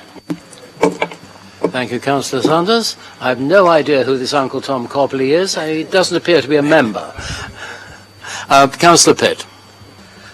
Thank you, Lord Mayor. Just to maybe give members a bit more information as to why there isn't a community centre in Hilsea. I recalled that there used to be one and that there wasn't one anymore, but I didn't remember the reasons why. It's quite a colourful read, I have to say, so I did a bit of investigating. Happy to go over that with the ward councillors, none of whom will probably be aware of the full details of the history unless Scott's had a long talk with Frank, which he may have done, but Frank may recall, former Councillor Jonas, now Alderman Jonas, might recall that in more detail. But I think the key thing is that the council at the time, this is a long time ago, it was 2001 I think, did do a Hilsea ward-wide survey, and there wasn't an identified need from the community at that point. They had made every effort at that time, and this is no party politics involved because it wasn't Lib Dems doing it. I think probably a Labour council at the time, Leo, I would have thought, wasn't it? So a lot of work was done. A lot of work was done with the community to try and keep the existing facility open. The committee resigned en masse. There was an appeal put out for new trustees. New trustees stepped forward, and then they resigned, and then no further recruitment could be made. So clearly, the decision that was made at the time was made for valid reasons, and I would be very keen, whilst echoing Darren's sentiments, to make sure that this is not something that we are doing because it seems like a good idea. We have to evidence need, we have to speak to the whole of the Hilsea community, look at the distance times, because people don't live in council wards. We live by council wards, but people live in communities, and we need to make sure that, you know, there may be bits of the Hilsea ward, for example, that are served by a centre which is not as far from them, and therefore the positioning of it, the need for it, the facilities that it incorporates, but also identifying the right members of the community who might want to step forward and lead that process, because the worst possible thing you can do to a community is to go and build a new building in it and go, that's yours, and walk away. So we need to make sure that this has got full buy-in and support and is designed around the needs of the community and not the needs of the council or the councillors. So with that caveat, very happy to support. Thank you, Councillor Pitt. I see no other people wishing to speak. So, Councillor Simpson, firstly, do you accept the amendment? And if so, will you please sum up? I accept the amendment. And can I summarise as well? Yeah? Can you sum up? Yes, yeah, thank you very much. Firstly, actually, thank you, Scott, for backing me with that. Really appreciate it. I mean, a lot of my campaigning was very much I got a lot of feedback on the community centre, so I know it's going to be very well received if it goes through. But just to summarise, for me, an active community centre that can provide community projects, positively impact younger people, combat loneliness, and bring Hilsey together can only produce a positive outcome. Thank you very much for listening.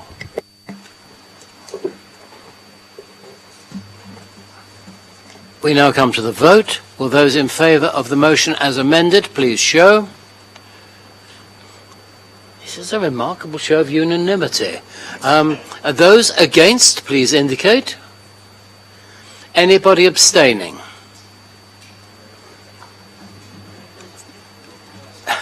That is carried unanimously. Thank you. This is a delightful show of unanimity. Wish all council meetings were like this. Anyway, that concludes this motion. We're moving on to motion F, concerning GPs in the city, proposed by Councillor Vernon Jackson and seconded by Councillor Willington. Councillor Vernon Jackson, do you propose this? Are you willing to propose? You are. Councillor Willington, are you happy to second this? Formally second, my Lord Mayor, and reserve my right to speak. Right, thank you. Councillor Vernon Jackson, the floor is yours. Thank you, Lord Mayor. Ladies and gentlemen, I think we will all have met many of our residents who talk to us about the real problem about being able to get to see a GP. It is just becoming a real issue across the city. People have been offered phone interviews and things like that, but we do have a real and significant problem here in Portsmouth. As we all know, we have the lowest numbers of GPs, according to the head of population, of any other city in the country, and that's an enormous problem. So this is not me trying to have a go at the GPs. I think the GPs in the city are working incredibly hard, but trying to do probably twice as much as some of their colleagues are in other parts of the country. And it seems to me we need to try to do what we can as a city council to try to address the problem. I think we all know that in 1947 or 48, when the NHS was created, I don't quite remember that far back, but GPs didn't become part of the NHS, and that was a problem. It's one of the problems that come out of that. The other part is that social care wasn't made part of the NHS as well. But it means GPs they're self-employed, and so they can choose where to go. And that gives us real problems. We talk about having a national health service, but how can it be a national health service where in some parts of the country there are twice as many GPs per head of population as we have in Portsmouth? And I think there are real problems, not just for residents being able to get to a GP, and I have people who are now just despairing of ever being able to see their GP again. But also it creates problems in other parts of the NHS. We're all aware of the number of people who choose to go to St Mary's, to the treatment centre there, because they can't get to see a GP. And the hours and hours and hours that people spend sitting there trying to get to a GP. And then people give up there and go to A&E. The last time I took John to A&E, there were 15 ambulances sitting outside A&E with people in them, because they can't get people out of the ambulances and into A&E, because they can't get people into beds in wards, because they can't get the people who are well out of beds and back to the community. The whole of the NHS looks as if it's a system that's ready to break. So my suggestion is that we should try to do something constructive. There is a real problem, but we need to try to do our bit to help. Some things work really, really well here in Portsmouth. the way in which the clinical commissioning group of the NHS worked with the City Council is the best in Hampshire and probably one of the very best across the whole of England. The integration that we've managed to achieve has been tremendous, and that's meant that we've been able to get Portsmouth residents out of QA much faster than if they're Hampshire residents. Now, my worry is the creation of the integrated care system means that we've been absorbed by Hampshire, and that means that we are going to, our standards will get worse because we will be levelled down to a Hampshire level and not Hampshire levelled up to a Portsmouth level. But one of the other bits that works really, really well is the Primary Care Alliance that provides the out-of-hours service in the city. And thinking about how we can build on some of these things, we've come up with just a few points that we want to work with GPs, pharmacists, the NHS, to see what we can do to see if we can get a better system. So on the 4th of August, we'll be having a GP summit run by the City Council with Joe York from the ICB, which I think is a sort of missile, intercontinental ballistic missile or something like that. But we're going to try to get people together to see what we can do to try to get more GPs into working in the city. I've already had an offer from a private GP that they can bring 3 GPs into the city almost immediately, which would be great if it can happen. It would be great if we can get the government to allow pharmacies the same freedoms as pharmacists are allowed in Scotland and Wales and be able to give prescriptions. They have to have a bit more training, but it would free up those GP appointments and allow other people there. And I think we're going to have to look realistically at our budgets to see if we can identify money to be able to go in and support them. So colleagues, I hope that this is a constructive motion that addresses what I hear time and time again from residents. They cannot get to see a GP, and because they can't get to see a GP, they are losing confidence in the NHS. The NHS is one of the great creations of this country, something that is held in awe and envy by countries around the world. Let's see what we can do in Portsmouth to make sure it thrives. Thank you, ladies and gentlemen. Thank you, Councillor Vernon-Jackson. I have an amendment which stands in the name of Councillor Corkery and Councillor Mellor. Councillor Corkery, do you propose the motion? Sorry, the amendment? I do propose the amendment, Lord Mayor. Councillor Mellor, do you second the amendment? Yeah, I formally second the amendment. Thank you, Lord Mayor. The floor is yours. Thank you, Lord Mayor. And thank you to the Leader of the Council and the Lib Dems for bringing this motion. I think it's important that we shine a spotlight onto this issue. And clearly it's not an issue that it is newly urgent and newly pressing for our city. We know in the wards that I, as well as Councillor Miller and Councillor Adenuin, are proud to represent, that we see particularly acute issues. We know it's health issues and access to GPs are problematic across the city. But in areas of deprivation, such as ours, those problems are particularly acute. Health needs are often more pressing, more urgent and more widespread.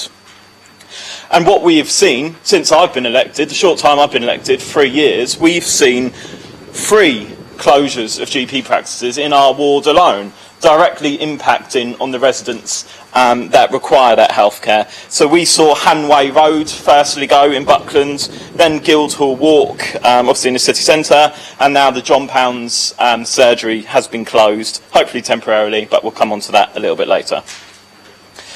Clearly, the provision of frontline primary healthcare services, as the leader has referenced, will and does save money in the long term. It's important to get people the help when they need it, where they need it, rather than relying on them potentially accessing services further down the line when things have become more urgent or an emergency case. So it's important that this is a priority for the council, and I'm glad to hear that it now is. The question I would like to ask is why wasn't it a priority for the last 2.5 years? And I've did a little bit of digging through the archives, and I found some interesting information that go back a few years about what the administration said and some questions about what they've actually done over that period. So in January 2020, there was a similar motion on GP services, again proposed by the Lib Dem group, and the Labour group put forward an amendment which was accepted to that motion, and there was 3 kind of main recommendations of those Labour proposals. The first was to work with the Primary Care Alliance around a GP recruitment campaign. The second was to look at directly employing GPs. And the third was to use council-owned property to provide GP services or get GPs within there. Now, most of those ideas have been replicated in today's motion. Again, 2.5 years down the line, it's unclear what progress has been made since. And I will say just quickly an aside on the use of council-owned premises to provide GP services. I know that the leader was again quoted, I think it was February 2020 this time, saying that he was interested in using Chaucer House, the empty commercial units just round the corner to provide GP services from.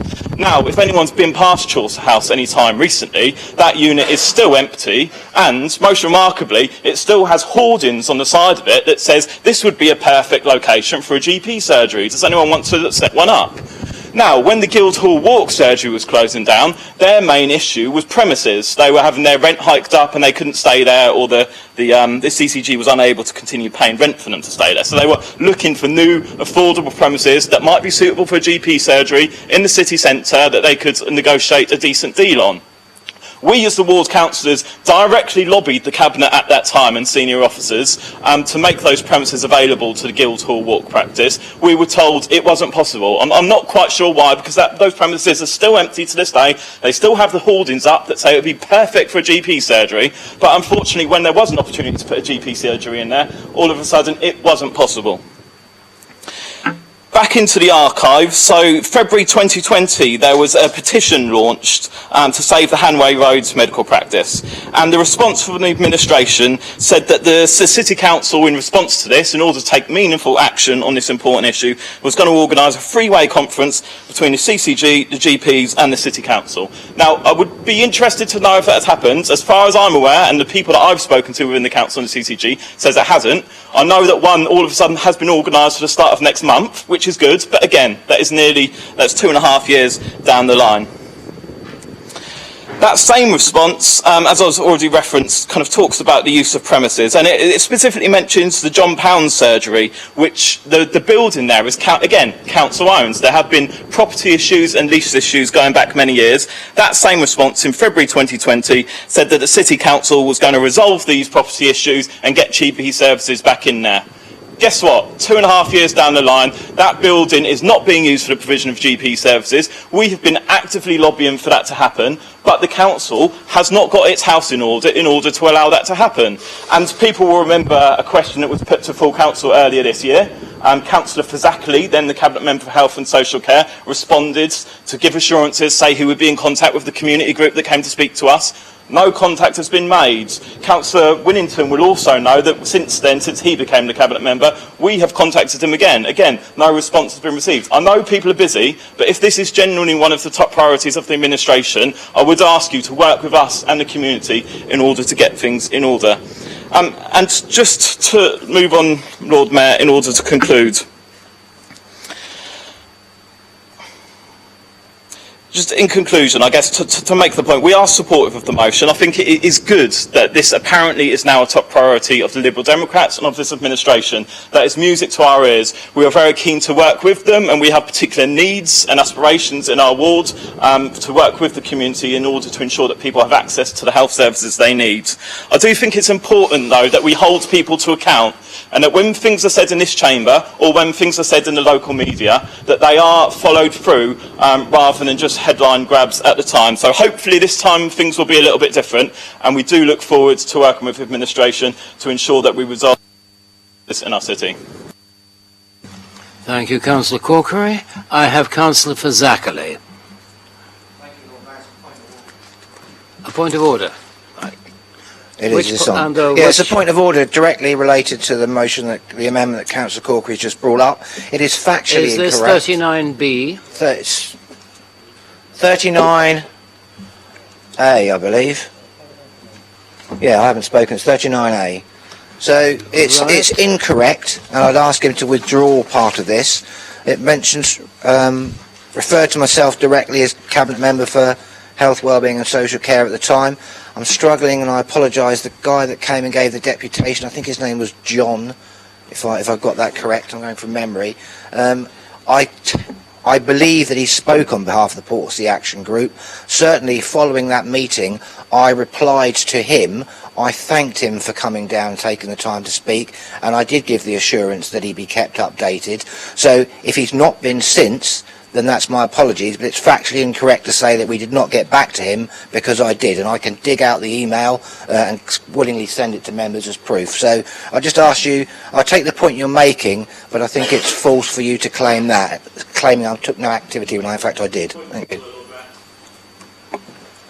Councillor Corkery, under which of the, 39A, 39B?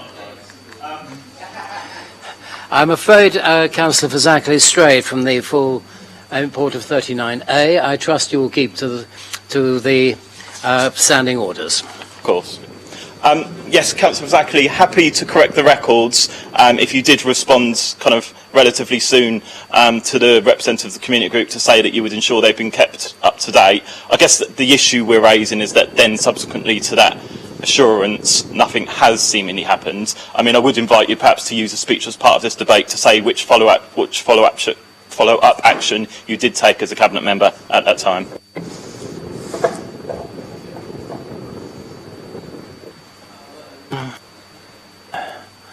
Other members who wish to speak?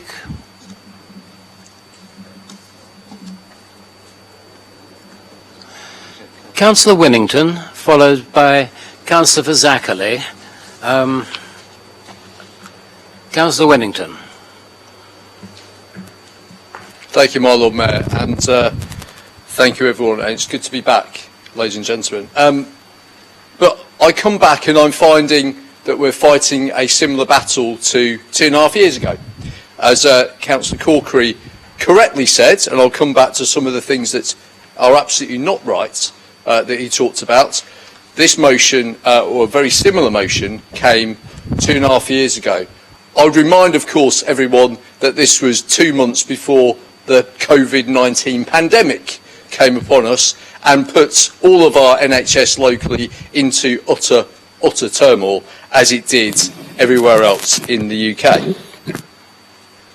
But in that motion, we asked that, so we wrote and asked for support from the national government to support the retention and keeping open our surgery, and also the opportunity for us to employ GPs locally. And we discussed at huge length about the issues there are about how the NHS works. It's a 1948 model that was stuck with in 2022, especially, as I said in that meeting 2.5 years ago, considering that we are effectively all owned by our GPs, which makes setting up a GP practice very, very difficult, because you have to therefore take patients away from someone who effectively owns them under the way that the NHS works. But this is where we are now, and this is what came up time and time again. And I have to say, I do take some, I think it's quite sad actually, to make out, as Councillor Corkery has, that these issues are only in the most deprived areas of our city. Because actually the real problem we have is Portsmouth-wide. And of course there are people who are very isolated, who live in some of the less deprived areas of the city, who are often elderly, often have certain health issues, could have dementia, could have physical health issues, mental health issues and all that kind of thing, who have exactly the same kind of issues. So we shouldn't be making this about one area of our city, we should be talking about all of our citizens of the city, because all of our citizens in the city deserve the very best support. And time and again, when I was out speaking to residents in my re-election campaign and getting back on the council, this was an issue that came up. So it's that human issue. but it's not as if we haven't been doing anything for 2.5 years. And this is where, again, I have to take issue with Councillor Corkery. The pandemic. You cannot underestimate how that stalled just about everything. It was crisis management for GPs. My word, the impact on GPs, one of the reasons why we're in this situation is the GPs who have given up being GPs because of the pandemic. They are absolutely at the end of their tether, and some have just left the profession. We were talking just the other day to my co-chair of the Health and Wellbeing Board, Linda Colley, who's at East Shore Partnership. She says they have people who they train, who then leave. They don't want to stay as GPs. They become locums because it's less stress, less work, and they want to have their own hours. That's where we are. There's an entire cultural situation going on there, and that's why we need to work together to try and do our very best. But we do need that support from outside as well. We do need that support. We cannot just do it on our own in Portsmouth. We have integration in this city. We can take that up to the ICS. We're very fortunate that Joe York, who's been the Chief Operating Officer of the CCG in Portsmouth, is now in a really powerful position within the integrated care system for us to be able to influence that. And it's very, very key to us working on this. But this has been an ongoing situation, as Councillor Vazaki, I'm sure, will impart as well from the last year. But certainly, right through the pandemic, from the point of when of the pandemic starting and me not being the cabinet member anymore, we were talking to GPs about this. It was still on the agenda. And to be honest, one of the issues with Portsea, with the John Pound Centre, has been endless issues with NHS Property Services. Now, I'm sure everyone knows about the interesting situation you have with NHS Property Services. It's not an easy thing to get through. It is a very, very long and complicated process. But we are working as hard as we can, and we're supporting them. This motion, as Councillor Vernon Jackson said, is not about slagging off GPs.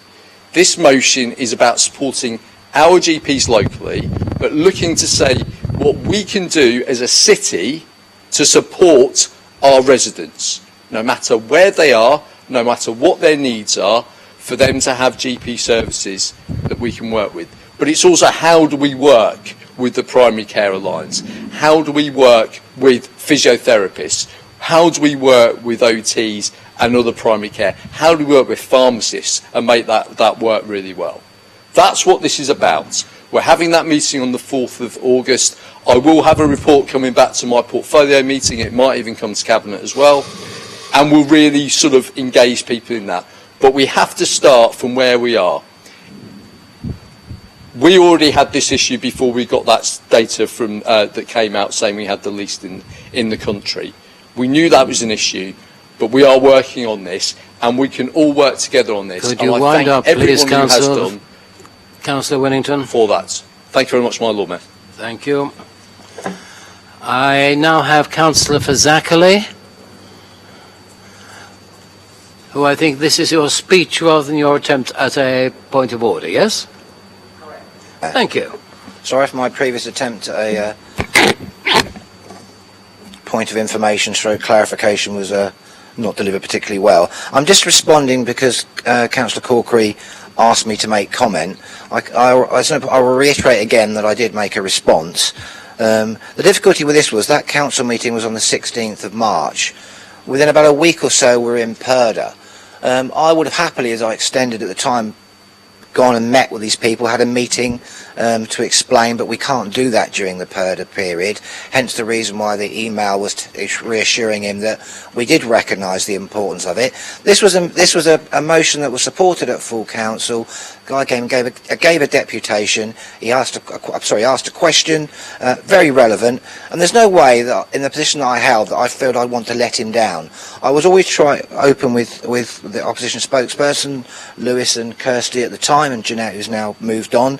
So I took it seriously. Of course, I then changed portfolio roles in May, so really that took me out of the picture. But it's just to stress that, we didn't let them down. Although they're frustrated, I think Councillor Whittington has given an extensive background and detail to it. But as far as I'm concerned, just to cover myself over this, I don't feel I let them down. I'm happy to provide documentation to say that I responded to them, and I hope now that we can actually go forward. And it still is an extremely important issue in the city, and we need to do it for residents wherever they're based. We need to increase the provision, which Gerald's already touched on. So just to clarify there, sorry to waffle a bit, but I just wanted to make sure where I stood on it. Thank you. Right. Thank you, Councillor Vazacali. I can see no further speakers, so Councillor Vernon-Jackson, would you like to tell me whether you want to accept the amendment or not, and then will you sum up? Because this amendment is so factually incorrect, I don't think it's possible to accept something that is so wrong. If it was factually correct, then we might be able to do things, but it is factually incorrect in so many places. So I don't think we can accept that. I think it's interesting. A few motions ago, Councillor Corkery told me off, and he might have been right in telling me off for making something party political and having a go at the Labour Party for not pushing to get money into the pockets of the people who are the poorest. And maybe you were right for that. But all the time that he did that, he had this in his back pocket, already prepared, making party political points over an entirely non-party political motion. So there does seem to be levels of hypocrisy almost at the Tony Blair level, which worries. But maybe that's who he sort of forms himself on. So, my Lord Mayor, I'm just going to go through some of the inaccuracies in here, because I think it's very important. The one thing this does not mention ever in this amendment is the biggest public health emergency this country has ever faced. And yet this amendment pretends it hasn't happened. COVID didn't happen. Maybe he's a COVID denier, I don't know, but it didn't happen according to this. We have been working with the NHS for the last 2 years to support the people of this city through the worst public health emergency. No. I will be quite strict on points of order, under which... Yes. If you allow me just to explain how I feel it's clearly a point of order. This is an explanation where you have been misunderstood. That is 39B. But I think there's probably something else that's worth referring to, and that's the Council's Code of Conduct that governs councillors' behaviour. That says that people will be treated with respect by fellow councillors. I don't think suggesting someone might be a COVID denier because they've criticised the policy of this administration is fair or respectful. I think you're right, and my apology for that. I think your similarity to Mr. Blair is there, but anyway. So, ladies and gentlemen, I think it's really important that we look at some of these things in some detail. So, in terms of GP provision, Charles Dickens Ward, as I understand it, has the most provision of GP surgeries of any ward in the city, with 4 GP surgeries, as opposed to Matt's ward with 1 in Eastleigh Craneswater. So, and we have supported hard the provision of services in areas of deprivation. We fought with the NHS when they took away provision in Portsea and Paulsgrove of dentists. We fought with them to make sure they weren't just amalgamated into other practices. But I'm sorry that none of that is recognised in this. I'm also sorry that it's looking through this, we're not looking at the same things. We have been working so hard to get the GPs back into John Pound Centre, and the people who are the problem is NHS property, because they're the people with the lease of the building. They are an absolute nightmare, as we know from St James's, where they have thrown public money out the window by the millions. We now find in Cosham they're wanting to sell off an area of land vital for the redevelopment of Cosham and the new health centre. They want to sell it off to the highest bidder. In Lake Road, they won't allow a new dentist into an empty building. And here we have down in Issenberg, Brunel House, in what was the Navigators, we have a place that could work for a GP surgery.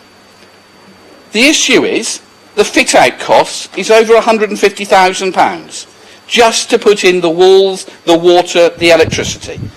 And that money we just do not have. So saying that we're criticised for doing that, when there is, and when looking at it in detail, costs a great deal of money, is, I think, incredibly unfair. I'm really sorry that something here positive about us working together to get things better for the people of the city, in something we all recognise as a problem, has just become and turned in by the Labour Party into a party political slanging match, which is not where we should be. And I deeply regret that. We should be standing up for our residents, not doing that.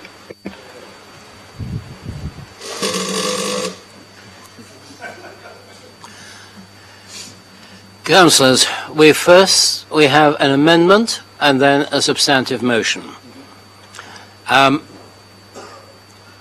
put the amendment first. Those in favour of the amendment, please show.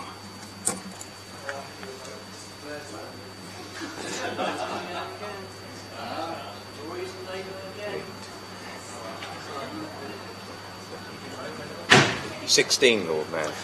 16 in favour. Those who are against, please show. That includes the Lord Mayor.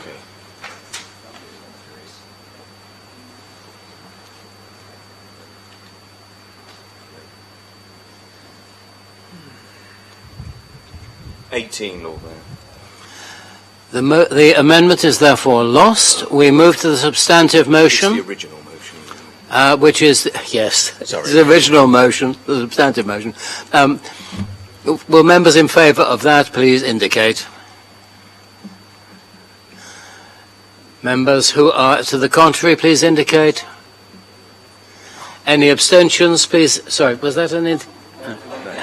And members who are abstaining, please indicate.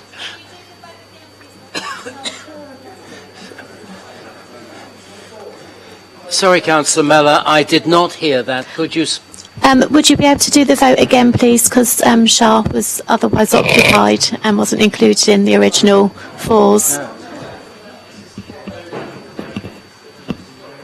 No. Does it matter? Okay, sorry.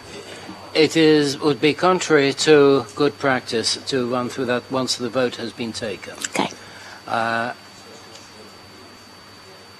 Perhaps there might have been good reason, but nonetheless it is contrary to the normal practice to do so. And so I'm not going to do so. Okay, thank you. Thank you for your intervention. We now come to the original motion. Those... you just voted oh, sorry. That's all right. The original motion was therefore carried. Now, before we move on to the next item, may I remind members of the standing orders that if you believe that a councillor has breached standing orders, by being discourteous or whatever, that is 39A. If you have spoken and wish to make a correction because you believe you have been misunderstood or misinterpreted, that is 39B. And those are the two reasons why you can raise a point of order during a debate.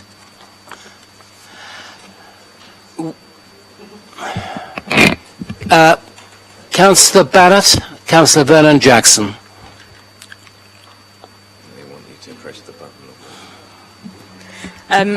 My Lord Mayor, my apologies, colleagues, my son's temperature has shot up. I thought it was rather rude to leave during the last motion, so I hope members will excuse me, but I'm going to have to head home now and sort him out and see what he needs, so my apologies.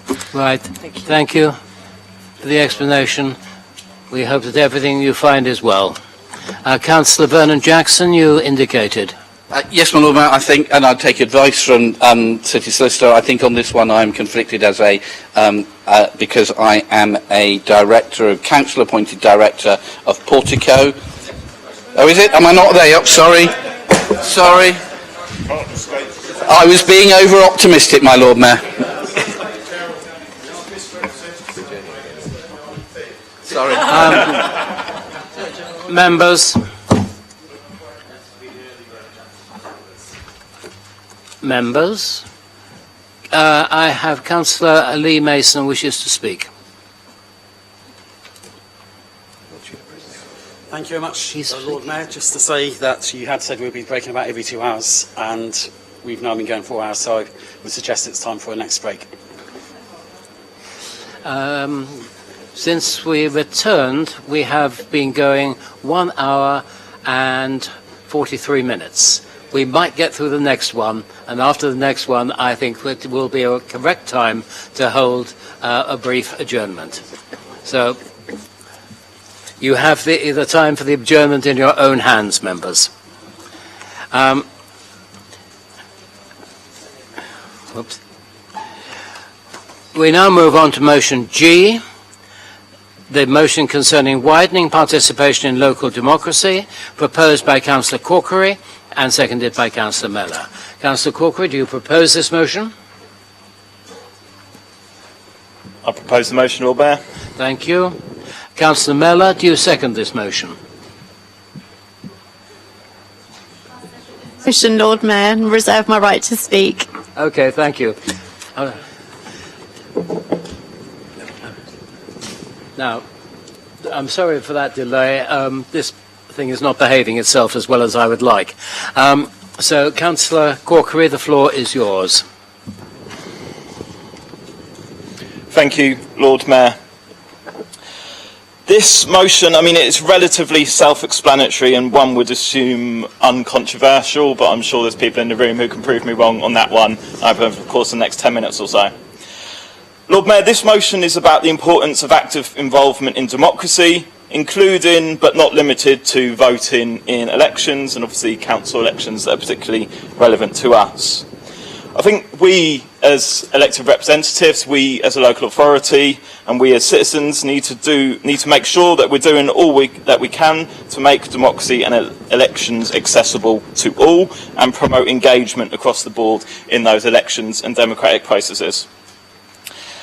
I have to kind of firstly recognise that lots of this work is already done by the electoral services team at the council, as well as other officers and community groups, as well as, of course, councillors who are engaged in this work.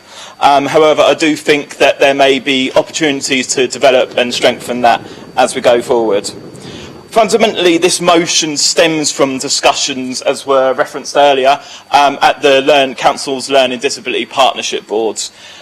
Which I attend from time to time with a number of other councillors, and I will certainly echo Honourary Alderman John Atchell's invitation to councillors to get along. I'm not sure if everyone automatically gets the invite, but if not, then we can certainly make sure it goes your way. It's a really useful forum to get along to and hear the perspectives of the people around the table. It brings together council services, so particularly adult social care and learning disability service, with community organisations, service providers, and most importantly, people who are living with learning disabilities themselves.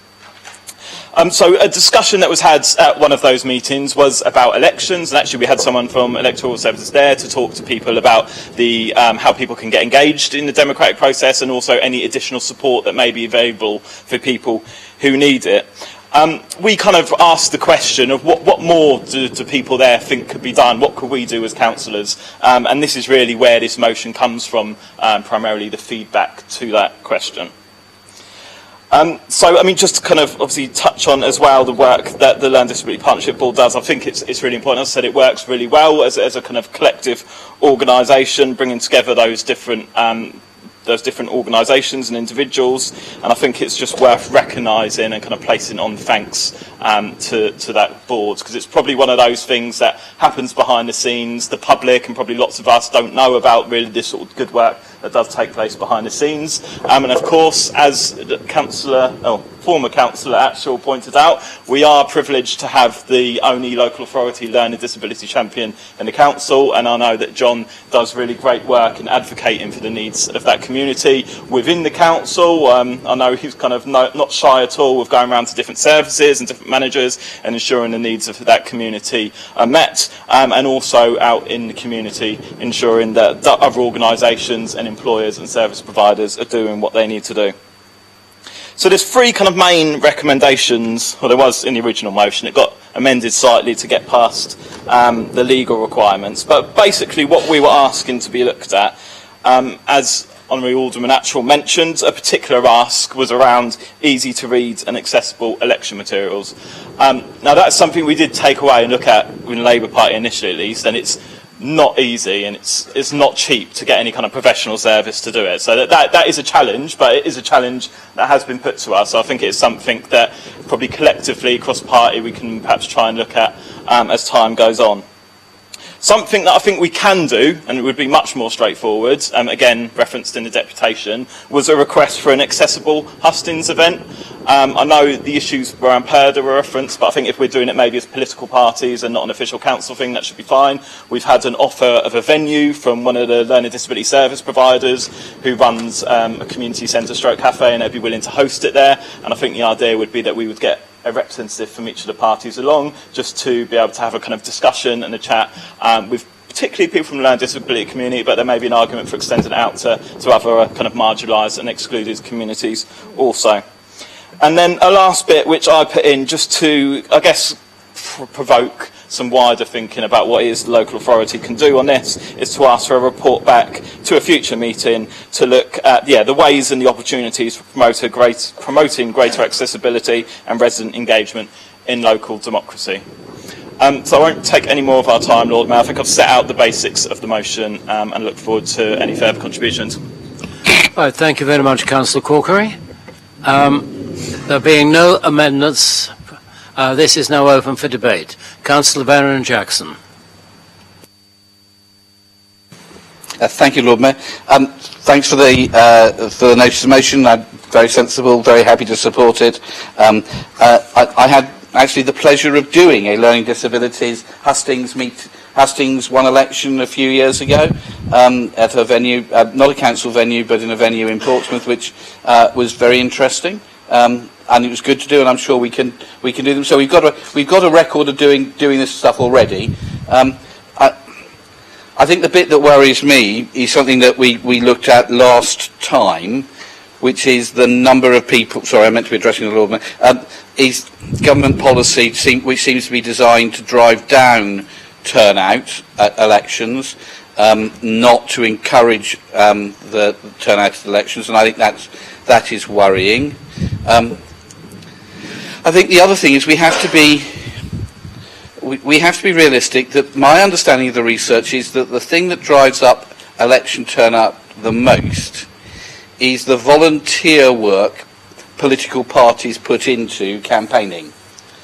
That where we campaign, people feel energised and they know things are going on, and turnout rises.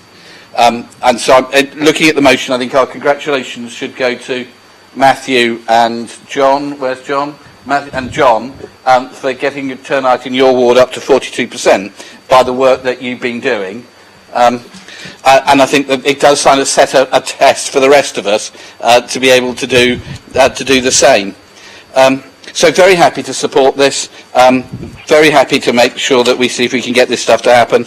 But I do think there is a wider issue that we did touch on before, which is the government programme, so that with the next election, everybody's going to have to present photo ID, and that's going at a polling station, and that's going to mean that there are a variety of people. I know Councillor Norton is thoroughly approving of this because it's designed to make sure that it has a political advantage, but I think most people think that it's not a great idea. So, Lord Mayor, I'm very happy to support this, and thank you very much indeed for putting this on the agenda.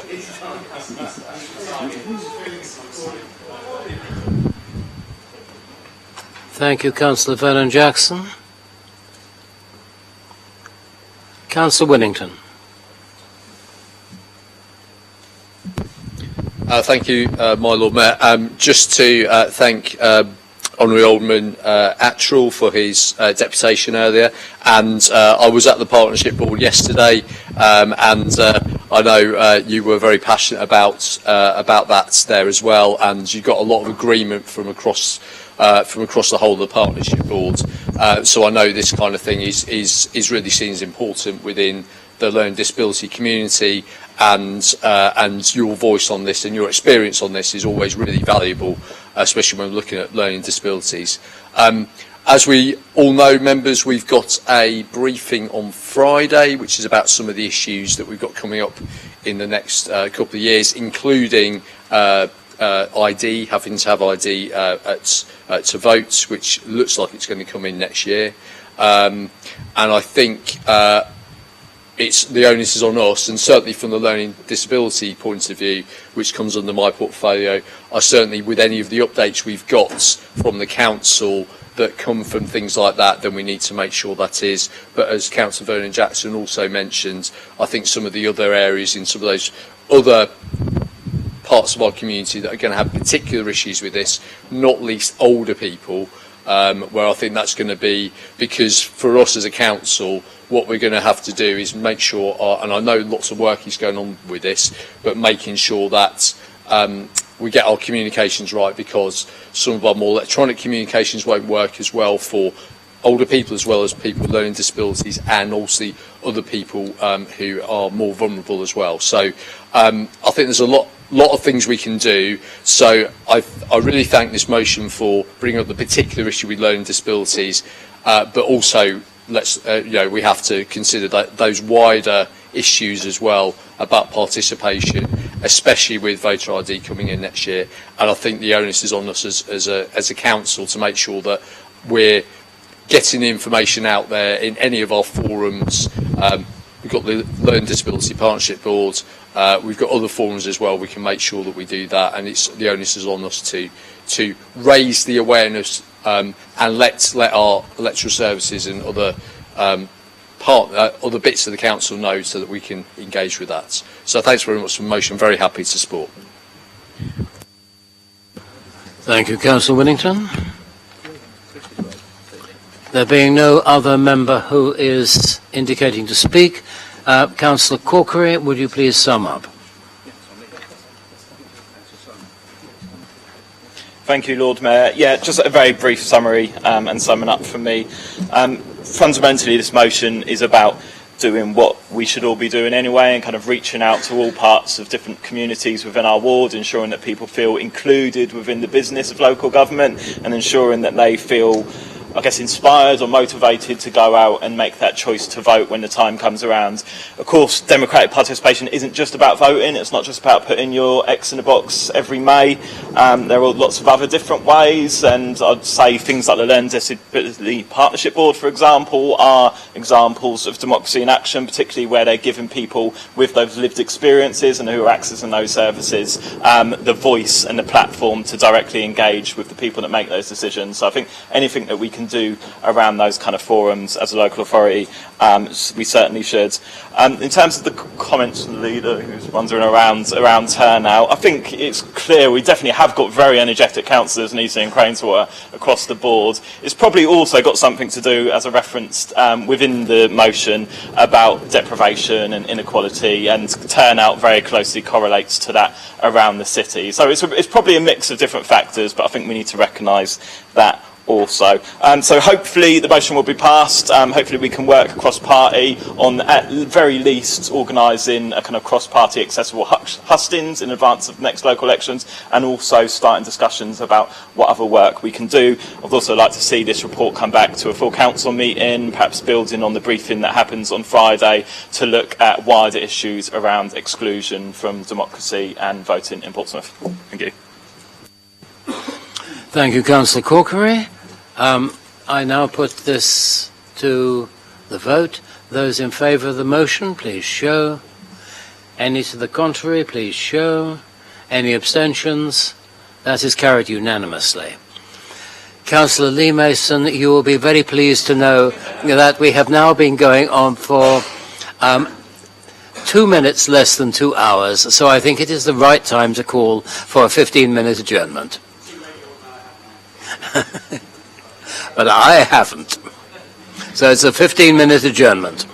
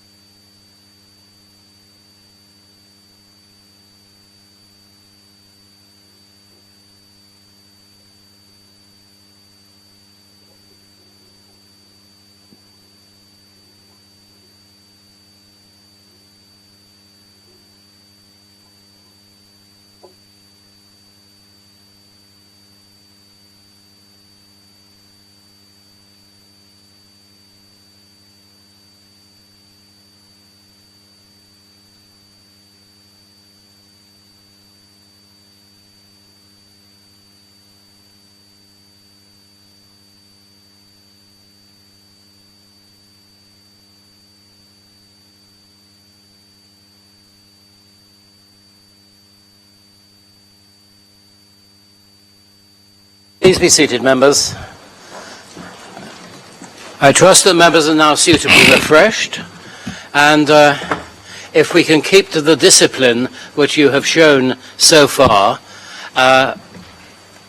we should be through before 9 o'clock, and if we are through before 9 o'clock, I will offer you some refreshment in the Lord Mayor's parlour.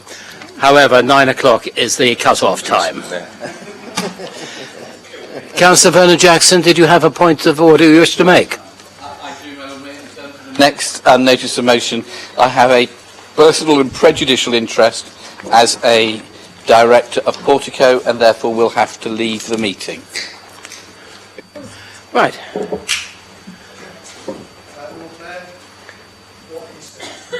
Applies to you as well. Right.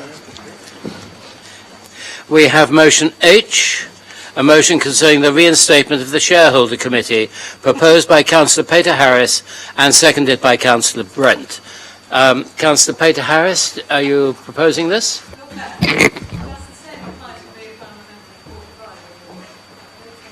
I don't think so, no. No, we concur that it does not apply to you. Councillor Peter Harris, you are again proposing, and Councillor Brent, you are seconding? Formally seconded, Lord Mayor. Right, okay. Councillor Peter Harris, the floor is yours. Just 2 seconds, I'm just going to grab my notes here. Obviously, the shareholders committee, I think, is important. It's an important function of the council, and I think the oversight of the council and the companies it owns is something that we should be looking at in much more detail. I think members need to decide today. Oh bloody, I've lost my notes. 2 seconds. Members need to decide today whether they want to ensure that the council has the correct governance and oversight of the companies it owns. I think the guidance is quite clear on this. A successful company will be one that works alongside the authority in delivering joint objectives. The authority will have to consider how that balance the need to assist the company to achieve its trading objectives, and obviously with the principles of transparency, accountability and probity. I mean, I'm just going to point to 2 council-owned entities which are important to our balance sheet in the coming years. I think that would be Ravelin and Portico. The council needs to ensure that these are a success, and in doing so, ensure that the correct governance model is being put in place to ensure it is fit for purpose. You know, I point to those 2 because they are the ones that we as a council are going to be putting multi-million-pound investment in. And the shareholders committee was designed to actually safeguard us from a governance perspective, and in taking that shareholders committee away, we have placed it into the cabinet function. Now, for those who don't really know how the shareholder committee functions, it was going to be a subcommittee which would comprise the leader of the council and 3 other cabinet members. But it would also comprise of 3 other members from different groups who would not have a voting say on what was going to happen, but they would be able to sit there and scrutinise the papers, the business plan, and to ensure that the funding mechanism works. I'm going to use Ravelin as an example here, and we have a good example of Croydon Council where they did not have a governance procedure in place as the one that we are proposing, and they lost millions and millions of pounds. Similar happened in Slough. So I think they're 2 examples of where we need to get the governance right. So I'm quite happy to put this to the floor, and you know, I'm quite happy to see what we think, because I think building homes is important and delivery homes is important, and that's what Ravelin has been designed to do. But also I think the financial probity of this council is so important for us to get right, because if we get it wrong, there could have drastic implications for us moving forward. And I think the advice has been set out is quite clear from legal on this. So I'm quite happy to open it up to members. Thank you, Councillor Peter Harris. The motion is now open for discussion. I have Councillor Smythe indicating. Thank you, Lord Mayor. I think we discussed this previously, and we're minded to support this. We think there needs to be more scrutiny, more understanding, more discussion, more checking of all the governance of our arm's length companies. However, perhaps in your summing up you can answer my question, which is there a chance to look at the shareholder committee and not to reinstate exactly what was there before, which actually was rather complicated and difficult to understand, but to examine the new committee's terms of reference carefully to make sure it's simple and easy to understand and enhances good governance in the process. We didn't want to put an amendment to that extent because we thought it was too, subject to there being some scrutiny about a draft new terms of reference for the shareholder committee, we are minded to support this. Thank you, Councillor Smythe. I have Councillor Horton. Thank you, Lord Mayor. I feel that we've kind of been going round in circles on this for quite a while now. Obviously, the City Council has been updating the way that council companies are scrutinised, and the number of companies that council owns or as a major shareholding has increased over the years. So finding a way for these companies to report in their financial returns as business plans is something that has developed over time. And the main company that the City Council controls is Portico, and Councillor Vernon Jackson and Honorary Alderman Donna Jones were directors on this for some time. And the view of both Donna and Gerald has been that it's important that that has cross-party directorship so that it does not become political football. And both Donna and Gerald viewed it as better to maintain directors so that Simon then replaced Donna in his role as leader of the opposition.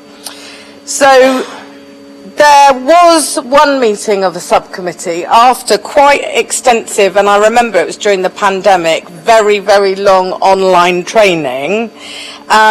And the first meeting of the Cabinet, and the online training was for non-voting members as well, and you obviously were there. And so what happened was the first meeting of the subcommittee of the Cabinet, i.e. the shareholder committee, actually ended up being, it seemed to be a surprise by some non-voting members that actually what was the point of it, because they couldn't vote and therefore they came along to this meeting. I remember that a little bit of outrage from one of the councillors about what a waste of time it was to not be able to vote.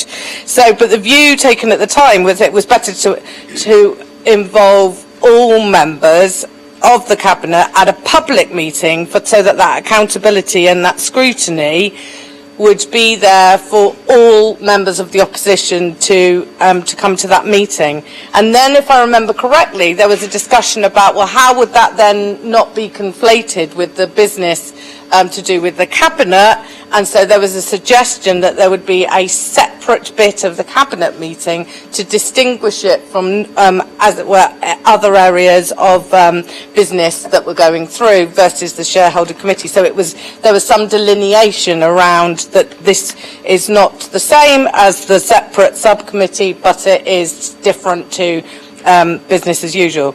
So we'll look at the main companies, as you highlighted, Councillor Peter Harris, Ravlin and Portico, because they take a lot of the attention and they're bigger than some of the other groups. There was a suggestion that they're reported on a quarterly basis, that some companies that are associated with our property portfolio are fairly inactive, and therefore perhaps an annual list of those would come to this part of the Cabinet meeting.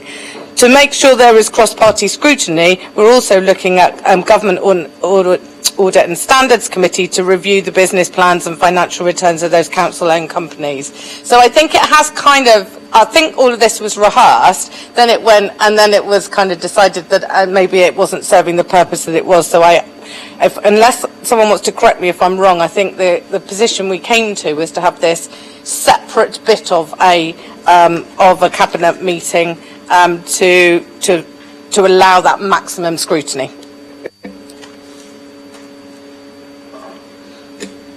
Thank you, Councillor Horton. I see no one else who wishes to speak. Is there anyone else who wishes to speak on this? In which case, Councillor Peter Harris, can you sum up? Quite succinctly, actually, quite quickly. I mean, this whole I think this needs to happen. I really do believe so. I mean, you just made a reference to the subcommittee of Cabinet, is exactly what it is, because the Cabinet have the executive power to make the decisions in terms of the spending commitments it makes through the outside companies that we own. However, it is, and I'm going to quote this, it is the City Solicitor's position having carefully considered many of the best value reports and lessons learned from other local authorities, that a subcommittee of Cabinet is the best method through which the Council can discharge its shareholders' function. The legal advice is clear.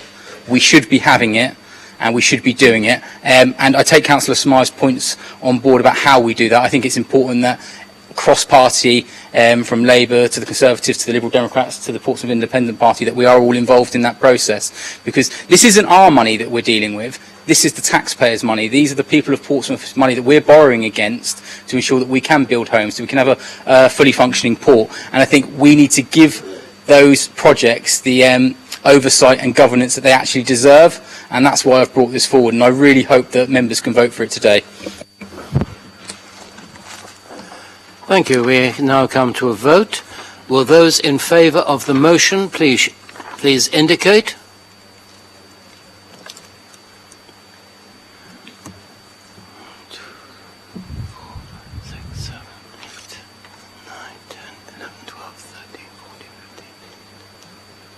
$19, Lord Mayor. Correct.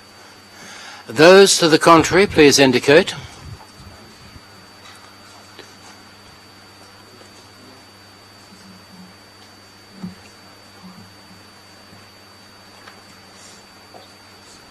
$9, Lord Mayor. 9. The motion is therefore carried. Thank you. Sorry? Sorry. Abstention. Sorry, I forgot the abstentions. Abstentions. 2, Lord. 2. 2. The motion is still carried.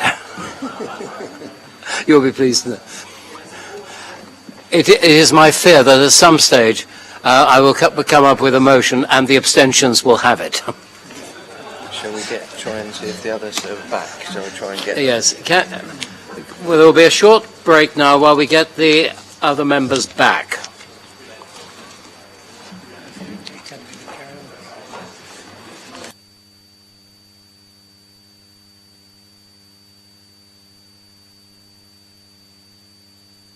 But if we did carry on without them,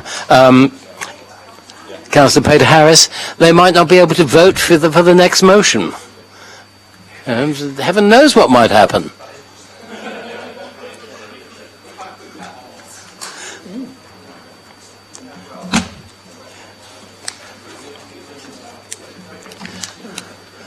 Right, I think they're all back in the chamber. Now we move on to motion I. This is a motion concerning civic office sustainability, proposed by Councillor Brent, seconded by Councillor Lee Mason. Councillor Brent, do you propose this? Councillor Lee Mason, do you second this? Formally second, Lord Mayor. Thank you. Councillor Brent, the floor is yours. Thank you, Lord Mayor. To be honest, I don't anticipate on giving a long speech about this notice of motion.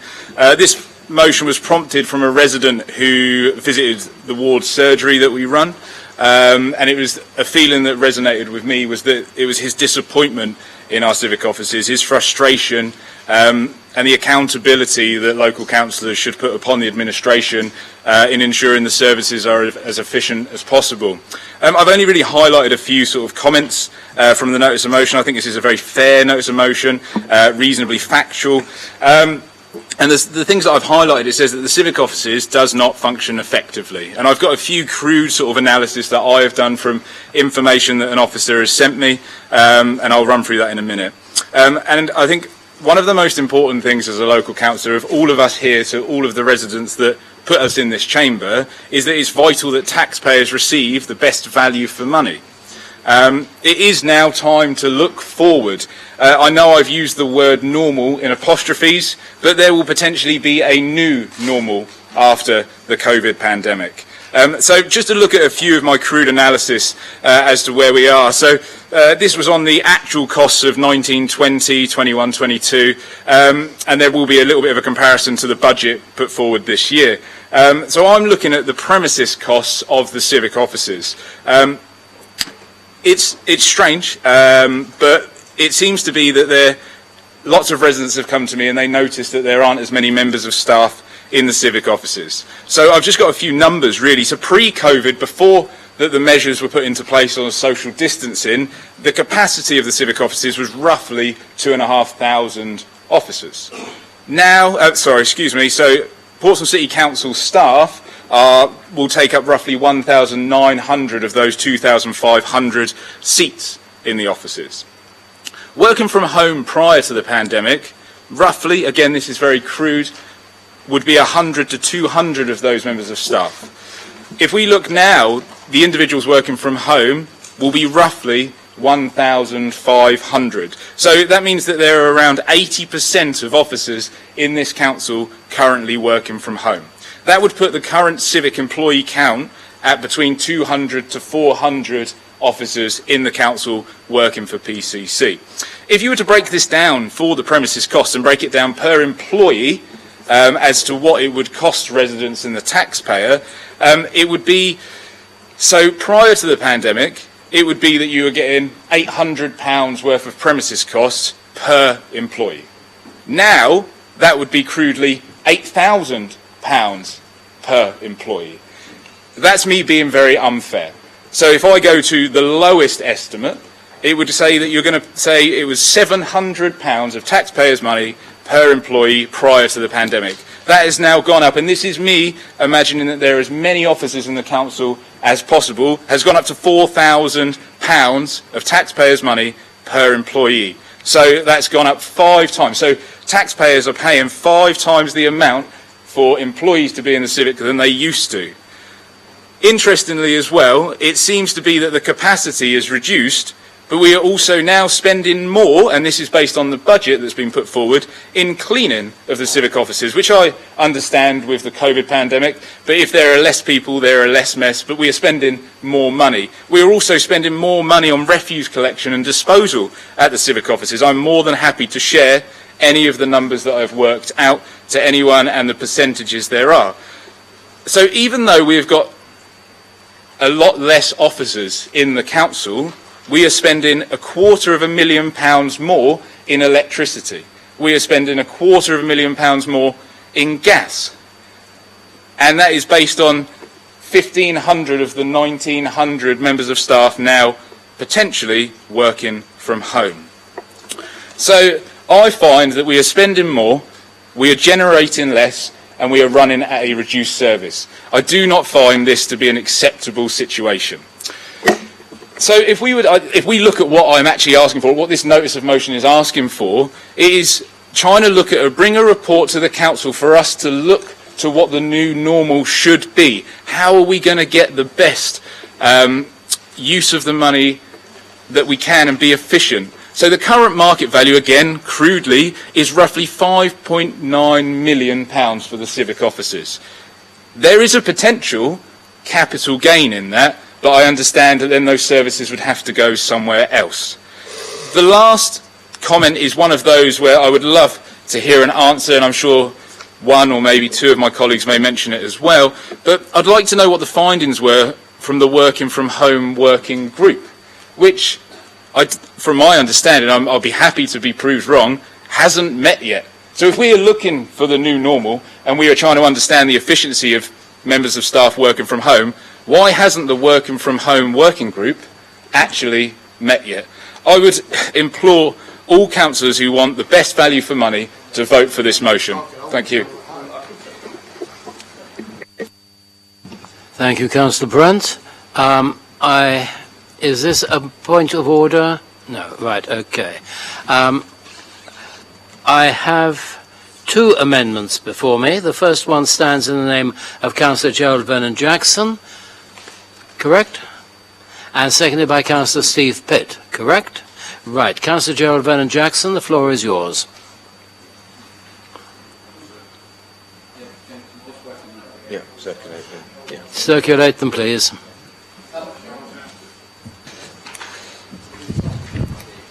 So, Lord Mayor, I'm happy to take the proposal here and work it through. I think it is. The pandemic has meant that there are new ways of working that all organisations are having to grapple with. The other thing we know is that the labour market in the country has shrunk by between 500,000 and 1 million people. So there are many fewer people looking for jobs in the country now, and so there are labour shortages in lots of different areas.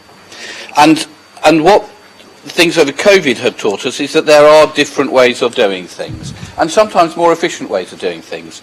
I used to go up to London for a 2-hour meeting, and it would take the entire day. Why on earth would I ever do that when I can do it on Zoom? It is much more environmentally sound, much better use of time, and there are things that we can learn. We had a really good twinning meeting with Halifax on Zoom. None of us got on planes. It worked remarkably easily and remarkably well.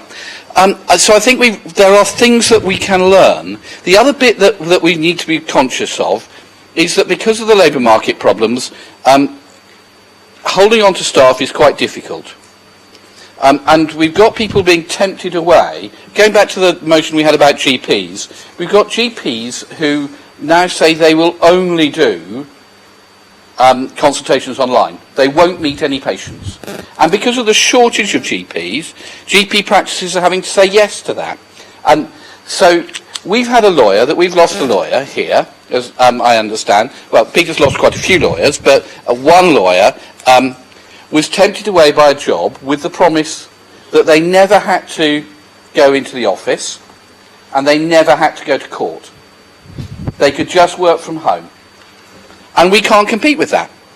And that's a real problem. But that's the market we're in. And I think we have to think differently about how we operate. So when lockdown was on, we got down to 500 staff in the Civic. It's now significantly more than that. But I think we are learning different ways. And there are different bits of the council that work okay with people working from home and some bits that don't work okay from it, and we have to go through. But I think that the real issue we're going to have to grapple with is the Civic is no longer fit for purpose. It is a black glass building where you can't open the windows and there's no aircon. And it's an unpleasant place to work. And also, if we are clear about it, we will not hit our target for going net zero, CO2 net zero, if we stay in the Civic offices. So our amendment is saying we need to get out. We need a much smaller place. It needs to be in the city centre because we need to support the shops in the city centre, but we need to start doing some work about getting out of the Civic as soon as we can. Now, that might mean that somebody comes and buys it and rips it down. It might mean they come and rip off the glass and do something more sensible and better. But I think we need to grasp the nettle and say that the Civic offices as they now are, with all the things that we've learnt during COVID, do not work for this city council, and therefore we need to be looking to do something else, because it's right for the people who work, it's right for the people, the citizens of the city who we provide services for, but it's also right for the environment to have a building that is modern and will achieve the environmental credentials we want. So the amendment just says we need to look at getting out. But thank you for bringing the motion. Thank you, Councillor Vernon Jackson. The second amendment is in the name of Councillor Judith Smythe and Councillor Cal Corkery. Councillor Judith Smythe, you propose? Yes, you've already seconded it. Councillor Corkery, you second this? Councillor Corkery, you seconding this motion? Oh, I was getting distracted by the conversation over there, Lord Mayor. Yeah, happy to second. Well, I'm sorry the members are getting distracted by conversations. I trust that members will listen to members when they're speaking. Councillor Smythe, the floor is yours.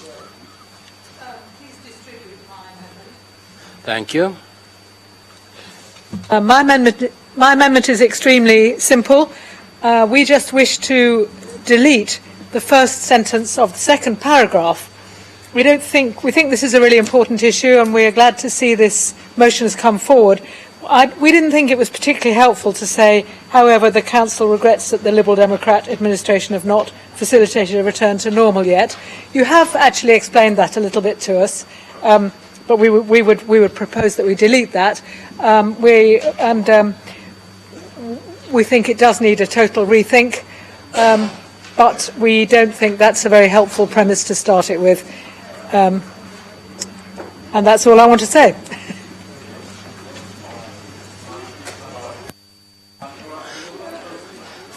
Thank you, members. Members, you're getting restless.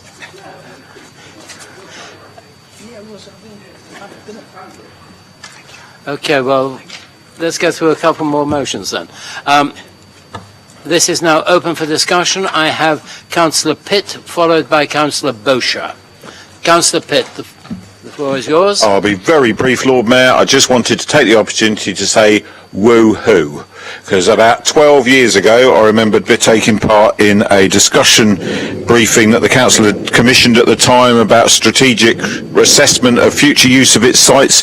In fact, the Member of Parliament for Portsmouth South was on the same group with me when we were looking at that, and one of the suggestions at that time was that it would be unsustainable in the medium to long term to stay in the civic offices, a building which I have always detested with every fibre of my being because it absolutely destroys the centre of our city. So if we got a possibility of reimagining it without knocking it down necessarily and causing problems because of the issues with that carbon footprint with wasting the concrete when they might be able to use it for another purpose, and finding a better location, perhaps slightly nearer to the retail heart, which would help to regenerate the retail in the city centre. We're finally starting to have grown-up conversations about what we need to be doing in order to have a thriving heart of Portsmouth over the next 10 or 15 years. My pledge to you guys as a council as a whole, rather than just the administration doing this stuff, is I'm absolutely determined to take everyone with me.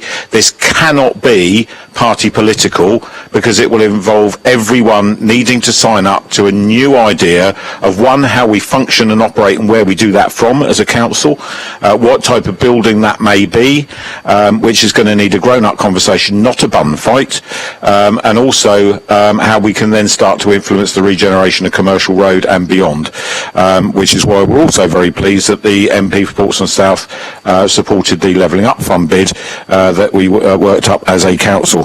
So fingers crossed that we get that, because that would also fit into this extremely well. So thank you to everyone, especially since the notice of motion and the Labour amendment also fit perfectly well with ours, which is let's get out of that building as soon as we can and stop destroying the planet by living in it. You are wrong on one minor issue we were discussing. We were discussing that 14 years ago with you.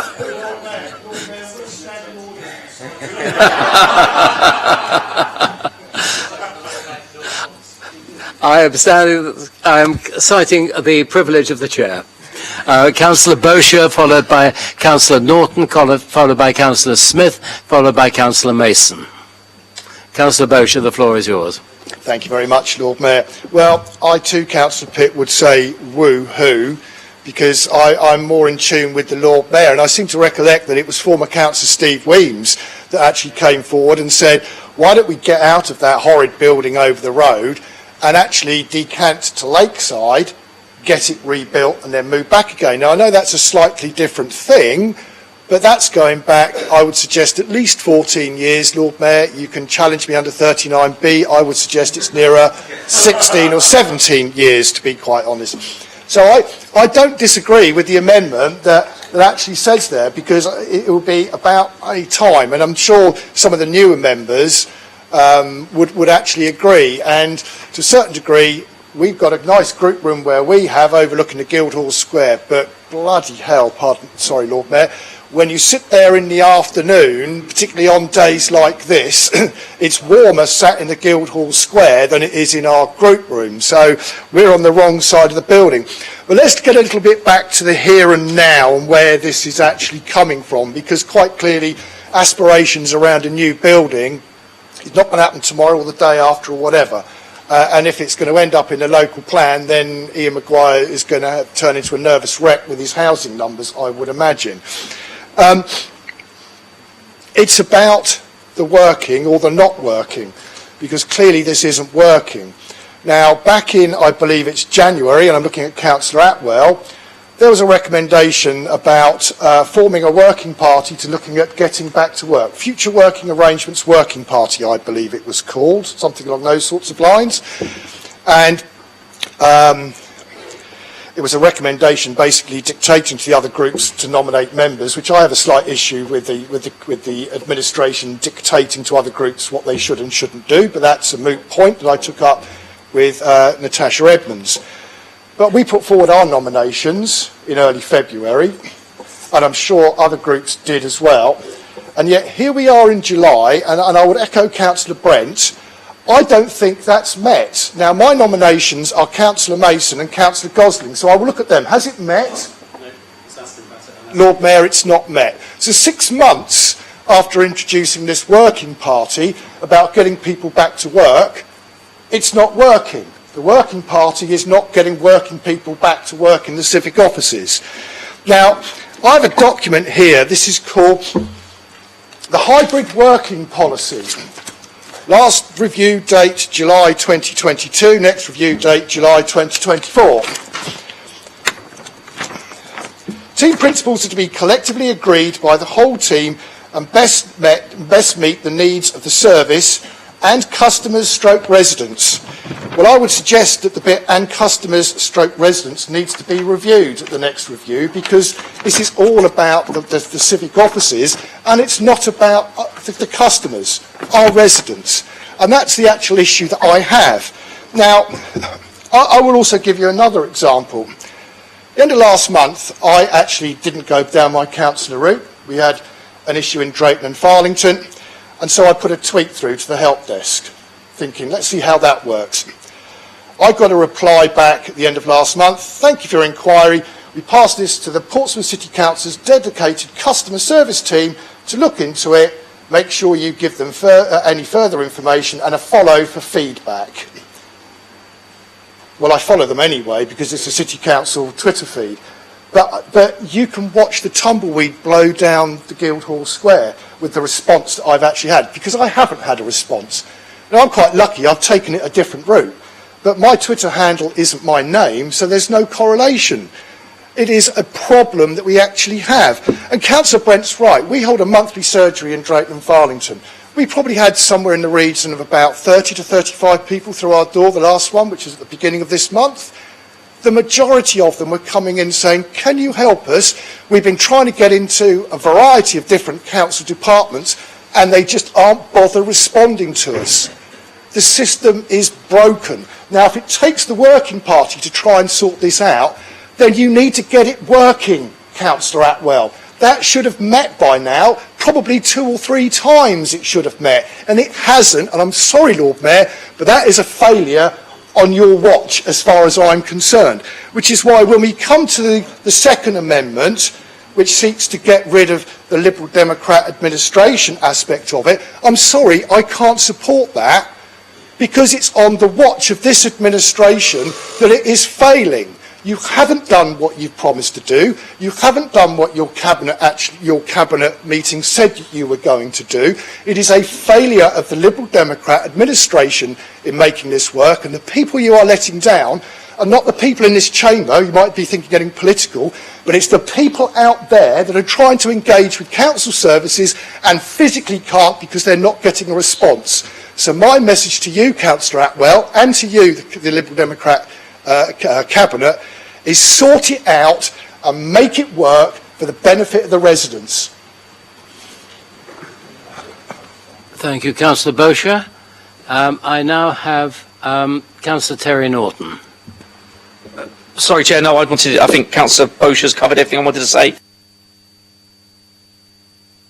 Efficiency, really, and while we're here, and that is to serve our residents. So often we have complaints recently about residents not being able to get hold of people, it being one-way traffic, and same for us as well. When we walk around the civic offices, we can't find the people we want to speak to. It takes months to often get a response from various departments. So yes, we need to be diligent with the public purse, but also we need to make sure that we're efficient. Councillor Norton. Councillor John Smith. Thank you, Lord Mayor. A lot has already been said, so I'll be brief. But working the assets harder has got to be the right thing to do. Getting better services very much as well. So I'm very much in favour of Councillor Brent's motion. I would just like to make an observation, which is I think from this point on, obviously it'll be in the news about, we're going to close the civic offices and everything else. And I think it's important that employees are taken on the journey with us. It's always, we can lose them. And I think what Councillor Gerald Vaughan Jackson's already been said about getting the right balance there with people. I think it's important. So taking the employees along the journey as well has got to be the right thing to do. Thank you. Thank you, Councillor Smith. Councillor Lee Mason. Thank you very much, Lord Mayor. I think I'll trump you and say that 22 years ago I remember people talking about there would be a need for the building to change or moving out the building. I expect I could be trumped by Leo going back even further than that. I know you're shaking his head, that's good. I do remember back 14 years ago when we were being told it would cost more to get the building for the next 10 years than it would be to replace it. So it was quite a surprise at the time that the administration seemed to decide to keep going forward. And Councillor Steve Weems, since he's been mentioned already, he did campaign rigorously on this. One of his renditions that I particularly like the most is the idea that we could knock down the Mountbatten wing whilst keeping the rest of the building, build a new fit-for-purpose civic offices right next to the Guildhall that you can have linking across. Then once that's completed, knock down the rest of the civic centre and then use it for whatever purpose, either sell it or have a conference centre. I think there's a lot of things that we can do to move forward, but that building isn't fit for purpose. It's not fit for the environment. And it's one of those times when I feel a little bit like we're saying we're going to have a climate emergency, we're going to do this, we're going to do that, and we have a building that doesn't work, isn't cool in the summer, isn't warm in winter, uses a lot of energy to keep it going. It just needs to change. So thank you very much, Lord Mayor. Thank you, Councillor Mason. I now have Councillor... Sorry? Yes? To find out about the working group and why it hasn't met, and also say that we're waiting a nomination from the Labour group, which is what they've said to me. That's not right. All right, sorry. In that case, I will tell them that they're wrong. Wonderful. Okay, thank you very much. That's very helpful. Okay.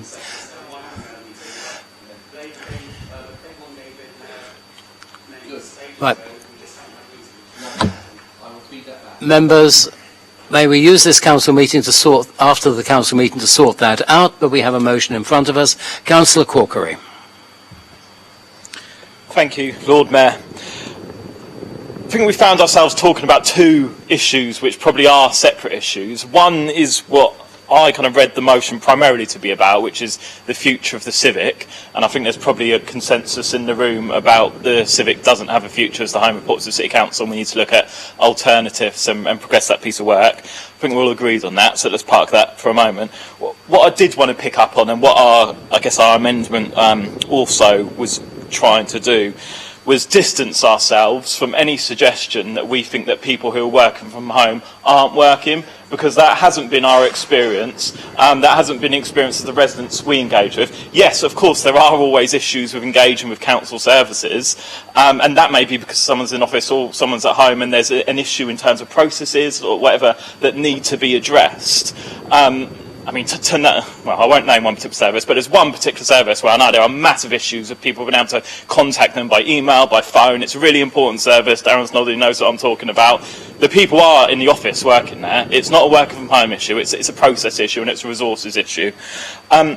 So I just want to distance ourselves from that, because we believe working from home can work. We believe it does work. We believe it is the future of provision of services for the local authority. We don't expect it's never going to be everyone always working from home. There are lots of roles where it will need to be hybrid, because there'll be a requirement to come in on certain days to do certain functions. And actually lots of the staff that we speak to quite like a hybrid approach, because they want to be able to go in 1 or 2 days a week to break it up, mix with people in person, get out the house, etc. So yeah, I guess that's the basic point we want to make. We want to distance ourselves from any suggestion, which wasn't really in the motion, but we thought probably lay behind it and has come out as part of the Conservatives' contribution, that they believe that working from home is in some way a cover for people not doing their jobs, because that absolutely hasn't been our experience, and we do not think it's the case. Thank you, Councillor Corkery. I have... Which, under what? E, please. 39B, Please. certainly. For the record, I don't think anyone suggested that people weren't doing their job. I think there were some points made about efficiency, fair points, but I would reject that we've made any comments about people not doing their job properly. Thank you, Councillor Norton. The next speaker is Councillor Peter Harris, and if any other members wish to speak, could they please indicate? Thank you, Lord Mayor. I'm grateful for Councillor Corkery making reference to a service that is having some problems for a process issue. I won't name that service. I was going to go up and talk about it, but I think Councillor Sanders is well aware of what service that is. It's just I've got the hybrid working policy in front of me. I think it's actually probably worth mentioning this. I mean, it does say under 6.2, unless an employee's contract specifically states otherwise, home is not a permanent workplace. Now, we are going to have some people that are going to be working from home for 4 days a week or 5 days a week, depending on the work they do. I think Councillor Vernon Jackson made reference to some of the solicitors that work in the legal team, where they are going to work for other councils because they can work 5 days a week. The issue I have with this is it's in our policy, but we could get ourselves in some difficulty because it's not saying it's a permanent workplace. So if we have got members of the council that are working from home permanently, we need to reflect that, because if we are suddenly saying we need you to come in, they could actually state that's not in my contract. This is what it says in the hybrid working policy. So I think that needs to be reviewed. I mean, I'm looking for it again. There are a few other things which says about the principle of core hours and flexi time remain in accordance with the employee's role. So obviously managers have that discretion. So it actually contradicts the actual point that was made earlier in the policy. So I think we've got an idea of what we want to do as a council, but I actually think this document really needs looking at again. And I think the points made around the civic are blatantly obvious to everyone. It's not fit for purpose. The quicker we knock it down and build something much better, I think we'll all be happier, preferably an air-conditioned building that on a day like today, which would be great.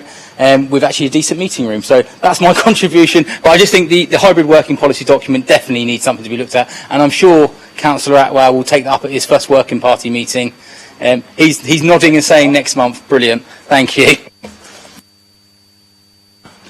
Right. There being no more members who have indicated to speak, Councillor Brent, first of all, will you accept either or both of the amendments? And then will you sum up?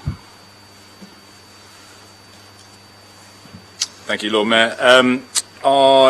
This may be the first time, I think, or maybe the only time this will ever happen, but I'm happy to subsume Councillor Vernon Jackson's amendment.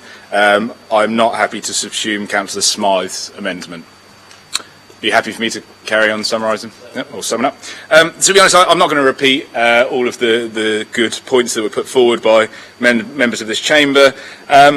I think this is more a semantic point than anything else, and I'm just going to make it. I would request that Labour withdraw their amendment. I think there's a need for accountability. If we look at the semantic point I'm referring to is, so have minimal disruptions and the impact to the normal services. So that would be in the normal services that members of the public would have received pre-COVID.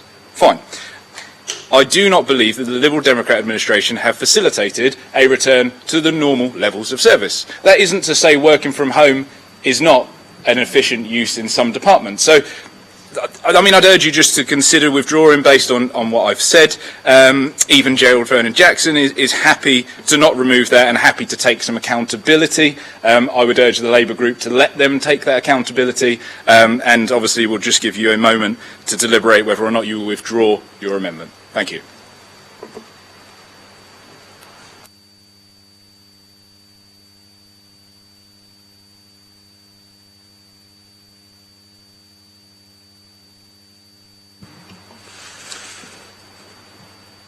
Councillor Smythe, you have been asked as the proposer, are you willing to withdraw the amendment? If you are not, we will take the amendment. We'd like the amendment to stand, please. Okay, the amendment therefore stands. Thank you. We now come to the vote. We first of all vote on the amendment which has not been incorporated, which is the Labour amendment. Can I see those in favour of the amendment, please?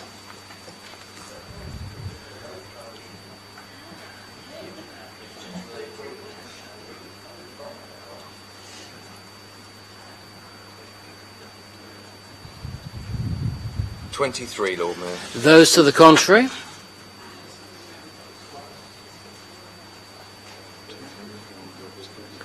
9, Lord Mayor. It therefore, thank you. That's the motion. The amendment is therefore carried.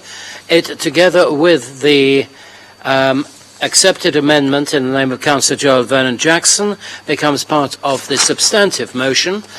We now vote on the substantive motion. Will those members in favour of the substantive motion please show?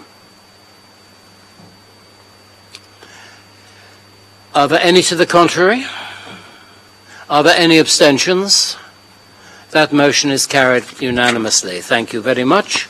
That concludes that motion. We move on to motion J. This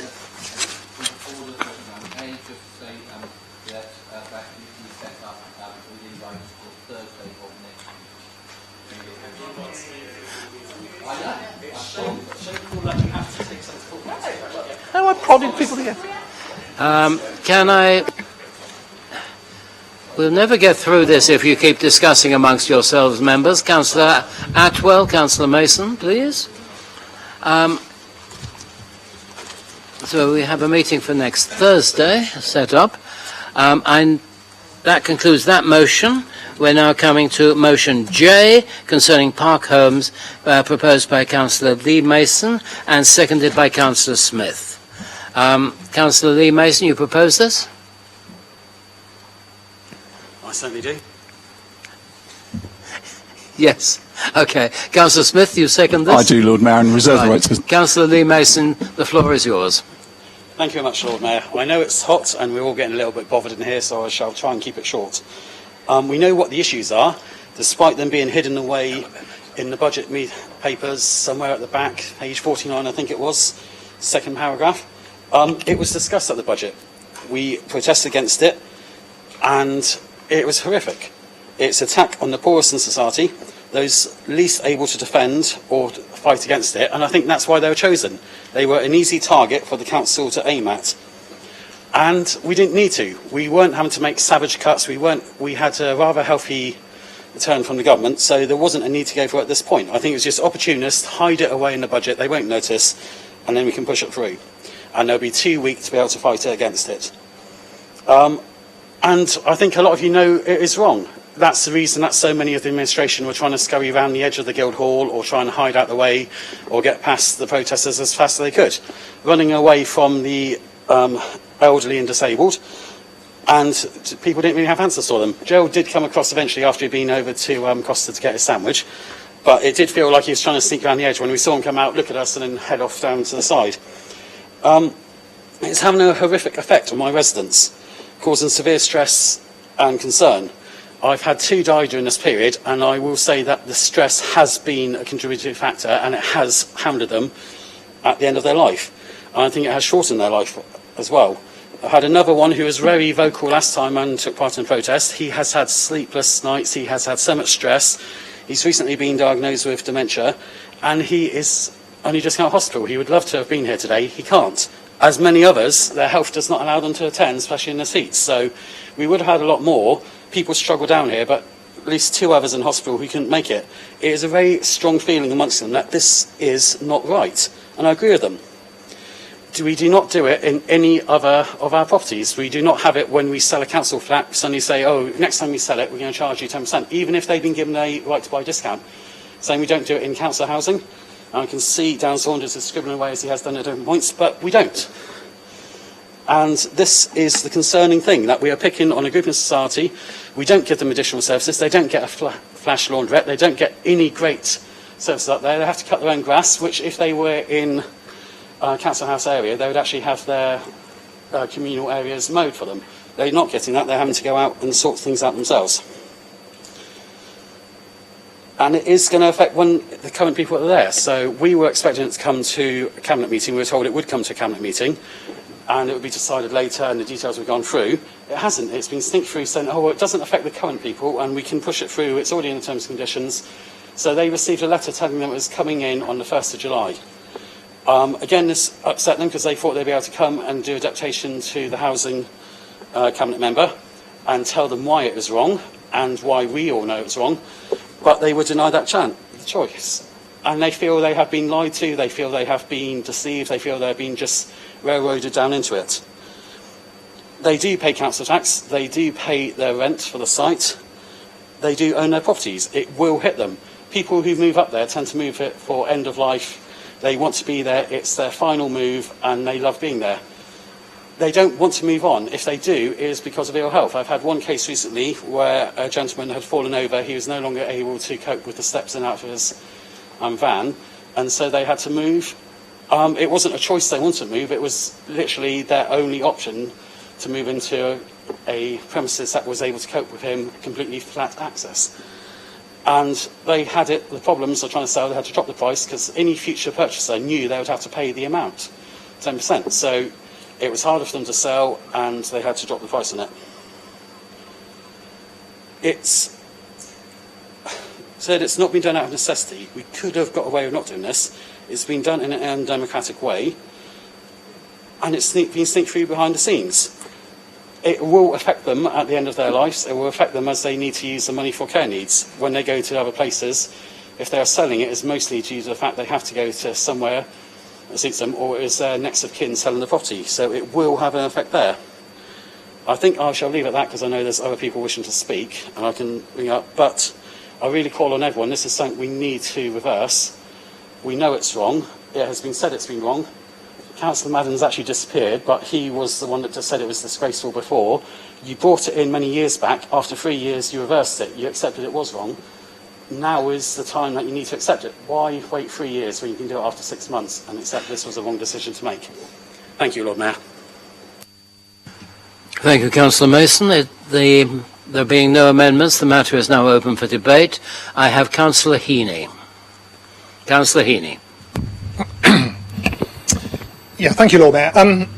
At the budget meeting in February, a proposal was tucked away in the portfolio savings in housing, which said purchase of mobile homes at on council-owned parks will be required to pay sales commission in accordance with the normal industry practice. It seems fairly innocuous, doesn't it? And £50,000 was put in for the budget line for 3 years, so £50,000 per year. The March council meeting, the cabinet member answered a question on the issue of commission sales for mobile homes, and he said, "I'm disappointed that no colleagues told me their concerns before the meeting, otherwise they could have been dealt with by now." Although he was not elected until 2012, I do find it a little bit surprising that he did not realise that the issue was controversial, given the saga the Liberal Democrat administration went through between 2007 and 2009, first introducing the commission charge again, or reintroducing the commission charge, and before abolishing it again in 2009. There's also a parliamentary briefing paper which I looked at which talked about the commission charge, saying there has been a polarised debate over the years about the commission payment, with park home owners calling for the rate to be reduced or abolished, and site owners arguing for the commission payment to be maintained. Now, it may be that officers didn't brief him about the controversy that took place previously, but just to go over the history and just to sort of give me a sense of why I cannot understand why he went for this. The commission charge was abolished by the Labour-run Housing Committee in February 1995, and during my time as Chair of Housing between 1996 and 2002, I saw no reason to reintroduce it. And of course, having abolished it, reintroducing it was always going to be incredibly difficult. However, in 2007, the Lib Dem cabinet member took a report to their July meeting that recommended a 7% commission charge be reintroduced. The report actually said that the purpose was to improve income from mobile home parks by reintroducing charging of the commission on the mobile sites. The income will be used for HRA services and will provide a valuable source of revenue. So it wasn't being done to support the mobile homes, it was being done to support the general revenue account. There was an interesting note in there saying political issues, saying the reintroduction of the commission charge may lead to inquiries and press interest. The reintroduction will need to be carefully managed and commitment given to use increased income from the HRI and improve services. So they were clearly aware of the problem with at the time. Interestingly, when the report was considered, there was a lot of concern because there was talk about consultation in the report. I went back and looked at the original reports, and one of the officers who was presenting the report apologised that the report was misleading on the issue of consultation, because it gave the impression that people had been consulted about the fee increase, but they hadn't.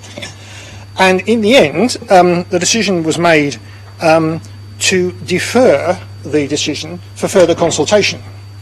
In November 2007, another report came to the Housing Executive Member. This recommended a 10% commission charge to be applied on all new lessees with immediate effect. However, again, a decision was made to defer the decision on this particular item. We then moved on to February 2008. Another report came to the Cabinet Member for Housing, and a decision was made to begin a phased introduction of the commission charge from September 2008. Then we get to 2009. The Cabinet then came along and asked for a report. Clearly there was lots of division going on within the administration about this. There was clearly no consensus, as they were still mired in confusion about division. The Cabinet then decided, and it was moved by former Councillor Mike Hancock, decided to abolish the commission charges and then refund any commission charge that had already been paid. Now, it seems to me that to subject the residents of both mobile home sites to this sort of chaotic process was really indefensible. And given the lamentable history, it is no wonder that residents are once again upset. And it seems to me that doing what Councillor Sanders has done as the Cabinet Member isn't right, because just because the local authority can introduce commission charges, it doesn't mean it's right. It's a windfall income, so not guaranteed, and looking at recent sales, you don't get £50,000 a year, that's for sure. That's the briefing note that we were given in March, says that. Also, the site provides a guaranteed income because of the pitch rentals that are paid annually. And for the last few years, the average has been around £2,000 per pitch. The finance that this current proposal might raise has now been put many years into the future, because the future homeowners are the ones who are now going to apparently pay it, but they won't be paying it for years. The issue seems to me to be that both of the groups on the council have now committed to reversing this proposal at the budget if necessary. We have no power to change this decision today, despite the misleading things that sometimes said in propaganda about what we as opposition councillors do. We can't change that decision. It's up to the Cabinet Member.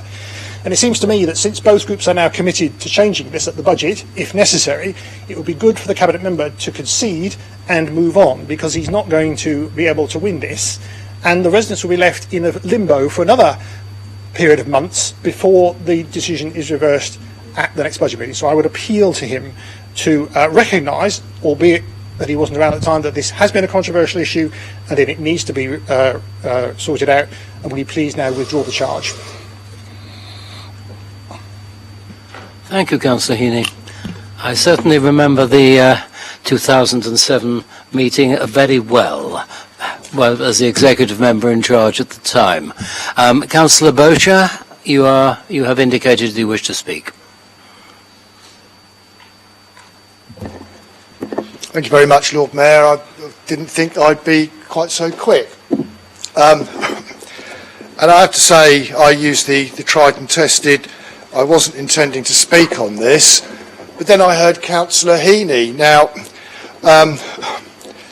I'm not going to regurgitate it and go after the Liberal Democrats too necessary, other than to say that it's somewhat ironic that earlier on the agenda we had a notice of motion titled Widening Participation in Local Democracy. Well, certainly the Lib Dems, when they came over to the council chamber, certainly widened the distance from democracy by going the long way around the Guildhall Square to avoid the protesters. But let's go back a little bit. We've had a very detailed history from Councillor Heaney there, going back to, I think it was back into the 90s actually, he actually went at some point, and detailing all the things that everybody else did and why they didn't do it. But let's come back to 2022, because that's sort of where we are at this moment in time. And actually, let's go back to February 2022, Councillor Heaney, because we identified on this side of the chamber this charge and identified the fact that it was extremely unfair. There was a protest in the Guildhall Square, which everybody saw when they came over, and indeed I believe, Councillor Lord Mayor, yourself, you were one of the few that actually chose to engage with the protesters and listen to what they had to say, while everybody else sort of skirted around it. But Labour Group supported this charge in the budget. So you actually voted for this charge, Councillor Heaney. So for all your history and all the confusion around it, when push came to shove, you voted to impose this charge on those residents that were there back in February, and they've been here today, either giving a deputation or outside in the Guildhall Square. And not only that, I seem to remember that 2/3 of the way through the debate, we had a cross-party amendment to the budget come forward. So not only had you seen the protesters, listened to the protesters, heard the deputations, heard what this side of the chamber actually had to say about it, you then moved an amendment 2/3 of the way through the meeting, and then so you had a second chance to remove that charge. And again, you didn't. You left it in there. And now we have a situation where the Labour Party are rowing back on it and trying to blame everybody else, when you were the ones that stood up and put your names to it back in February. And it was ironic that candidates were running around trying to dampen down spirits in various areas and trying to row it back. This is an unfair charge. I think the Cabinet member identifies that, and hopefully he will do something about it. But I'm sorry, but my ire in all this and outrage is with you, Councillor Heaney, because you've given everything like that, and yet you can well smile and chuckle and look at your leader, but you the one that stood up to be counted and said, I'm going to impose this charge twice in February. So quite frankly, Councillor Heaney, you should hold your head in shame.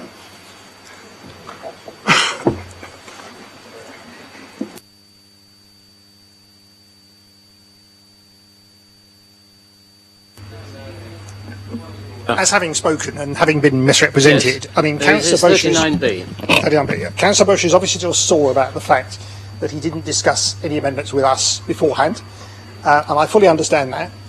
But as you well know, the chance of unpicking budget amendments and budgets in council meetings is not possible. We did do that once, and it was a total disaster. But Councillor Sanders has already conceded by moving the proposal to future, and I think we've now got a situation where I don't think he's going to win, because we can agree to change the proposal, if not today, at least sometime in the future. So the result is what matters, and you know very well that budgets can't be made up on the hoof. I think that says that where a member has been misrepresented, well, I actually don't think there was a point of order there, Lord Mayor, because I think I represented him perfectly.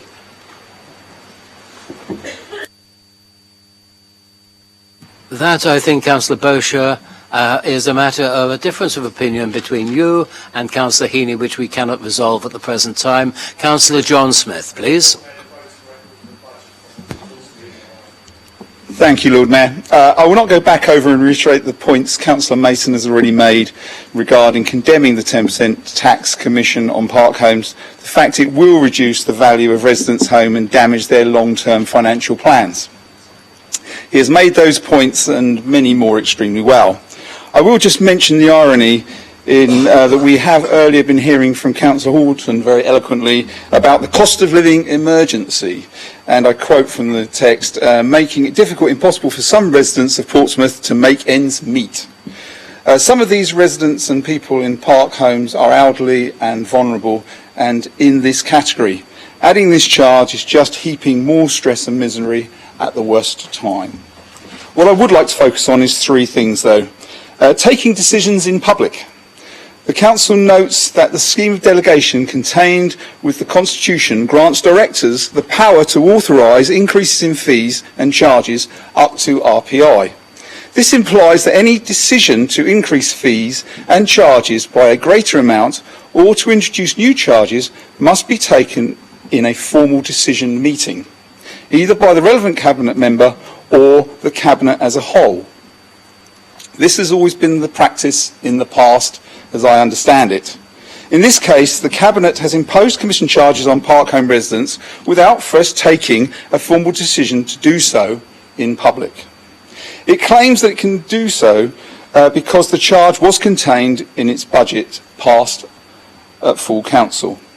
When the Lib Dems previously imposed the same charge back in 2007, a formal decision was taken by the Cabinet Member for Housing.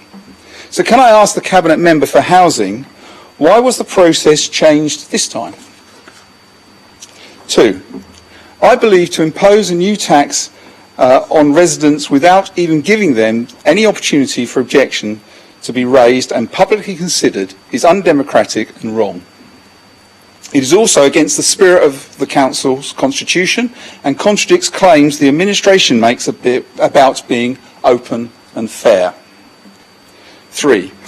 I would like the Council to put on record its opposition to the introduction of a 10% charge on the sale of park home properties, to call on the administration to please reconsider their actions, and the decision to impose a commission charge to be taken in public. And in closing, I would ask the City Solicitor to provide a written explanation of why the usual process is being bypassed, and with that, an explanation for how this is permissible under the Constitution. If you could do that, that would be really helpful. Thank you. And finally, I know we're going to hear in a minute from the administration, we are only doing what other councils do in putting this charge in place. I heard it about lunchtime outside in the precinct, somebody said it. And I'd just like to finish off by just pulling out something, quoting from a resident who couldn't come today because they're infirm and couldn't get here. And I'll just quote, "Doing something because others are doing it does not make it right. Portsmouth City Council should not be joining the ranks of those who have traditionally exploited their vulnerable residents. Portsmouth City Council should be a beacon of good practice." Thank you very much. Thank you, Councillor Smith. Is that a point of order? Which one? 39A, correct. Very suitable question to ask about whether the normal process was done in terms of publicity or whatever in terms of budget proposals, and I think it would be sensible if the Director of Finance or Mr. Bolf would be able to comment on that.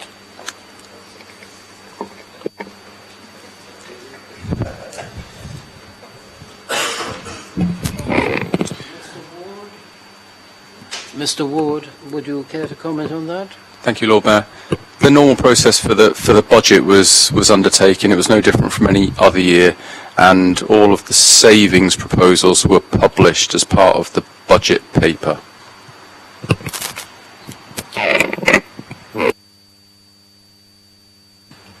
Thank you. I have two speakers left. Councillor Sanders, followed by Councillor Peter Harris. Councillor Sanders. Thank you, my Lord Mayor. As was discussed earlier, this was presented to the February budget meeting. And I listened very carefully to the deputations at the budget meeting, and I listened very carefully to Conservative councillors who came up to me afterwards and said, have a look at this. And so I did. I would, in March, have been happy to extend the 45 minutes for questions, because a question was asked about this, in order so that we could have a full discussion. I couldn't, and I'm sorry about that, but I had COVID at the time, and unlike other politicians, I didn't want to break the rules. I would have loved to have done this online, but government rules stopped me from doing it. Now that's a shame, because then we, as Councillor Heaney suggested earlier, might have been able to resolve this and come to some sort of conclusion earlier. But after discussing it with Conservative councillors at the budget meeting, I went away and I asked officers several of the questions you've asked, including John's question about is this normal, effectively. And so I asked them a series of questions, because I listened and I wanted to know what they were. Firstly, have residents in this park ever been charged? And the answer was yes. And it wasn't the 2007 to 2009, let's all taper it, change it around. As Councillor Heaney has said, they were charged up to 1995. So anybody who's lived in those parks for more than 27 years has had a charge previously. So this is not new. Secondly, and it is Councillor Smith's point, are we alone? And the answer was no. Conservative control, then Conservative control Gosport, Conservative control New Forest, Conservative control Basingstoke and Dean all do charge. And I understand, and colleagues can correct me if I'm wrong, that that has not affected sales. Thirdly, is there a legal problem? You know, if we carry on like this, do we have legal issues? Answer, yes. Because actually, if anybody in this city chose to sue us, 39A, Gosport is controlled by a Liberal Democrat administration. I said sorry, Conservative control. I did say then Conservative. Okay. I'm so pleased you listened, Councillor Norton. I'm so pleased you listened, Councillor Norton. I'm delighted. So the third thing is, yes, if anyone in this city, I was told, who could sue for us not introducing a charge, and I was told would win. Now that to me seems a bit crazy.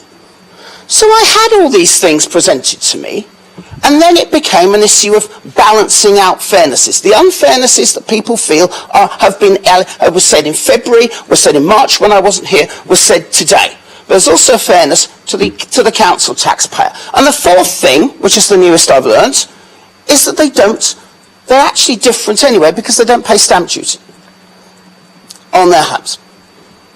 So Mr. Stevenson said there was a £170,000 charge, £170,000 charge on the home, and they, under this regime, pay nothing. The only people in the city who don't pay any form of charge because they don't pay stamp duty. So it's about balancing that unfairnesses. And as Councillor Heaney outlined earlier on, I could have chosen to go down the route of the taper rent, but that wouldn't be fair because current people would be included.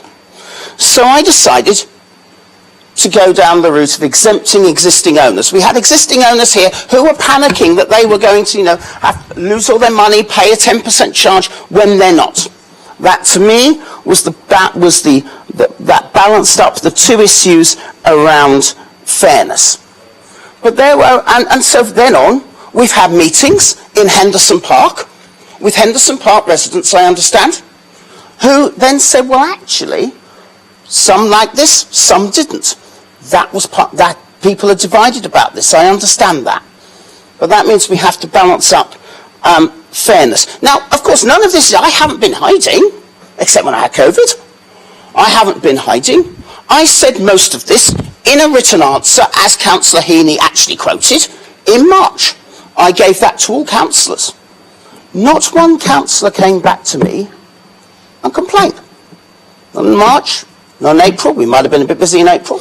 Not in May, not in June, not in July. It is only now that people have seen fit to complain. Now, there are real issues around the level of those parks. Stuff from Cliffdale in the deputation's area I didn't know about. Stuff from Henderson Park about there not being a residents' association. Those issues have to be dealt with, and I will and have asked officers to deal with it. But after that discussion with Conservative councillors, and after looking at the evidence, and after looking at that, I felt that the best compromise to stop this council getting sued, to make sure that we could, yes, maximise income, but not unfairly penalising people who had planned for their retirement, was actually to introduce a charge, but to exempt existing owners. I haven't misled anyone, I don't think. I haven't been hiding, except when I have the virus. And I still think that on balance is the best thing to do. I think we're going to lose today. I think that we'll be asked to reconsider it. I'm happy to look at other aspects of it, but we're being asked to reverse it today, and that I think is also unfair and places this council in serious legal problems. Thank you, my Lord Mayor. Councillor Heaney. Thank you, Lord Mayor. Under which one? It's about an explanation of fact, correcting something that, as I said, right. I have to say that what Councillor Sanders has said about the being sued is utter nonsense. I was chairman of housing for 6 years. Nobody ever raised the issue of suing. This is a political choice that people make about whether to charge or whether not to charge. to try and pretend that we will face legal action if we don't impose charges is really, frankly, ridiculous. And there's nothing in the briefing note that was given by officers to say that was the position. So I think he's trying to basically fool us, and we should reject it. Completely wrong.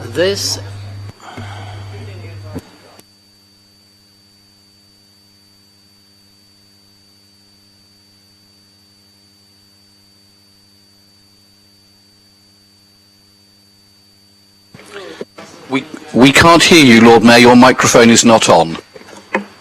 Should be. I was saying that was not a point of order because it didn't fall within 39A or 39B.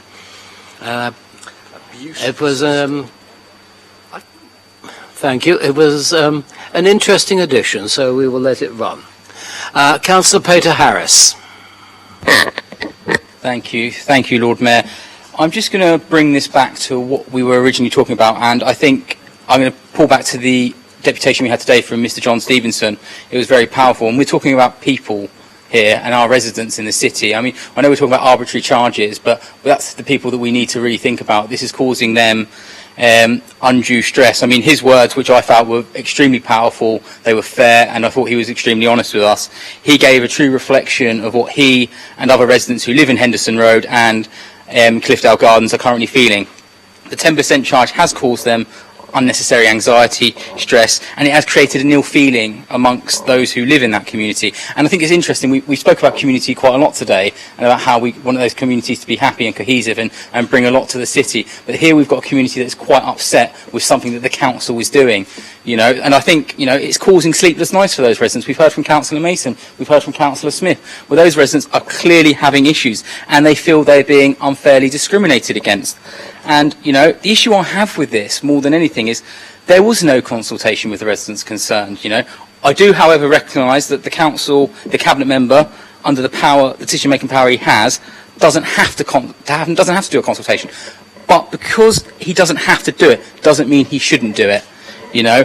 I think this whole mess could have been quite easily avoided had those residents been engaged from an earlier period. I mean, Mr. Stevenson today, he demonstrated about £17,000 that potentially the council could have got for doing next to nothing.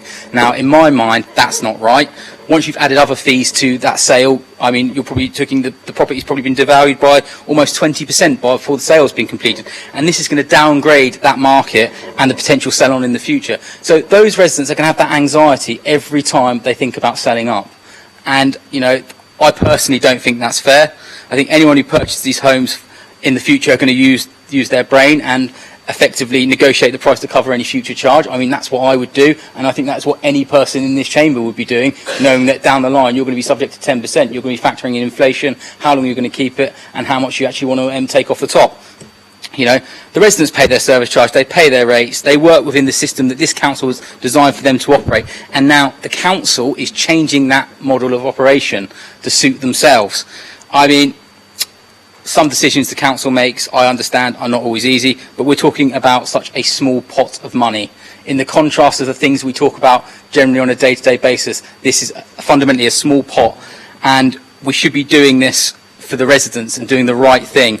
I mean, the savings was an indicative in the budget, so although I don't suspect it does need a decision to be made, however, I think the cabinet member will be minded to bring this to a decision meeting, even if it is a report for noting, to ensure that the residents can have their say, and I would suggest to him that he goes and puts this out to consultation, he does the correct thing, talks to the resident, and then makes the decision again. Give them an opportunity to have their say, because I don't believe they've had it so far, and I don't think this is going to go away, Councillor Sanders, and I really think that you're going to make, hopefully, the right decision and do that. Thank you.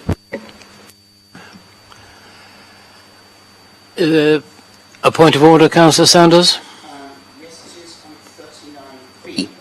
I have, following Councillor Heaney's comments, I've asked officers as to whether the comment about being sued was correct or not. My interpretation was that it was.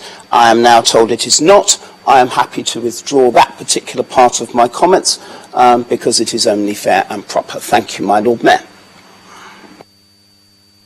Thank you, Councillor Sanders. I have Councillor Vernon Jackson, then I will come to Councillor Lee Mason for summing up. Sorry, Councillor Brent has jumped in at the last moment. So Councillor Vernon-Jackson, Councillor Brent, and then Councillor Lee Mason to sum up. Thank you, Lord Mayor. I was just to pick up on the thing from Scott, Peter Harris, and from the deputation given by John Stevenson. I was interested because John Stevenson was talking about somebody who lives on Henderson Park selling up and having to pay £17,000. My understanding was that no existing tenants there were in scope for this, so that couldn't have happened. Yeah. Of course. He actually used the word potentially, so it hadn't happened. It could have potentially happened. But I think the deputation from John Stevenson said that it had happened, that they were very worried. So okay, that's very helpful. So I think as long as we are clear, not that I could hear, but anyway, I'm very happy to take your word for it, that there is no suggestion that any existing residents are caught by this. That's fine, and I thought that the deputation went down that route. So thanks very much, that's very helpful. Thank you, Lord Mayor. I just thought I'd wait to be the last person to talk on this. Obviously, two of the wards in the city are impacted directly by this notice of motion, and I'm extremely disappointed that the councillors who have just been elected for those wards, Councillor Shah and Councillor Winnington, haven't decided to put their speech forward and defend the moral compass of these residents. I think that sends a very, very strong message to these residents.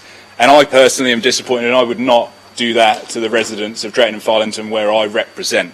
I think there's just a couple other little things to say. I think whenever we get deputations from members of the public and even ex-councillors who are willing to come back to council to ensure that things are seen through, if it's important, that's what we're all here for. We're here to fight for the electorate. Councillor Heaney, in a nutshell, was giving everyone a rationale as to why Labour voted for the charge. And as Councillor Simon Bosher said, they voted for the charge twice. Yes, I understand, I'm more than happy to take a stand in order, but Councillor Heaney had said, well, it's very difficult to take out savings proposals from the budget. It's £50,000. So is it difficult to find £50,000 for the council that actually the impact of that £50,000 to these members of the public and residents of Cliffdale and Henderson Park, it is an unfair charge. There is easily the power to turn this round. Councillor Sanders says, well, every other council in the local area, well, they do it.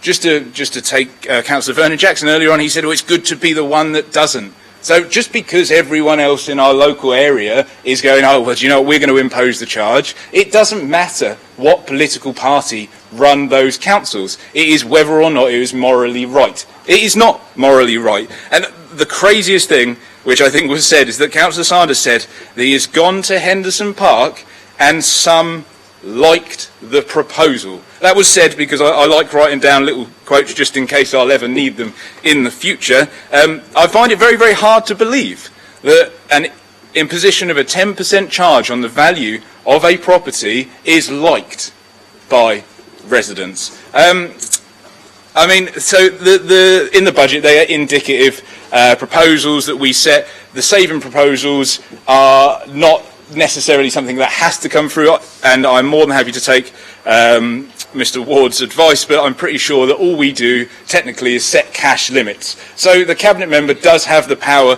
to reverse decisions. I understand arguably what we're doing here and what we've heard from the Liberal Democrats and Labour is, do you know what, we've made a mistake, we didn't listen, we didn't necessarily consult, we're going to make a U-turn, I'm really sorry. Well, do you know what? To the residents of Henderson Park and the residents of Cliffdale Gardens, that isn't good enough. How many times has there been a protest outside where people feel so incensed that they have to come? It's their livelihoods. Everyone, you need to look at what you voted through. I know, and I'm more than happy to look at the recordings, that I did not vote this through. I voted against it because of the moral compass that I have to the residents of the city. So, I mean, that's my penny's worth, really.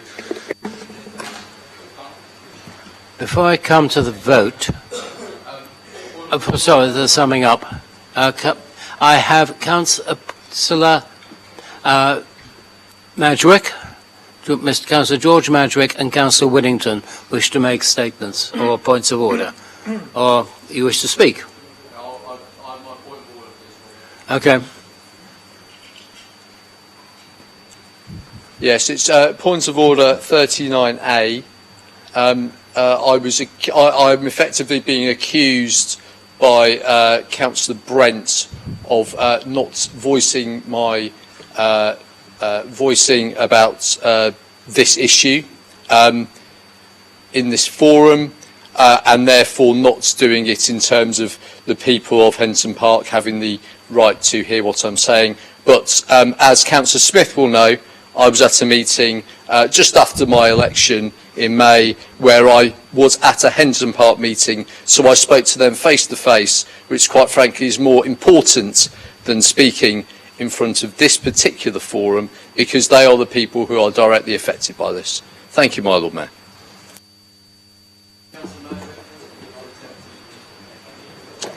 Thank you, Lord Mayor. As a lot of you know, I don't really speak very often on things, but I thought I might be able to give you something useful, because myself and my group were actually coming in here today intending to vote against this motion.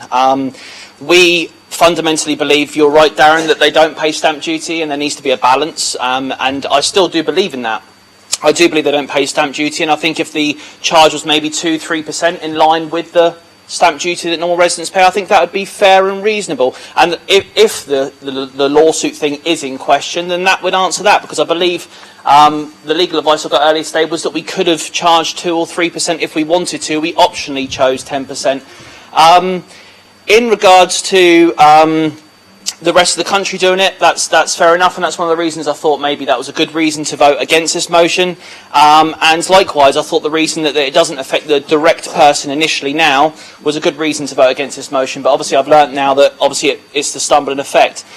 The thing that really, I mean, first of all, I think I can speak on behalf of all our group that our eyes really opened up when we had the deputation from John Stevenson, because until that very moment we were voting against this motion, no questions asked.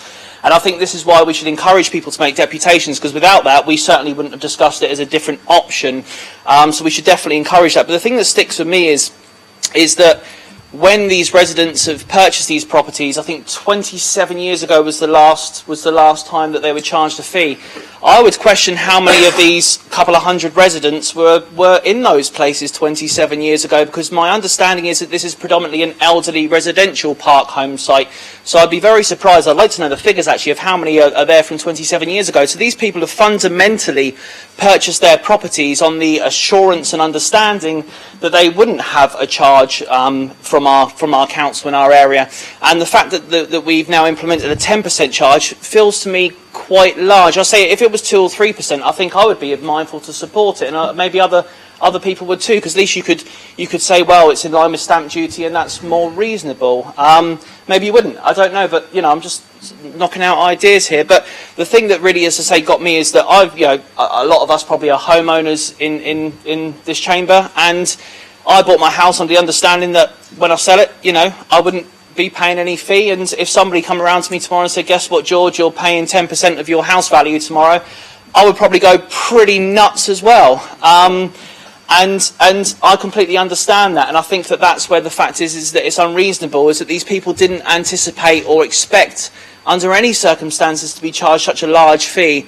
And I think it's reasonable they got infuriated and angry. I certainly don't condone the behaviour of their first protest, because the way they treated our colleagues over there, Councillor Mellor, was nothing short of disgusting. But I do understand the anger that they had. I do completely understand that, and I would feel angry too. But as I say, I think the way that it was done today, where a resident was here to make a deputation in a really meaningful and calm manner, was the right way to do it. And as I say, for us, it certainly opened our eyes. So we will be supporting this motion today. But we would happily look at working with the administration about, potentially something, if it's a smaller percentage or something more reasonable. But yeah, that's my 2 pence. Thank you. Thank you. Councillor Lee Mason, to sum up. Thank you very much, Lord Mayor. I'd like to thank Councillor Heaney for their conversion on the road to Damascus, where they've now admitted that they were wrong in February and correct now. I'm glad to have new converts to our cause, and it was a very useful history, so I'm glad I didn't go too much into it, and you did go back right to 95, which is before my times. But mentioning that, since the mean age for people moving into this sort of accommodation is when they retire, that's great to know that if they're retiring at, or was retiring at 66, 27 years ago, it affects all the 93-year-olds, which must be a large number. So I'm glad Darren was thinking about the 93-year-olds, who, of course, are all their faculties remembered when they were charged 27 years ago. We have also had this brought up that it's, well, we're the only council not to. We were boasting earlier that we're the only council that has a learning disability champion. We're saying this is great, we're the only council. We had the leader boasting that we're the only council locally that is buying back council properties. This is a great thing, being the only council. So being the only council that isn't persecuting unfairly, and we're not providing much services for them, that surely should be a good thing. And as regards saying, oh, well, you weren't interested before, Councillor Symes has been chasing, kept asking when this was going to go to Cabinet, when it was going to Housing Committee. I'm fully aware of that. So is our city lawyer. I've put in a complaint to him and our Director of Housing. Why is it being done this way? Why is it not going through Cabinet? So we have been kicking them a fuss, saying, oh, well, I wasn't aware. I was trying to balance it all out. Why didn't you try and balance it in public meetings? You could have balanced it before the people listened to them. So we've already heard that you made your decision on false information. You said you thought you were being sued. We could be sued, and now you accept that you wouldn't be. So that means your whole premise for making a decision was completely wrong. I think that's grounds for going back. But you didn't listen to the people that actually affect. So this is about some of the poorest in society. I know a lot of the residents up at Cliffdale Gardens make use of Cosham Larder to make things meet. They haven't had a voice, they haven't had consultation. It's been completely undemocratic to them. And they've not had their chance to come forward. Not even the 93-year-olds who might have remembered it from last time. It's come on them without going to decision. And as we said, 10% is the very max we could go for. It's not the suggested, this is the max. You can't go 11%. So going straight in the max, I think any percentage is wrong. When they purchase the property could be moved off and taken away. And many do when they purchase a rundown 1960s caravan, they will decide to upgrade it for a new one, brought it on.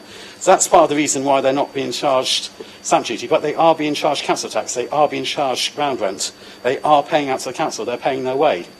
And I think it's a very sad state of affairs, especially when we've heard that the decision was made on flawed information, that we've got to this point. And I'm pleased to hear that the two other groups have come on board with us and say that this is not acceptable and we'll be reversing it in the budget.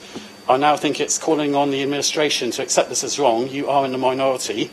This is a point where you can actually apologise to Cliffdale Gardens, apologise to Henderson Road Park, say you got it wrong, and you're going to go back and change it. I think that is the only correct course of action. I know there's a lot of people in your group who feel very uncomfortable about this, having to be forced out to vote through what they know is morally wrong and not the right thing to do. So thank you very much, Lord Mayor. Thank you. A recorded vote. Those who wish to have a recorded vote, please stand. 1, 2, 3, 4. We've got the 8. We will have a recorded vote. Members, those who are in favour of the motion, please stand and sit when your name is called. Councillor Shah, Councillor Mellor, Councillor Adeniran, Councillor Heaney, Councillor Smythe, Councillor Gerarda, Councillor Corkery, Councillor Fielding, Councillor Coles, Councillor Brian Madgwick, Councillor George Madgwick, Councillor Russell Simpson, Councillor Smith, Councillor Lee Mason, Councillor Brent, Councillor Bosher, Councillor Peter Harris, Councillor Norton, Councillor Geminu, Councillor Gosling, Councillor Swan. Thank you. Those who are of the contrary opinion, Will they stand? They will stand. So those who are against, sorry. please stand. No one's against. Those okay. abstaining, please stand. Okay. Councillor Sanders, Councillor Horton, Councillor Vernon-Jackson, Councillor Pitt, Councillor Stagg, Councillor Atwell, Councillor Madden, Councillor Zachary, Councillor Brown, Councillor Ashmore, Councillor Jeffrey, Councillor Winnington. Can we do the calculations for you, Lord Mayor? That's 22 to something. Thank you.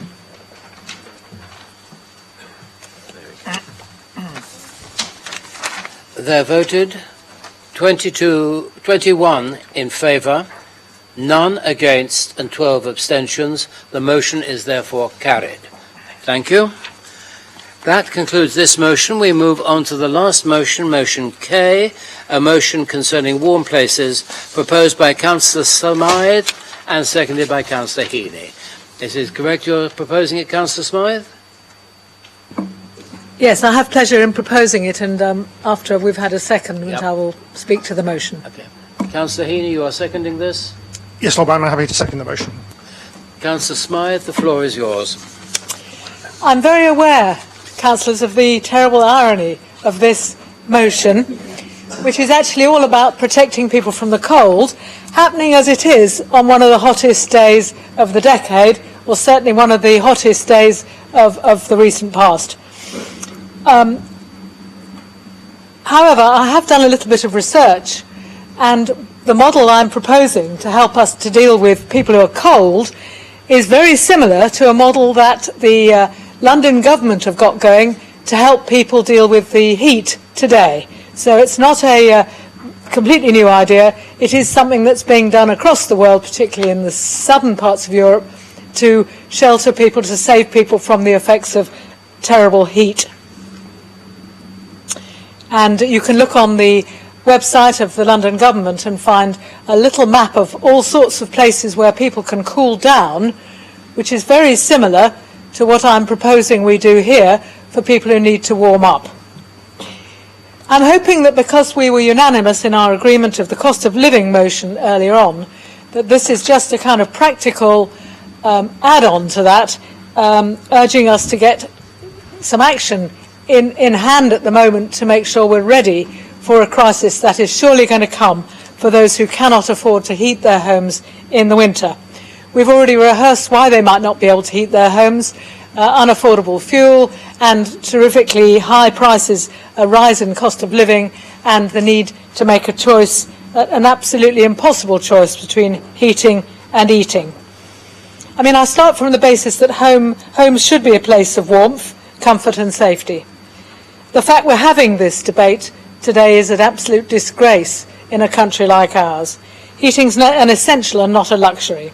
No one should have to leave their homes because they can't afford to keep it warm. However, sadly, this is the reality that many will face. For some, this will be disastrous in a cold winter, with consequences for people's health, children and welfare, and particularly for vulnerable elderly people. So I do think it's therefore necessary for the Council to take action and plan to meet that need so that we're prepared. And we all know about the outpourings of people who volunteered to help with feeding, people who, during the COVID emergency, setting up food banks and pantries. The will of the public to assist in that has been enormous right across the piece here in Portsmouth. However, it's a little the need to provide people with warm places to go in a winter when they can't afford to heat their homes during the day is much more difficult to coordinate and requires a little bit of practical action in advance. So I'm therefore asking Cabinet to work with the Hive, individual volunteers and community groups to form a steering group, develop a plan, raise any funds needed, although I don't think this is a particularly expensive project at all, inform people about warm places, manage the scheme and report back on impact to participants. Because the idea is that we want to support the development of a community-wide local response to assist vulnerable people unable to heat their homes to keep warm during the day. I must say the memory of some of our department stores comes here. We don't really have the department stores that we did, but I'm certain I would recognise people in Debenhams and Knightonley and Southsea getting warm in those shops, and we don't even have those anymore. This could be done by ensuring that welcoming warm places are made available across the city in every community for public use. It could be a public library, a community centre, a school, a pub or cafe, sports centres, a church, mosque or other place of worship. And it should include outreach to groups of older people, after school and breakfast clubs, parent and baby groups, to enable them to participate. So we need then to ask the preparations to include providing a list of public buildings and opening hours across the city that will be made available as welcoming warm places. Probably need to do that by the end of August. We need to support the steering group to involve places of worship, cafes, pubs, gyms and other owners and occupiers of warm places to participate in the scheme between November and March, particularly when the temperature goes down excessively. That's the sort of arrangement we currently have for people who are homeless with places to sleep. And then, of course, one of the other things that the Council, I would ask the Council to do is to advertise the scheme as it develops and when it opens on websites, flagship and in other ways. People will recognise that I'm quite big on practical actions and recommendations that include those, and I therefore commend this motion to you. Thank you. We have an amendment to that, standing in the names of Councillor Ryan Brent and seconded by Councillor Scott Pater Harris. That is correct? Yes? Right. Councillor Ryan Brent, the floor is yours. I assume you'd like the motion your amendment to be circulated Happy now. to circulate. Thank you, Lord Mayor. I'd just like to consider this a return of the favour. I just think that the notice of motion didn't necessarily start in the right light. To quote Councillor Smythe from her amendment earlier, I would like to think that this is a fair amendment that would be subsumed. Thank you, Lord Mayor. Thank you. The matter is now open for debate.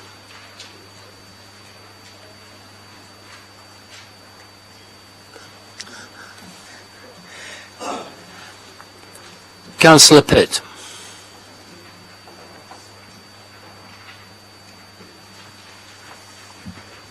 Thank you, Lord Mayor. Obviously, very much welcome the sentiment here, although I do have to be very honest from a very personal perspective. I do worry about this type of notice of motion in the way it's worded sometimes, because I think it has a danger to come across as being worthy in a very middle class way about what are perceived to be poor people, and that is something that my colleagues will know fundamentally gets under my skin and puts my back up. So one of the things that's already embedded in this city is our sense of community, and for example our libraries are always warm welcoming places.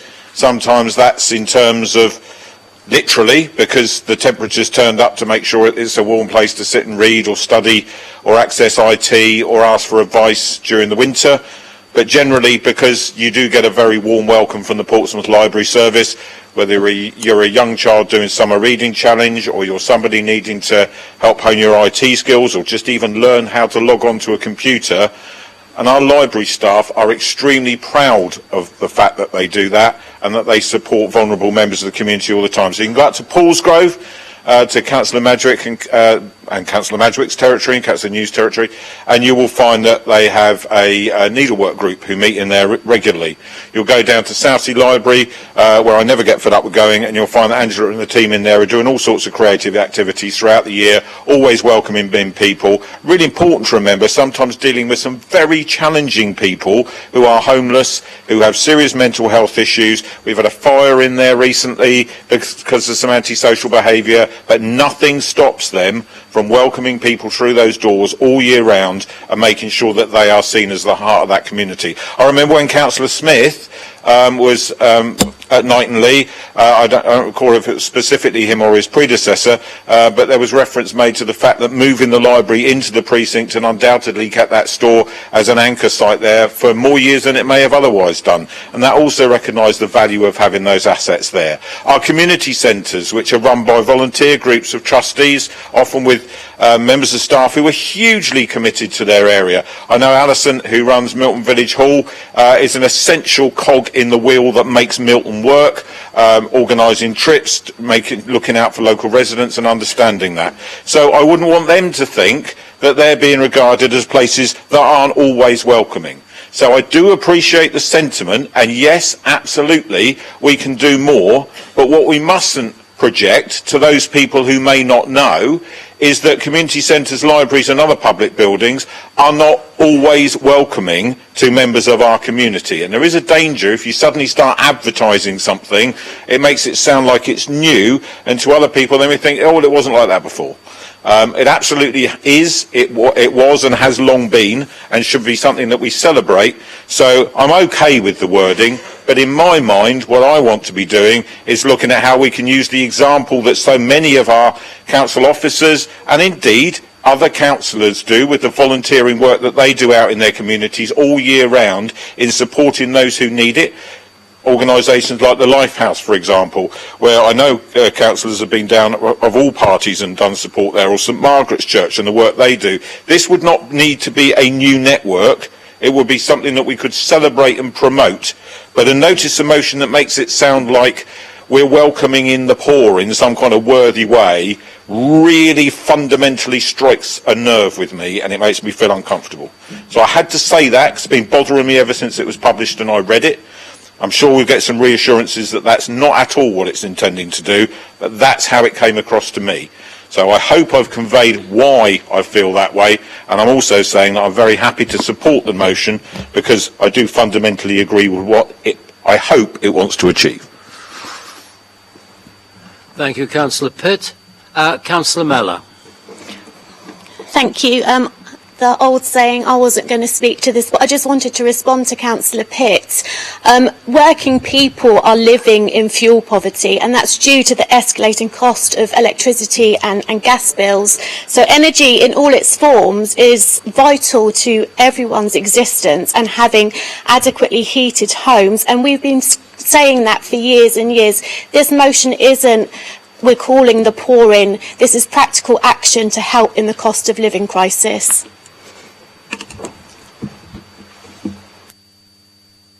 Thank you, Councillor Mellor.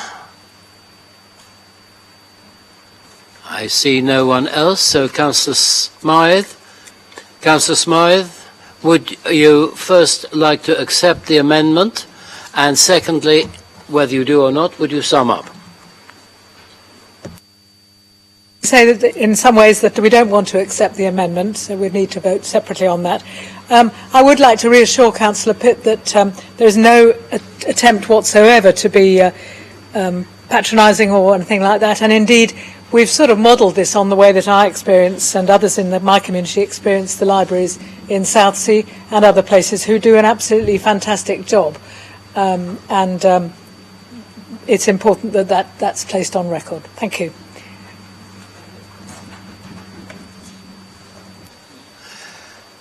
We first vote upon the amendment. Will those in favour of the amendment please show?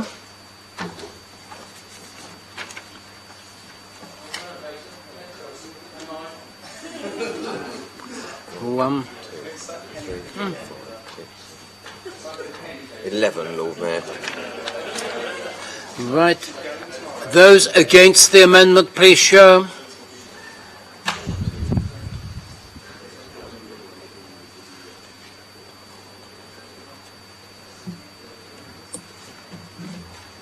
Lord Mayor. 20. The amendment is lost. So we come to the substantive motion. Will those in favour please show?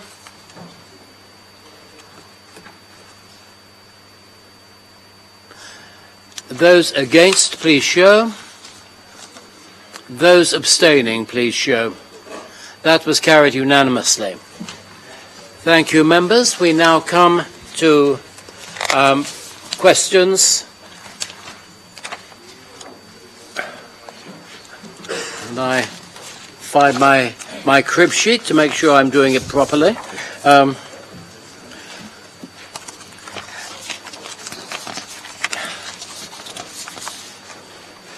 Members, there are 5 questions under Standing Order 17. They have been previously circulated to you. There is a total of 45 minutes, and you'll miss out on a glass of brandy with the Lord Mayor if you take the 45 minutes, as there is a total of 45 minutes allocated with his standing orders to deal with questions. Can I remind everyone that the member asking the question may ask up to 2 supplementary questions that must arise directly out of the original question. Any other member is limited to 1 supplementary question that must arise directly, and I emphasize must arise directly out of the original question or the replies. Question 1, Councillor Mellor. Thank you, Lord Mayor. Can the Leader of the Council update us as to what is happening with the £100,000 Equalities Initiatives Fund secured by the Labour Group as part of the annual budget decision earlier this year? Thank you very much for the question. My understanding is equalities in communities, so it's slightly wider. What we're working on is trying to work through criteria for people to bid against and to be able to judge stuff that's been done within the council as well, and we hope to be able to update members soon. Do you have a supplementary question? Thank you. So, can the Leader of the Council advise us how members of the public can apply for this funding and what processes are going to be in place to ensure transparency and accessibility? When the criteria are agreed, then we can go out and ask people if they want to apply. But we need to get the criteria sorted first, so that everybody knows before they apply what the criteria are they're going to be judged on. So that's the bit. That's the process, and I hope that we'll have something for colleagues soon to be able to walk people through that.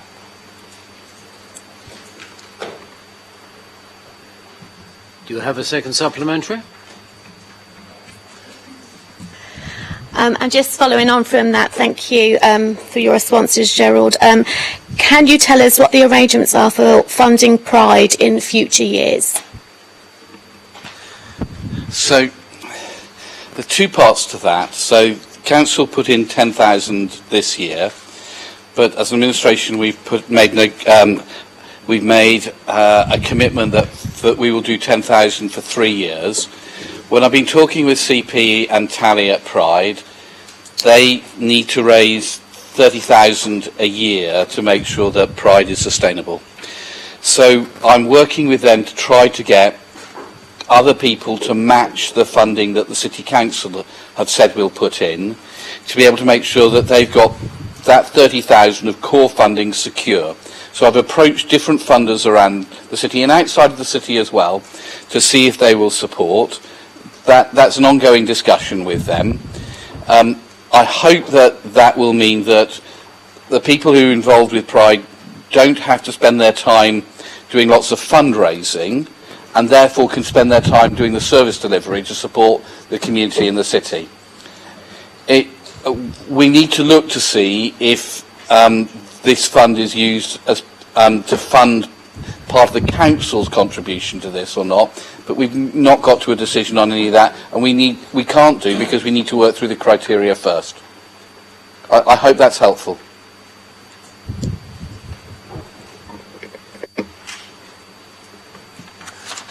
Since no one else has indicated that they wish to speak on this one, question number 2, Charlotte Garroda, which will be answered by the Leader.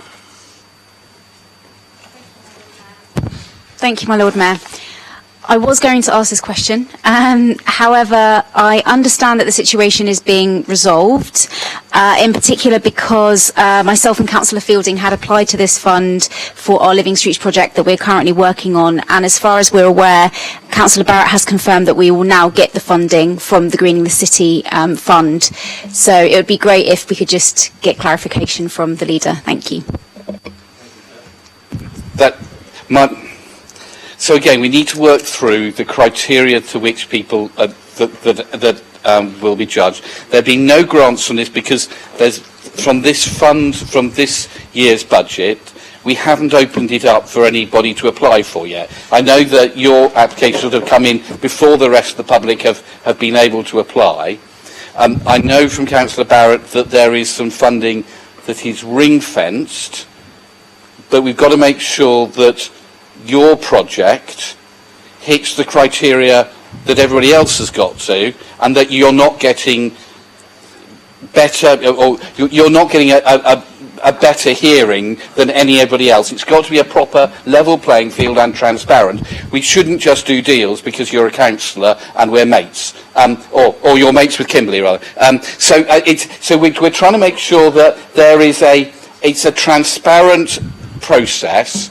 So the money is there and it's ring-fenced, so it's not going anywhere else. But my understanding is we've got to go through and make sure that we've agreed all the criteria. If I'm behind the scenes, my apologies, but that's where I thought we were. Okay, fine. Yeah, I actually have a voicemail from Councillor Barrett where she said that we are going to get funding from the Greening the City Fund, so I have saved that. Very happy to play it if there's any unanswered questions in that regard.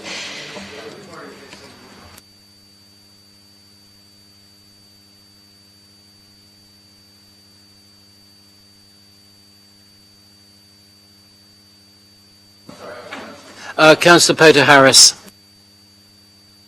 Councillor Bernard Jackson just said, are you insinuating that there's favours being done? Because that's the insinuation. Okay, can you just clarify that? Because I don't think that's fair on Councillor Gerarda. Exactly opposite. That there needs to be a transparent and open thing that everybody goes through and everybody's judged against in exactly the same way. Which is what I've said. Lord Mayor, please can I clarify what has actually happened, because Councillor Peter Harris is right in that the leader has basically said something which is quite defamatory, because ultimately Councillor Fielding and I have applied for a fund that has a set of criteria and application form. We've spent hours with council officers applying for this fund, and then whilst our application was in train, the whole process was actually changed, and I found out about it being changed at a briefing meeting where we didn't even get the papers. Before that meeting, it was announced at the briefing meeting and sprung up on us. So we are absolutely not in favour of, doing dodgy deals and doing things behind closed doors. There was a process. We were following it. The point was it was changed while the process was in train. And that's why I asked this question. But actually, Councillor Barrett has since received enough information. She's now happy. So that's why I was withdrawing the question. But unfortunately, you've just made things a little bit more complicated than they needed to be. Would you care to comment on that, Councillor Vernon Jackson? That's fine. Thank you. We now come then to question number 3 from Councillor Tom Coles, directed to Councillor Lynn Stagg. Councillor Coles. Thank you, my Lord Mayor. Question 3 in my name. Thank you. Thank you. The residence parking zone programme is behind schedule.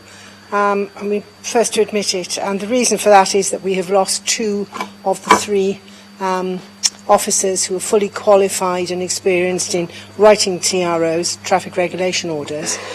We have advertised and had no applicants whatsoever.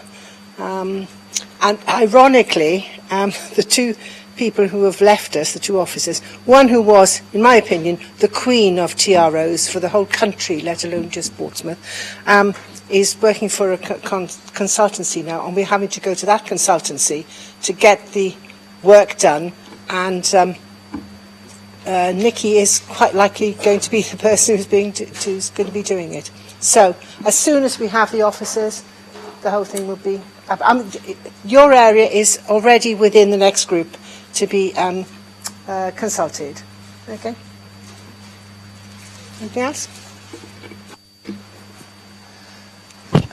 Is there supplementary? Yes, obviously the standing. Thank you, Lord Mayor. Can the Cabinet Member assure residents in the proposed GC zone that the consultation responses will not be ignored and this issue forgotten? Absolutely, because it's one of those that's been flagged up for a long while. Get my exercise in it. Thank you, Lord Mayor. When will the residents in Fratton Ward north of New Road be consulted regarding resident parking zones? Sorry, can you repeat that? When will residents in Fratton Ward north of New Road be consulted? Well, as soon as we can't just go on consulting because until we've got the ones that have already been applied for in place, because that takes up officer time. Because every time you do a consultation, you get a lot of emails back. And particularly some of those roads are quite long, so there's going to be a lot of questions, and therefore those officers then spend an inordinate amount of time answering those emails. But as soon as every zone that's been applied for on the list is prioritised according to a score sheet, various things. So, and that area is one of those that is definitely on the list. Okay, but so far, last year we had 30 residence parking. We had 30 TROs done. So far this year alone, we've had another 30. We've got 42 waiting. So that is the problem we have. Councillor Peter Harris. Thank you, Lord Mayor. Councillor Stagg, it's not a difficult one, don't worry. It's just purely about RPZs. It's more so, I mean, I've got a draft programme for 2021. We haven't got a draft programme yet for 2022. It would be possible if that could be circulated, just so we know where we are with RPZs in the near future. I understand from your points you've already made that it is difficult at the moment. Two more officers. The programme will go ahead. So I can't give you the list for the next year because we haven't finished off the others. Let's get those in place first, and then we will go. They're all in order, so we will be following that order.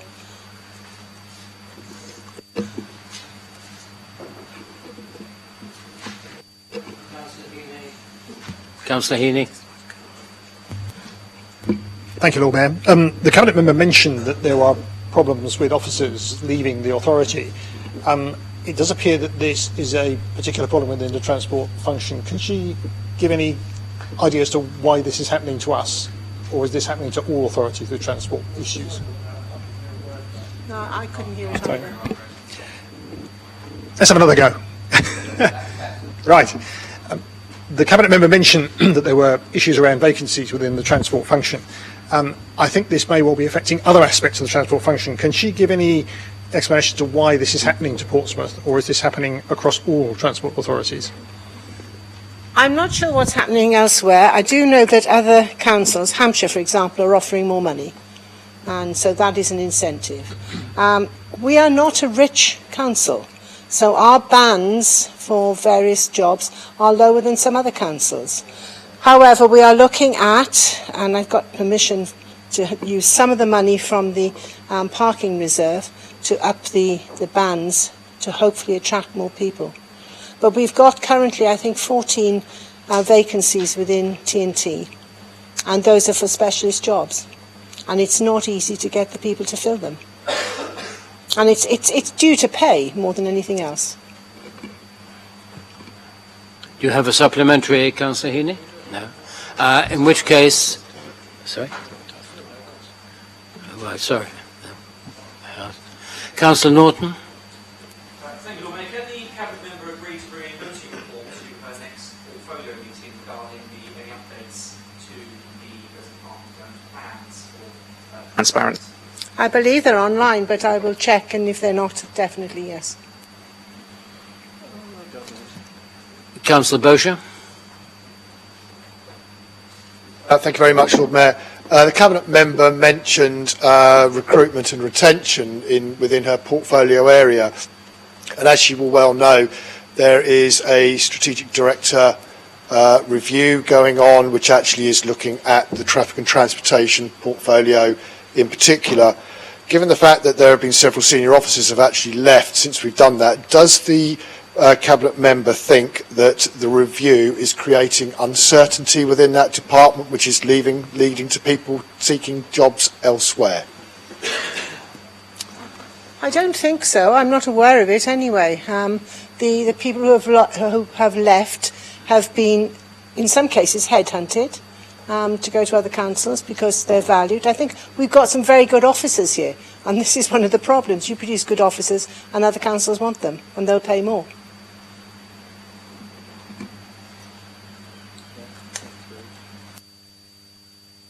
Right, we come now to question number 4, standing in the name of Councillor Ryan Brent. Since Councillor Lee Hunt, for medical reasons, has had to leave, this will be answered by the leader.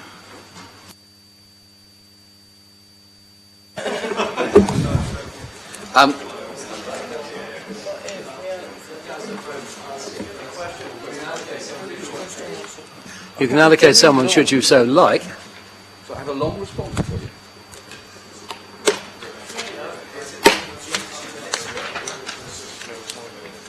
Councillor Brent. Thank you, Lord Mayor. I think it would be wise if we could have the most sort of professional written answer from the Cabinet member rather than the Leader of the Council, if possible. Right, thank you. Very well said. In which case, members,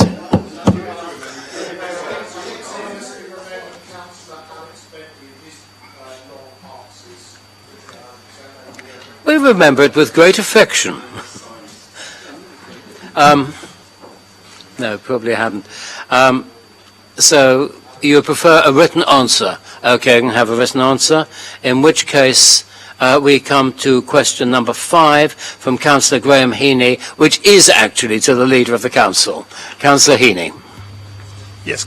Can the Leader briefly outline the progress made in implementing the action plan in response to the recommendations of the LGA peer review in 2021?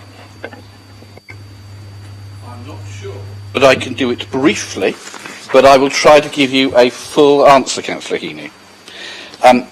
It's worth remembering the LGA found that Portsmouth is a good council, that it's performing well, and they found the city vision to be ambitious, clear and well articulated.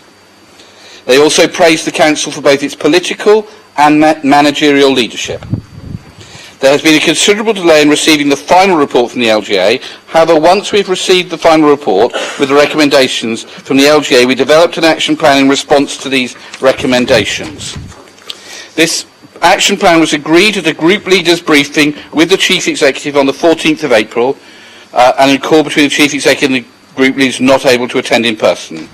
The action plan was published on the 21st of April. The LGA are in the process of arranging for the follow-up corporate peer challenge, and this is likely to happen in October of this year, but has to be undertaken before the 21st of October. The LGA will publish a report on our progress against the action plan, and so by the autumn there will be external validation of our progress. In terms of our progress, the following are some of the examples, and more details available if required. As administration, we're now meeting regularly with directors. The management leadership network has been set up and is meeting, and they're discussing significant issues facing the city, including a presentation from the Deputy Leader about the city priorities. Group leaders are meeting with senior planning officers to collectively take forward issues around the local plan and housing delivery. Actions from the housing delivery test Actions around the housing delivery test action plan have been completed. Discussions have taken place with the Centre for Public Scrutiny about putting together a proposal for an independent review. All groups have been able to select members for the cross-party working group to take this forward. The training calendar for 2022 is more flexible in terms of timing and in terms of in-person, virtual, to remove barriers to attendance. I'm just worried that yes, I thought so, I got more here. The Equalities, Diversity and Inclusion Steering Group and the Engagement Involvement Network have been set up and are in operation. In line with the development of the Integrated Commissioning Board, arrangements have been developed and terms of reference have been agreed for the Portsmouth Partnership Board to oversee the health and care working locally. Work is underway on members' training and on a review of the external factors affecting the Council, with this in particular looking at the impact of cost of living. Alderman Bentley would have been proud of you. Councillor Heaney, do you have a supplementary? You do. Please, let us have your supplementary. The leader mentioned the independent review that's been commissioned. According to the timetable for the action plan, it should have been done by May 2022. We're already into July, and a constitutional review doesn't happen quickly. Can he say when the commission, the independent commission, will start work, and when we will have a meeting of the group of elected members that's been asked to coordinate around that? I know there was a problem with getting the LGA to send our completed report to us, and that's pushed everything backwards, which was a significant problem. I don't know when this group is meeting. Maybe the Chief Exec can advise about the exact date, because I'm not sure when it is. I hope that it will work through the summer. I think the Constitutional Working Group has been in existence for 20 years, maybe longer. But it seems as if it's a thing that keeps sort of going. I've never had the privilege of serving on it, though. Do you have another supplementary? I have a further supplementary, which is on a slightly different aspect of the report, because I have a copy of the Corporate Peer Review Challenge report here in front of me, which I've been reading. The leader of the council gave us a little catalogue of all the wonderful things the council is doing, which is fine, but it wasn't quite answering the question. One of the questions I want to ask relates to something that talks about performance management. The report says if performance management data had a greater focus on outcomes and impact, the council will be in a better position to evaluate the impact of the good work it is doing.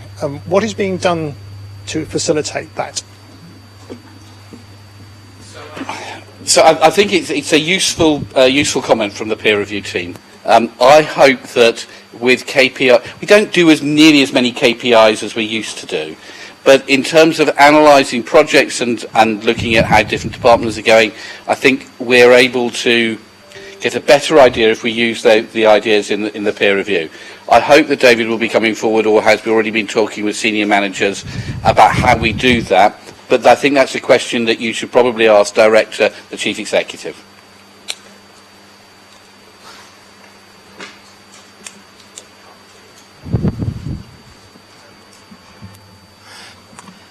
Since there are no other questions, that concludes the business for today. May I take the opportunity, firstly, of thanking you for the courtesy which you have shown to the Chair, and secondly, inviting members and indeed officers back to the parlour for some light refreshments. Thank you.